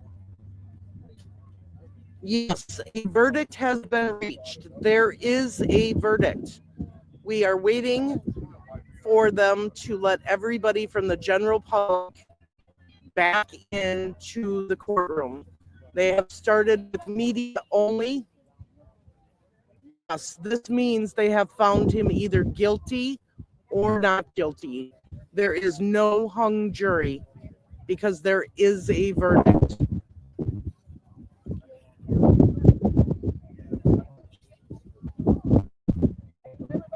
No, I did not see your comment about Gull because the internet kicked out on me again.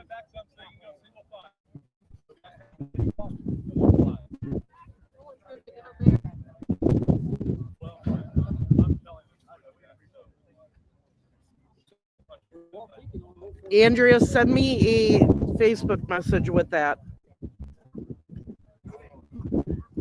There are so many cameras out here and YouTubers like myself that are online live waiting for this verdict to come down. So there is not a lot of bandwidth.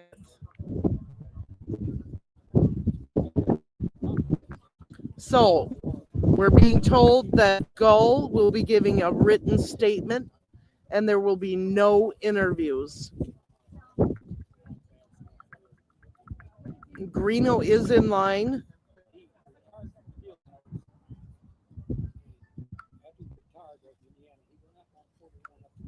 Greeno is in line waiting to see if he gets in.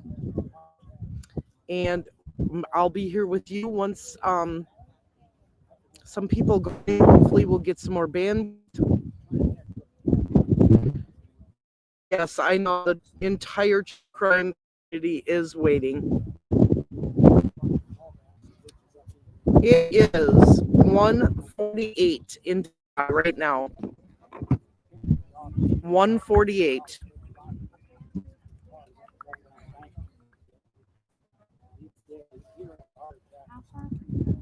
So the media group has gone in to the courthouse. They will be taking their seats first along with the family. Sorry, Renee, I'm doing the best I can as far as keeping internet signal up.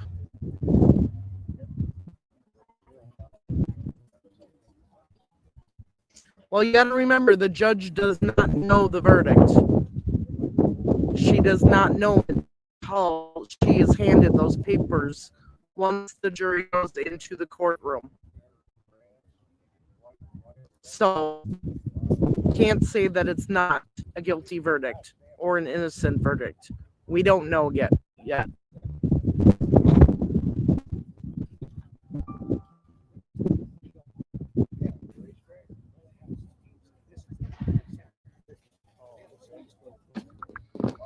So Andrea is keeping me updated on what Court TV is stating. And I'm letting you know because I'm here and she's messaging me on Messenger. And what do you mean they said they can't go by the list they made to get in? Who said that?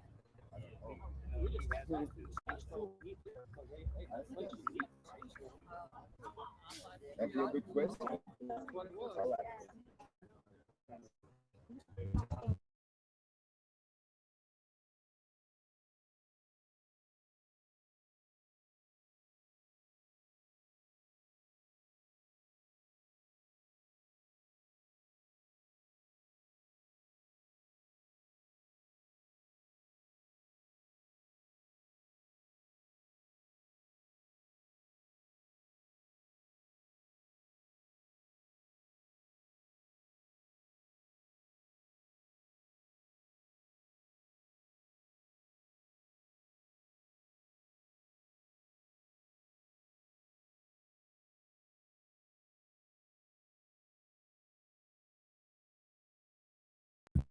All right, everybody. Don't worry. If it kicks out, I will be back. It just takes me a couple minutes to bring it back online. So, just so you know, they are holding everyone in the courtroom after the verdict is read. There's only 14 seats. Where's Greeno at? He's up there. I mean, as far as number-wise. They are only allowing 14 people in the courtroom.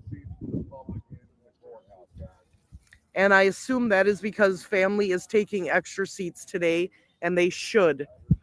Anybody who is a family member should be able to get in that courtroom today if they want in.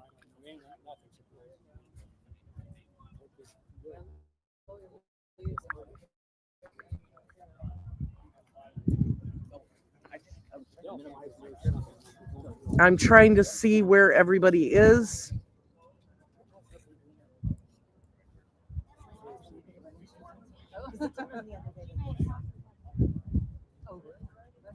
I don't know where he's at.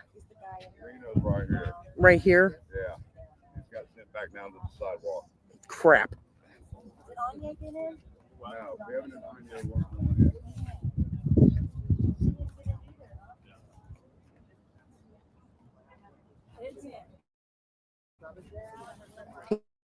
He was hoping to get in, but I don't think he's going to get in. I believe they have already. I think he's a couple short. 5 people short.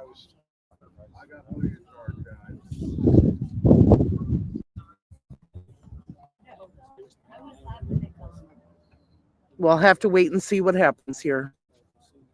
Right now, they're holding people at the front door. They're only going to let 14 people in that building.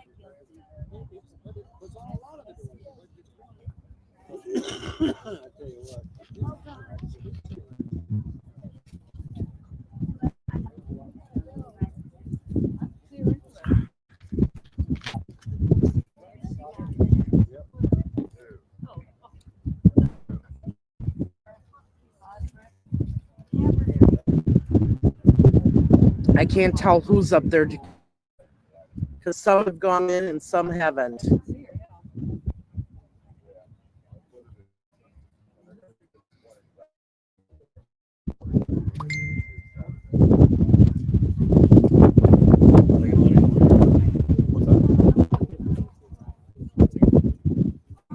I don't know how else to tell you guys. We are. I haven't even received any communication that there's anything going on. Why are you way back here now? Oh, okay.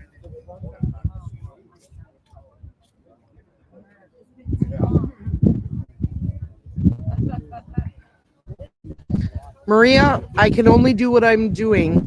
There are so many cameras here right now. The wind is blowing furiously. Not much I can do.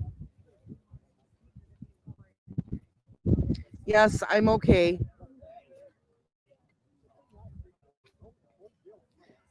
We are looking for a verdict between 3 and 3:30 p.m.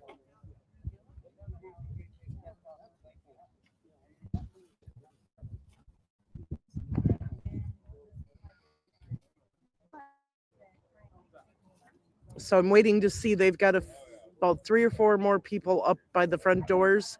I'm waiting to see if they get in or if they're sent back to the sidewalk. Then we know. No, 14 is not a lot at all.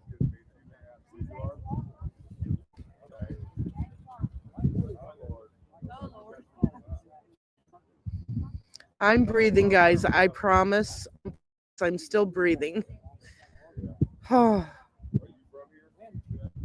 just taking this all in. So many people want to see this verdict. And 3 p.m. Eastern time, guys. Eastern.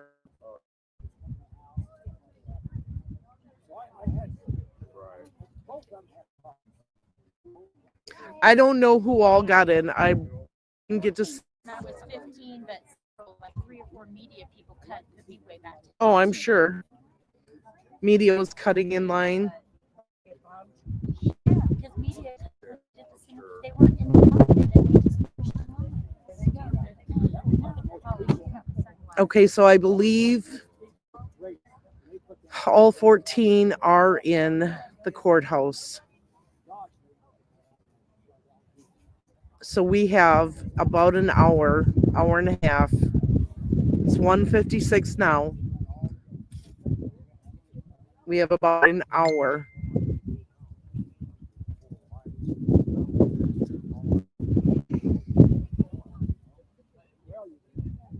Yeah, they always call in the badged media first. And then after that, they let in the general public. I'm just trying to remain calm, keep myself together. It's a very, very emotional day, you guys. My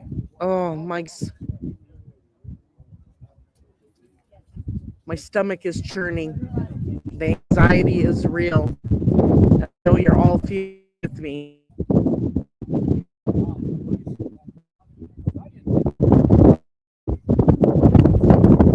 The wind is blowing so hard right now, you guys, that my computer is on the table and it keeps trying to scoot off the table. As of right now, Greeno did not get in.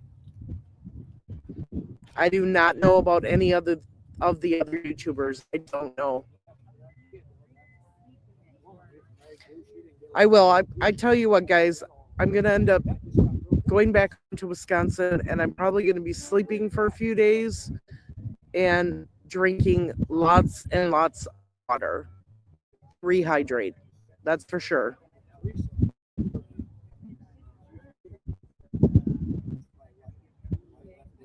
Driving to Shelbyville, waiting for the verdict. Yep. And the reason I have my hand like this, you guys, just so you know, is that the sun is right directly where my hand is. So in order to see the chat, I put my hand here so that I can see it and read it.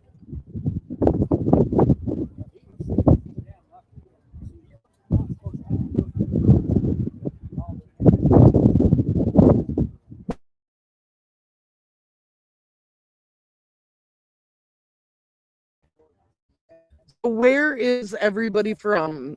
I know this morning we had everybody say where they were from. I saw Ontario, Canada just a minute ago. Let me know in the chat where you're from.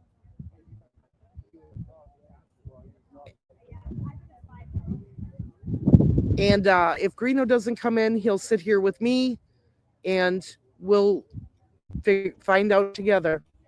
Massachusetts, Sharpsville, Indiana, New York, Illinois, wow, Muncie, Indiana, Australia, Indy, Kentucky, wow, Ohio, Alabama, Maine, Noblesville, Indianapolis, Buffalo, New York, Tipton, Indiana, Charleston, South Carolina, the UK. Wow, we got everybody. Minnesota. Well, welcome, everybody. Nova Scotia, Canada, Liverpool, Colorado. Wow. North Carolina. Wisconsin, Purple Pansy. Yes. Way to represent Wisconsin with me. Croatia, Albuquerque, Russia. Wow. Bismarck, North Dakota. You guys are from all over. We got people in here from all over the world. This is amazing.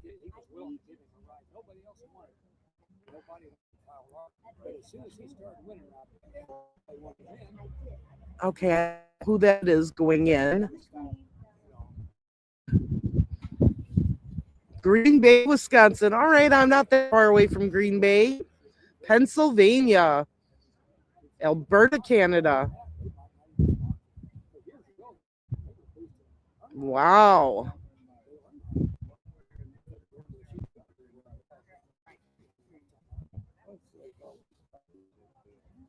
California, too.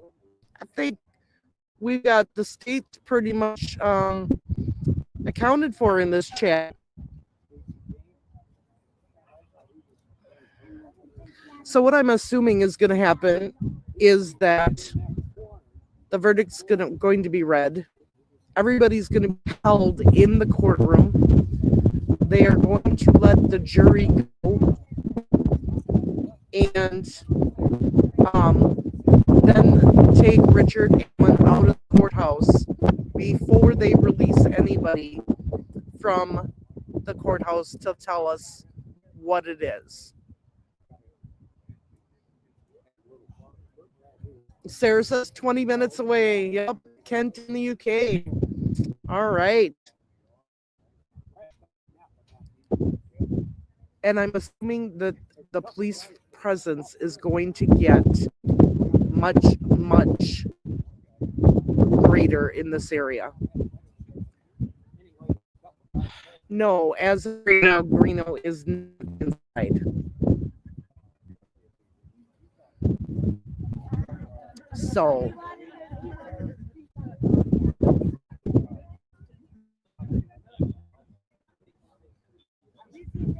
there's police all over.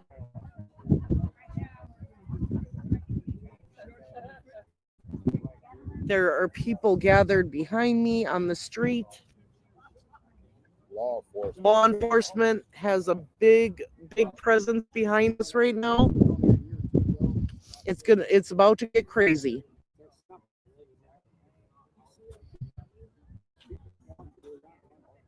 Hey, you know your name's down here. Yeah. Oh, she could have bought a big old charger with her. Yeah. I need that kind of charger. Oh, really? Really?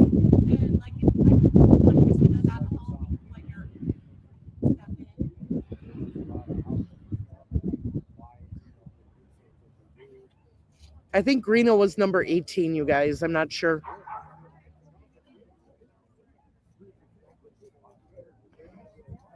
All right, Marv, I got to get behind you again with that charger. If it's available, yep, it sure is. Yeah, as of right now, no, he did not get in. All 14 people have gone into the courtroom. All right, I'm charging up, guys. Who's this?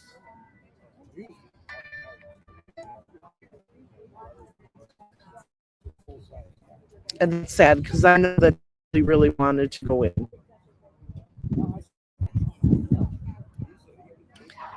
All right, everybody, I'm gonna stop the camera here real quick. You're gonna get my avatar and smoke. Yeah, everybody's just Hang on. He was just trying to call me. Hello.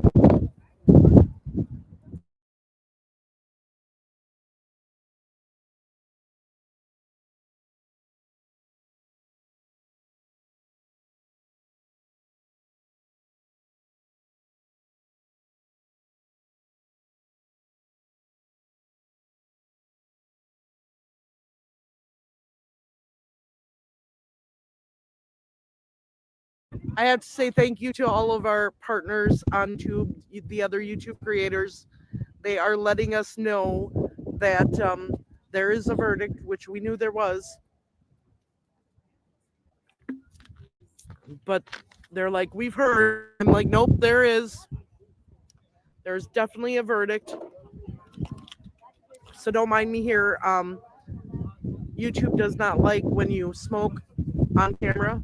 So I'm going to smoke and you can look at my avatar and hear me.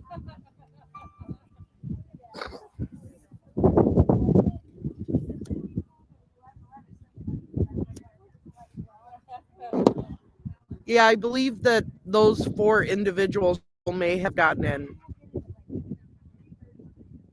I know I'm being quiet, guys. I'm not sure. I'm not positive. I didn't see who all went in at first.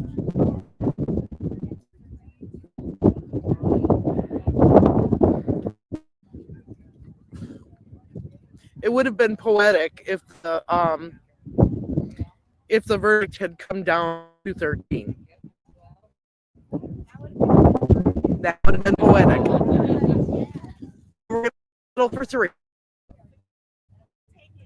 Yep.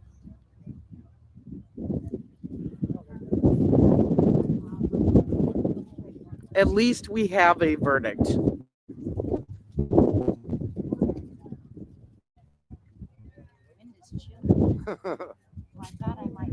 Oh, thanks, Kelly. It's just a animated avatar that I made so that in case I need to turn the camera off, y'all can still see me or somewhat of me. So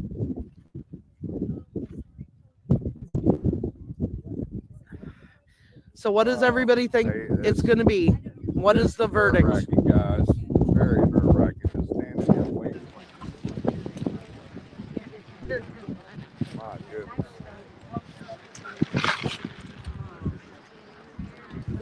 There he is. I'm sure Red will be here soon. Well, what's going on, YouTube? Facebook, Twitter, Instagram, Snapchat, TikTok, or wherever the hell you are watching from, even if it's standing right here at the Carroll County Courthouse, waiting on the verdict for Richard Allen. It's been a long 8 years. us here in Delphi. And man, this is hard. Is your heart beating like mine is? I feel like I'm gonna have a heart attack, man. My heart's beating real I'm just fast. so nervous. Yeah. Like one way or the next, I mean, people are gonna be upset, and it's just like people are gonna be either really hurt today on either side, and that's what's so sad is like people are gonna hurt.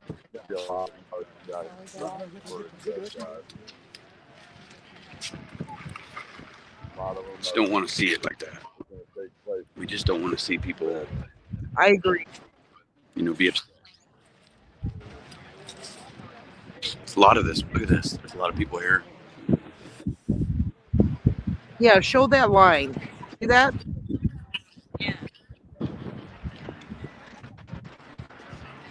And it stretches down both ways. Oh my goodness. Only 14 people went in today.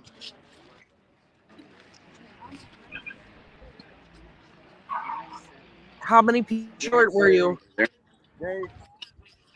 Only 14 went. So several people just walked in front from the other side.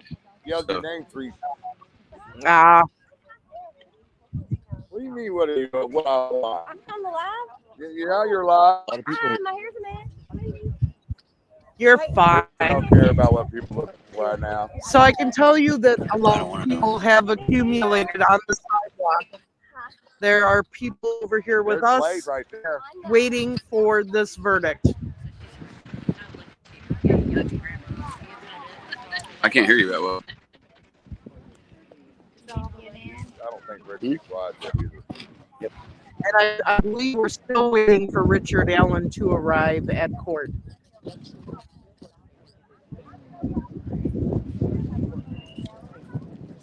I'm pretty sure he's already here. I haven't seen him come in yet. There's movement over there a little bit ago. They had the drone Jojo, up. we are here. Yes, we have seen family arrive, so they are here. Oh, no. Yeah. Yeah. Are you okay Stalking now? everything. Yeah, I'm fine. Once you got This is nerve-wracking. Hi.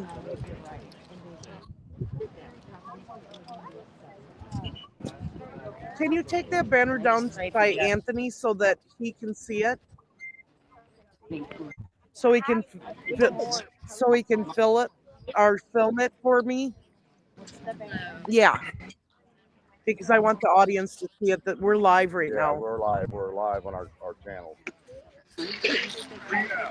Reno, let's show him up. He's down there. Reno, he's got the nightcap on. Hold on, they want to show me something. Everybody, I'm gonna turn my camera around for you.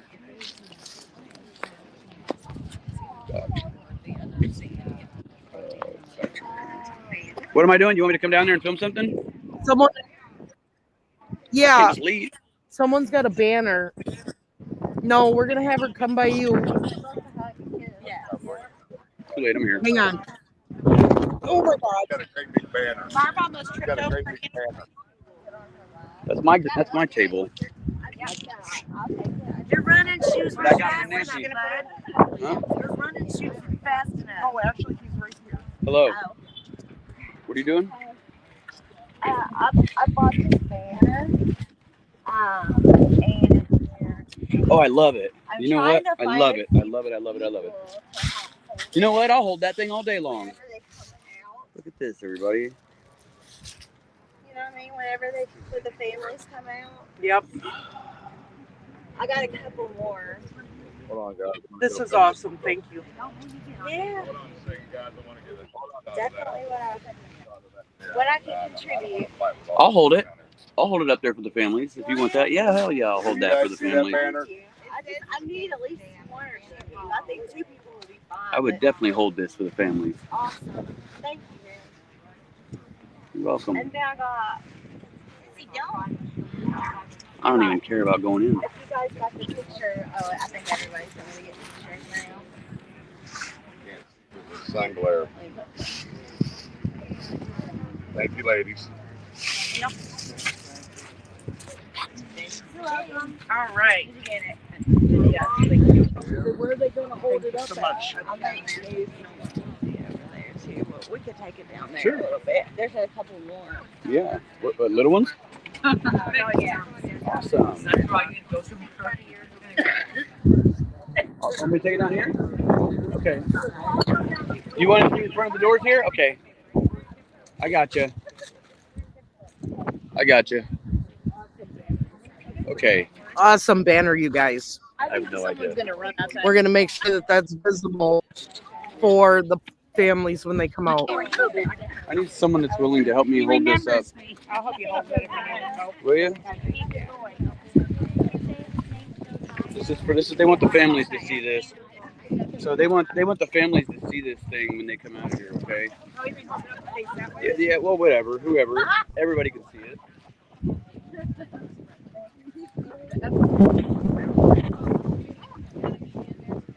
Can I have that one? That's really cool. Thank you, guys. You guys can do whatever you want with it. Reno, change the view so I can show you what I'm holding. Do what? Hold it one more time. Hold it? Can't really block the sidewalk, though. The wind is taking it. Okay, hang on.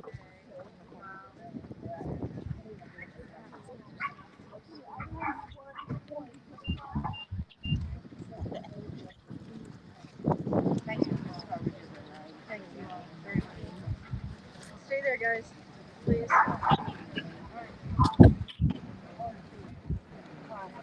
Thank you. Got another one.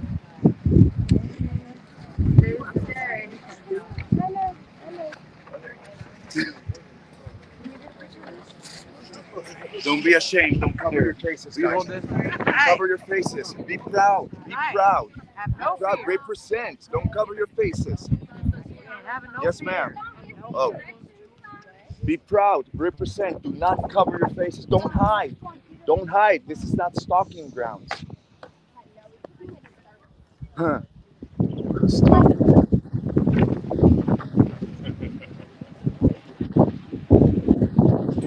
Come hold a sign and hide. Wow. Wow. Is Reno spoon? You want to make the Reno spoon? There they are. Troll Central. Where's Troll Central?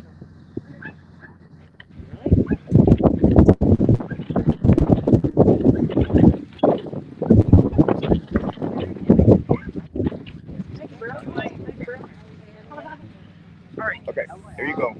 In my hand. A lot of people are taking pictures.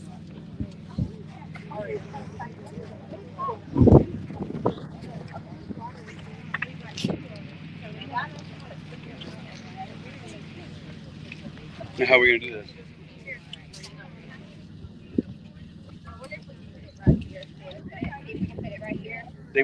So the lady that made him wants she just wants the families to see him when they come out. I can drop it like that. Put it like that. Whatever they want. I mean, if she wants them to see it, I mean, might as well give it to them. Is my opinion. They could just have it. You know what? Or we could set it up at the trail next to the memorial. Which we should probably go clean it up. Who made this poster? Chris Long? I don't know who it was. A lady down there. Oh. I have a feeling we're all going to end up at the trail today. Probably not me. Sorry about that, guys.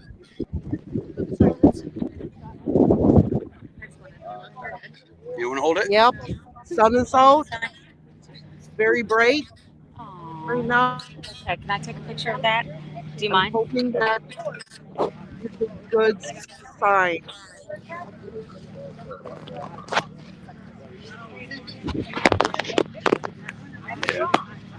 All right, I'm gonna mute his mic so that we don't get all the interference from the people around him.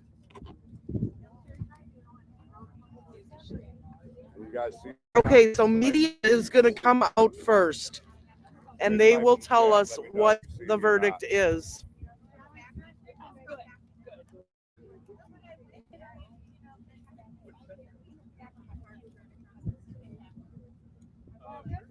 Our days at this courthouse in Carroll County are over. In just a little while, we will get the verdict that the jury has chosen. I don't know who all made it in. There was people they had a list made, and there was other people that went from the other side and got in, so I don't know.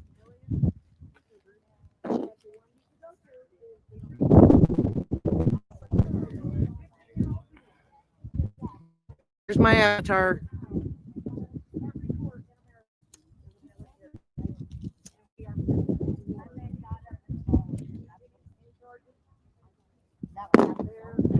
I can tell you I am a nervous wreck right now waiting for this. Let me see if it'll go full screen here.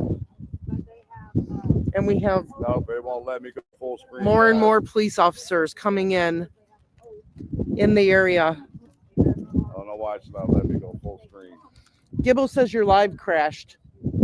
Is it on now? If it's not, I'm gonna have to turn it down. Yeah, it must.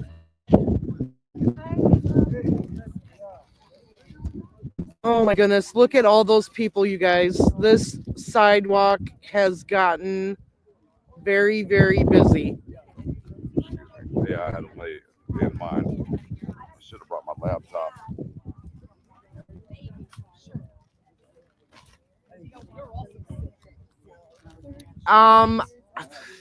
I've been showing banners and stuff, so I'm assuming he's got to be here by now. I don't know for sure. Who?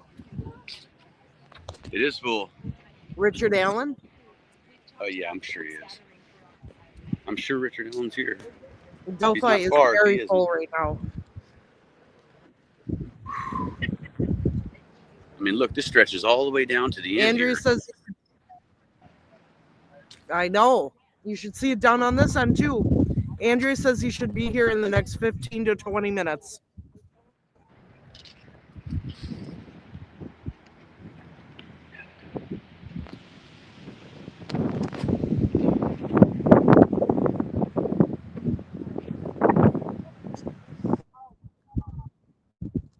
Shimpy says, Indiana resident here praying for that community. Yes. Please, please send your good vibes, prayers to the community, to the families. There goes the wind gust again.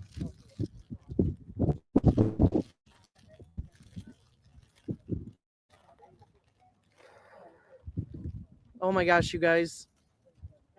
The nerves are really, really hitting right now. The culmination of sleeping out on the streets for 3 weeks. And now Bobby wants to know if we heard anything. As far as what? Did we hear anything on the verdict yet? The verdict is coming out at 3 p.m. There you go. 3:30. She's ex-law enforcement. Oh, okay. I'm sorry, guys. I've got people asking me questions. You know, sleeping on the streets, not taking my medicine right, lack of sleep, lack of good nutrition. It weighs on you, but I wouldn't have had it any other way. It has been an honor to be here, to stand up for these families and show them love and support.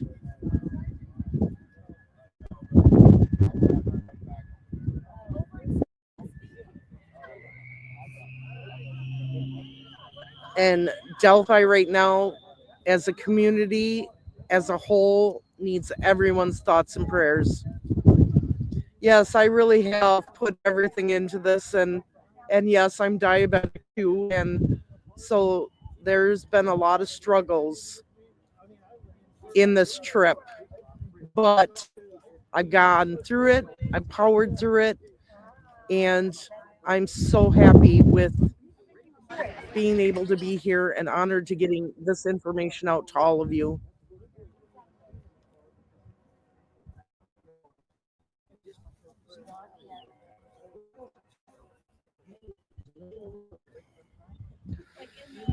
I can tell you the sidewalk couldn't get any fuller. Yeah, it can't get any cooler. Sidewalk can't get any cooler at Greeno's all. getting you awesome shots. Yeah, he's getting you awesome shots. Yeah, I'm staying in Indiana for probably a couple days, and then I'm gonna head home. Hang on, I got someone. I've got some business to take care of. Okay. Good. I got Rick Snay here. So what are you thinking, man? Are you nervous? This is kind of like the moment, you know? I'm very nervous. You know, we've had a long talk, and we all know that we're on different sides when we think, or different opinions. I'd say not different sides. And we basically just come to the conclusion, sorry, we got the long train here. No matter what happens, we just have to accept it, and we're still going to be cool after that. So, you know, from me to you, man, I guess for everybody to see this.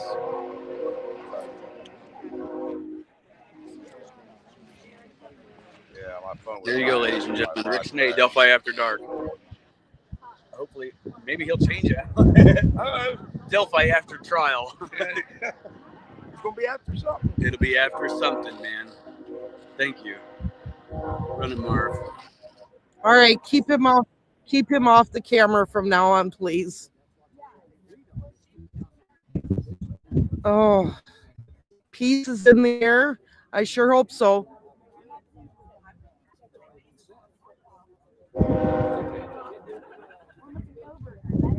So many people, you guys. So many. There is a lot of people here. I mean, Anthony just keeps going up and down. Anthony just keeps down the sidewalk, and we have met so many nice people being here. This community has rallied together to take care of us, the ones that have been sleeping out here, trying to get in every day to report to you. And it should have been the other way around. We should have been taking care of them, in my opinion. But they turned around and they took care of us. They gave us hot drinks, hot food when we needed it, made sure we had enough blankets. Huh? Hang on a minute.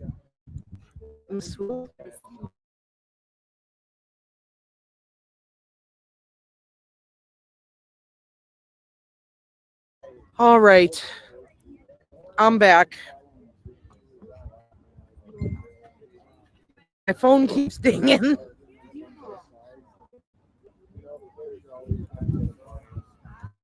Let me inform someone.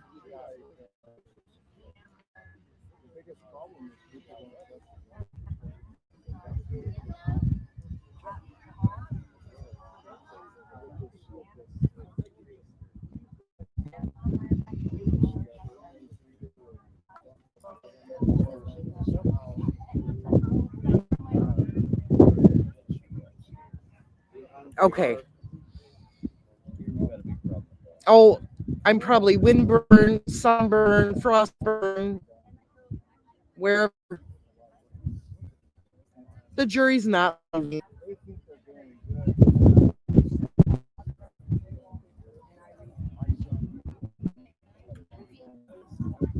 The jury is not leaving. They have not made an announcement yet.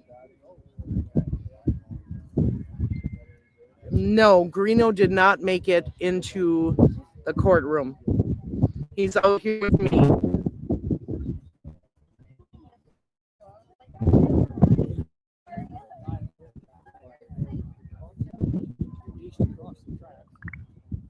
I'm getting tons of messages right now, you guys. All right. He's chilling. Surprises me. All these people, and he's always petty.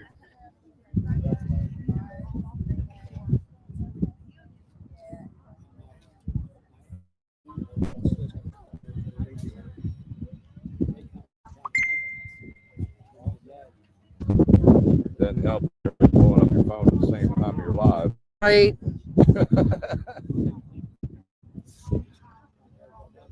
It really drains your batteries in.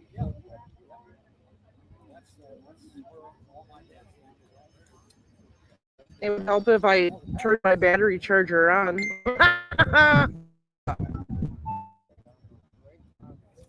Oh my God, you guys, you're flooding me with messages on my phone. I'm going to stop looking to talk to you. Just saying thank you from the bottom of my heart.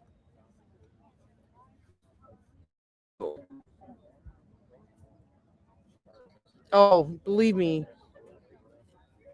This is crazy. So crazy.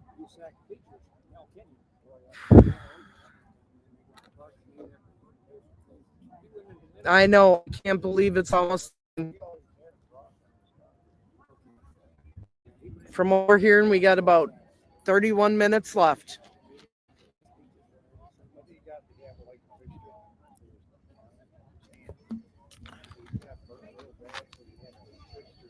And I have to say thank you to everyone who has stopped down here to see me these past 3 weeks. Anybody who has donated trip,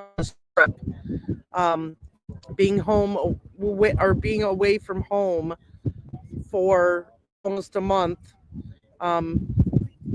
is tough, and I'm financing this on my own and with your help. So I really appreciate it to those of you who have donated to help me with my trip here.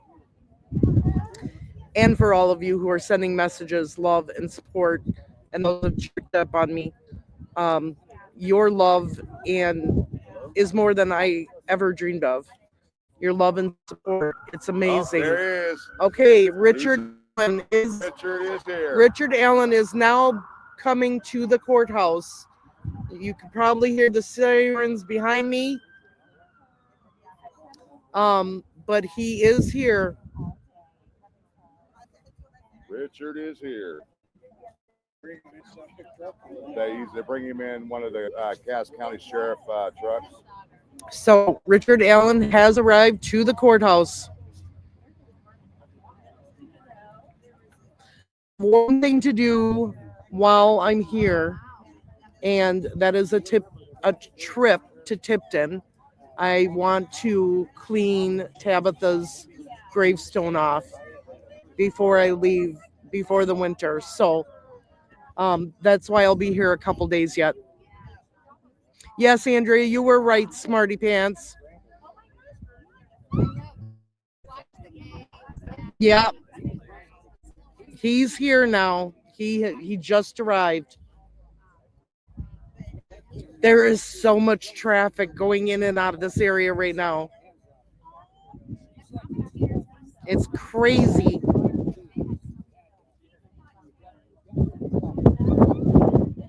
Can you believe all these people?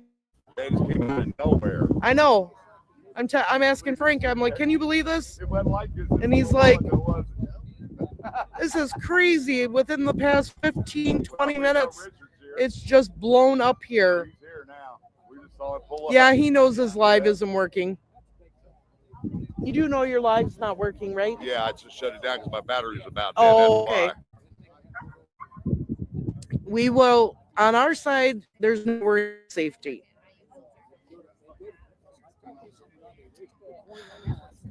I got Susan Hendricks here. She's either live on somebody's channel or talking to somebody. Thank you, everyone. Your comments, I can't tell you how much I appreciate each and every one of you. Blake, damn, dude. Calm down. Jeez.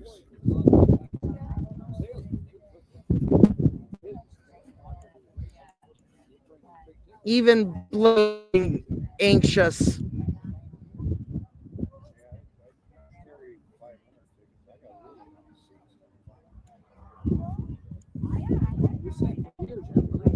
I mean, you should see all the law enforcement behind us. It's crazy.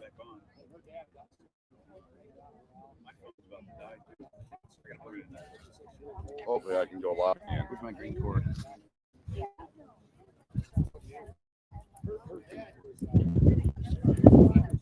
Oh. Anthony's trying to plug in now. What the hell is this? You are welcome. I'm just glad guys, I am back live that everyone County Courthouse waiting on can the verdict to come out. do this and be here with us during this time, and that we are able to sit here and live stream this. A lot of people have commented on our little setup here. We've got an extension cord running to one of the poles. Okay, that came out of this building. You just blabbed and said guilty on all counts. You can't go off of that. Here they come. Here they come. All right, Oh, here they come. Here they come. All right, hang on, About to hang find on. out what it is. Hang on. Let me get through here. Hang on. Hang on. Guilty on all charges will be heard. They're magic bullets. What do we got? Guilty on all. Guilty! Yeah! Guilty! Justice for Abby and Libby! Guilty! Guilty on all charges! Guilty! Yes! Woo! Guilty on justice all for Abby and 4 Libby! charges! Guilty! Richard Allen has been found guilty on all 4 charges. Yes! All 4 charges. Yeah. Justice for Abby and Libby! That's what I'm talking about, ladies and gentlemen. For That is Abby justice right and there. Libby! Guilty. Bridge guy. In the store. Guilty. Bridge. Yes! Oh. Woo! Thank God. Yeah. Sentencing so in dumb. December, guys. Sentencing So in worried about that. December. So worried about that. Today is the day. Absolutely. Wow. Oh my God, I'm so glad that you all were here with us.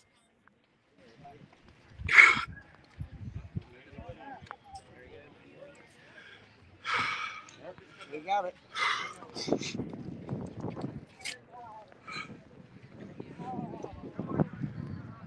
Finally, it's over. Today's the day.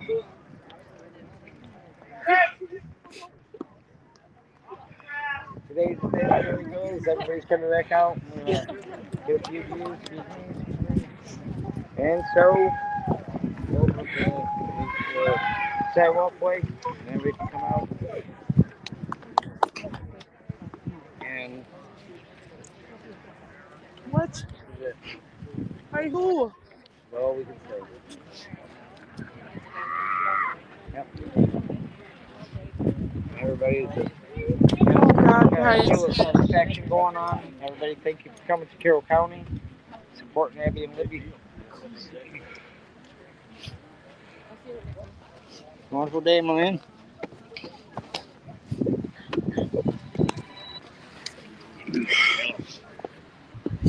Finally, this is over with.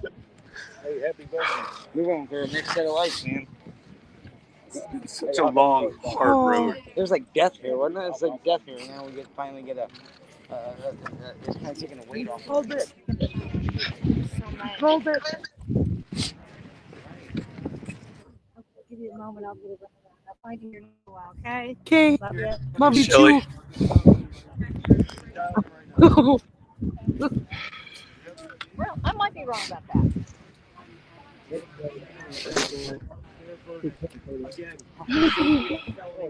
Ask you a question. What's your thought on the verdict, man? I'm shocked. We Are you got shocked? Did you think it was going to be a not guilty? Well, I didn't really pay attention to the trial. I needed to be a jury member really to see all the evidence. Exactly. Dude, I'm shocked. Guilty all counts. Thank you. It's the Evil CJ, everybody. Find him on YouTube, Evil CJ.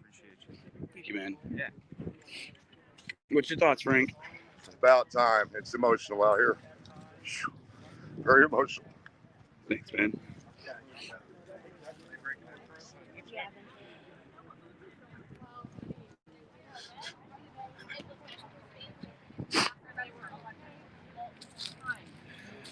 Sentencing for Allen will be on December 20th in Carroll County.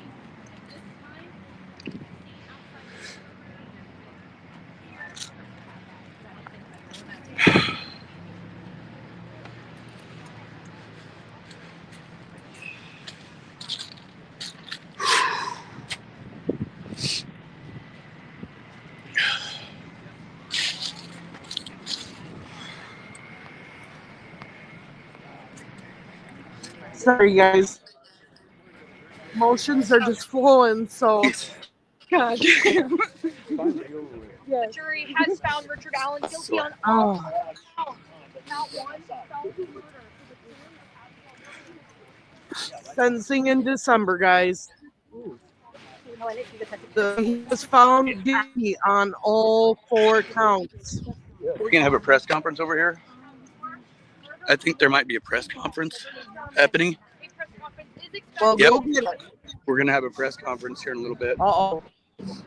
So everybody knows. Cops coming out. So, like, breaking something. overwhelming. With like. It is. I love you guys. I love all of you so much. Hey, baby, today's the day.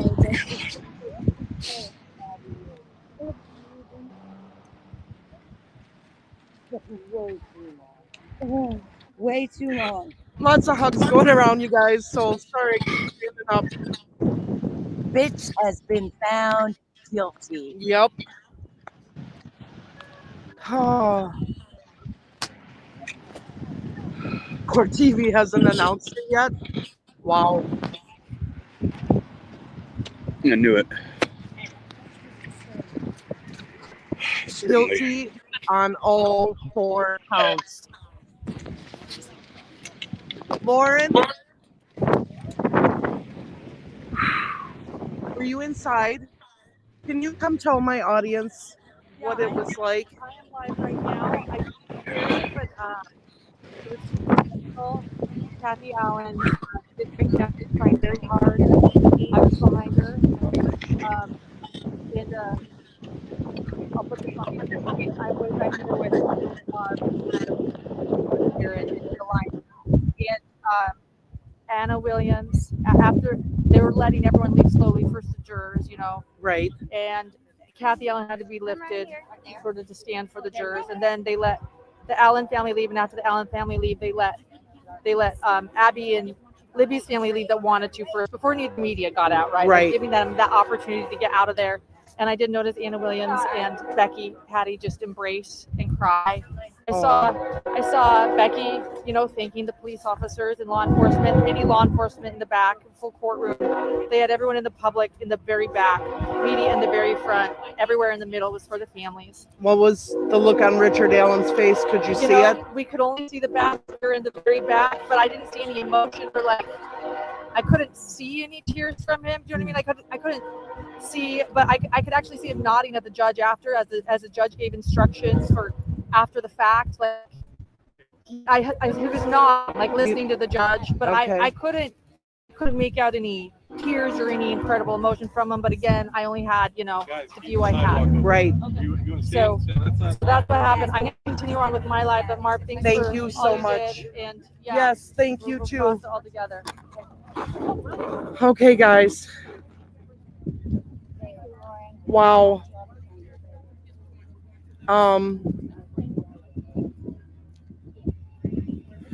Yes, Libby and Abby can rest. They can finally rest.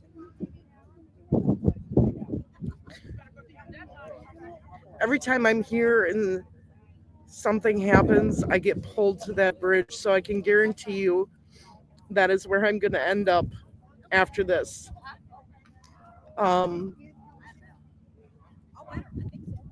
Just to be there with them. I already feel them right now, but this feeling gets stronger as we go, and as I get to the bridge. Yes, thank you to Lauren from Hidden True Crime for giving us an update on what happened in the courtroom for the verdict.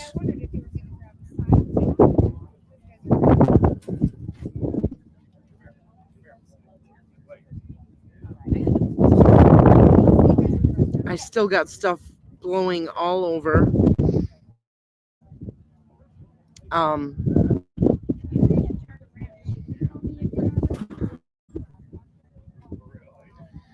Guilty on all counts.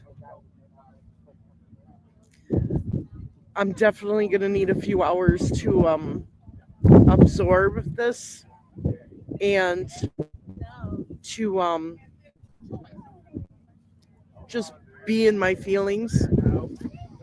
I will probably do another live tomorrow, but this is going to be the only live for today. We've been live for almost 5.5 hours. You guys were here with me too. At least we got to have you here with us when we found out the verdict. Richard Allen is now convicted murderer. All charges. He was convicted.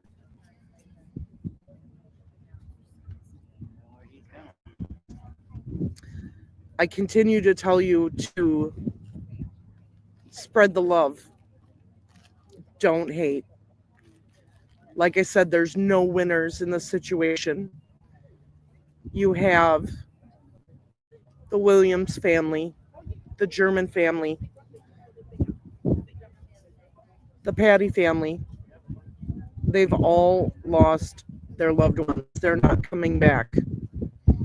And we have to include Kathy Allen in that, and Janice and their family, because now their family is officially been destroyed.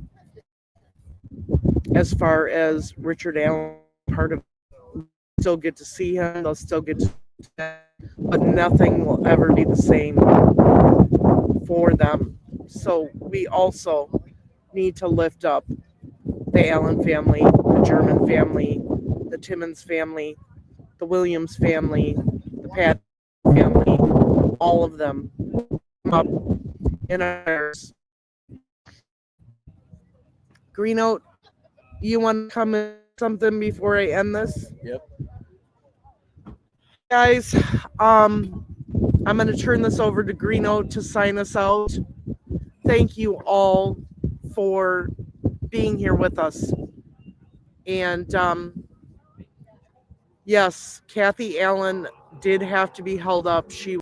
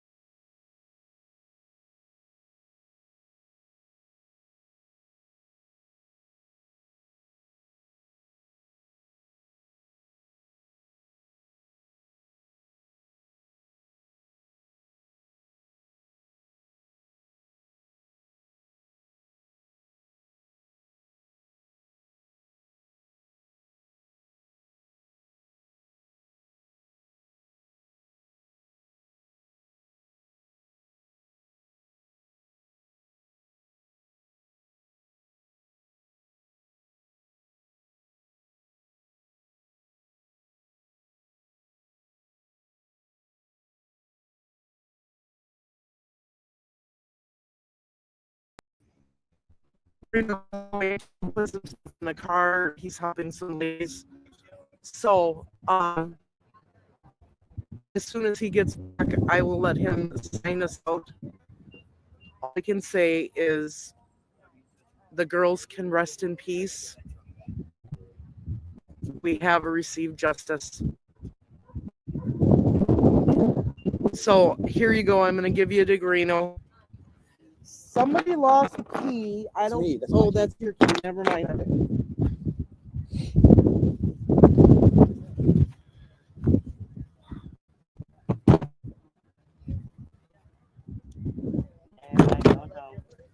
here we are, ladies and gentlemen. 8 years I've sat here and watched people fight on the internet. The media try to push narratives, lies, bullshit. And finally, it all comes down to one thing, and that was the truth. And I've been saying it a long time ago. And today's the day I post that video that I made a long time ago that said Richard Allen will be convicted of this crime. And that holds to be true. Because the truth will prevail no matter what happens, ladies and gentlemen. Have faith. Have faith in your local law enforcement. And if you've had bad experiences, chances are it's probably because you made a mistake.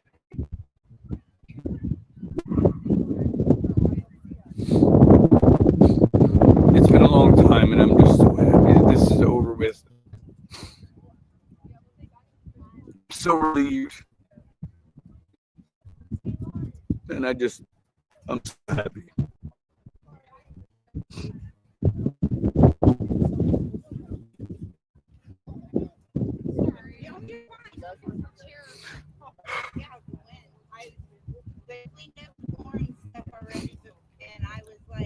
And for people like you, Squeaky Wheel, how about you suck a fucking cock? Fuck you.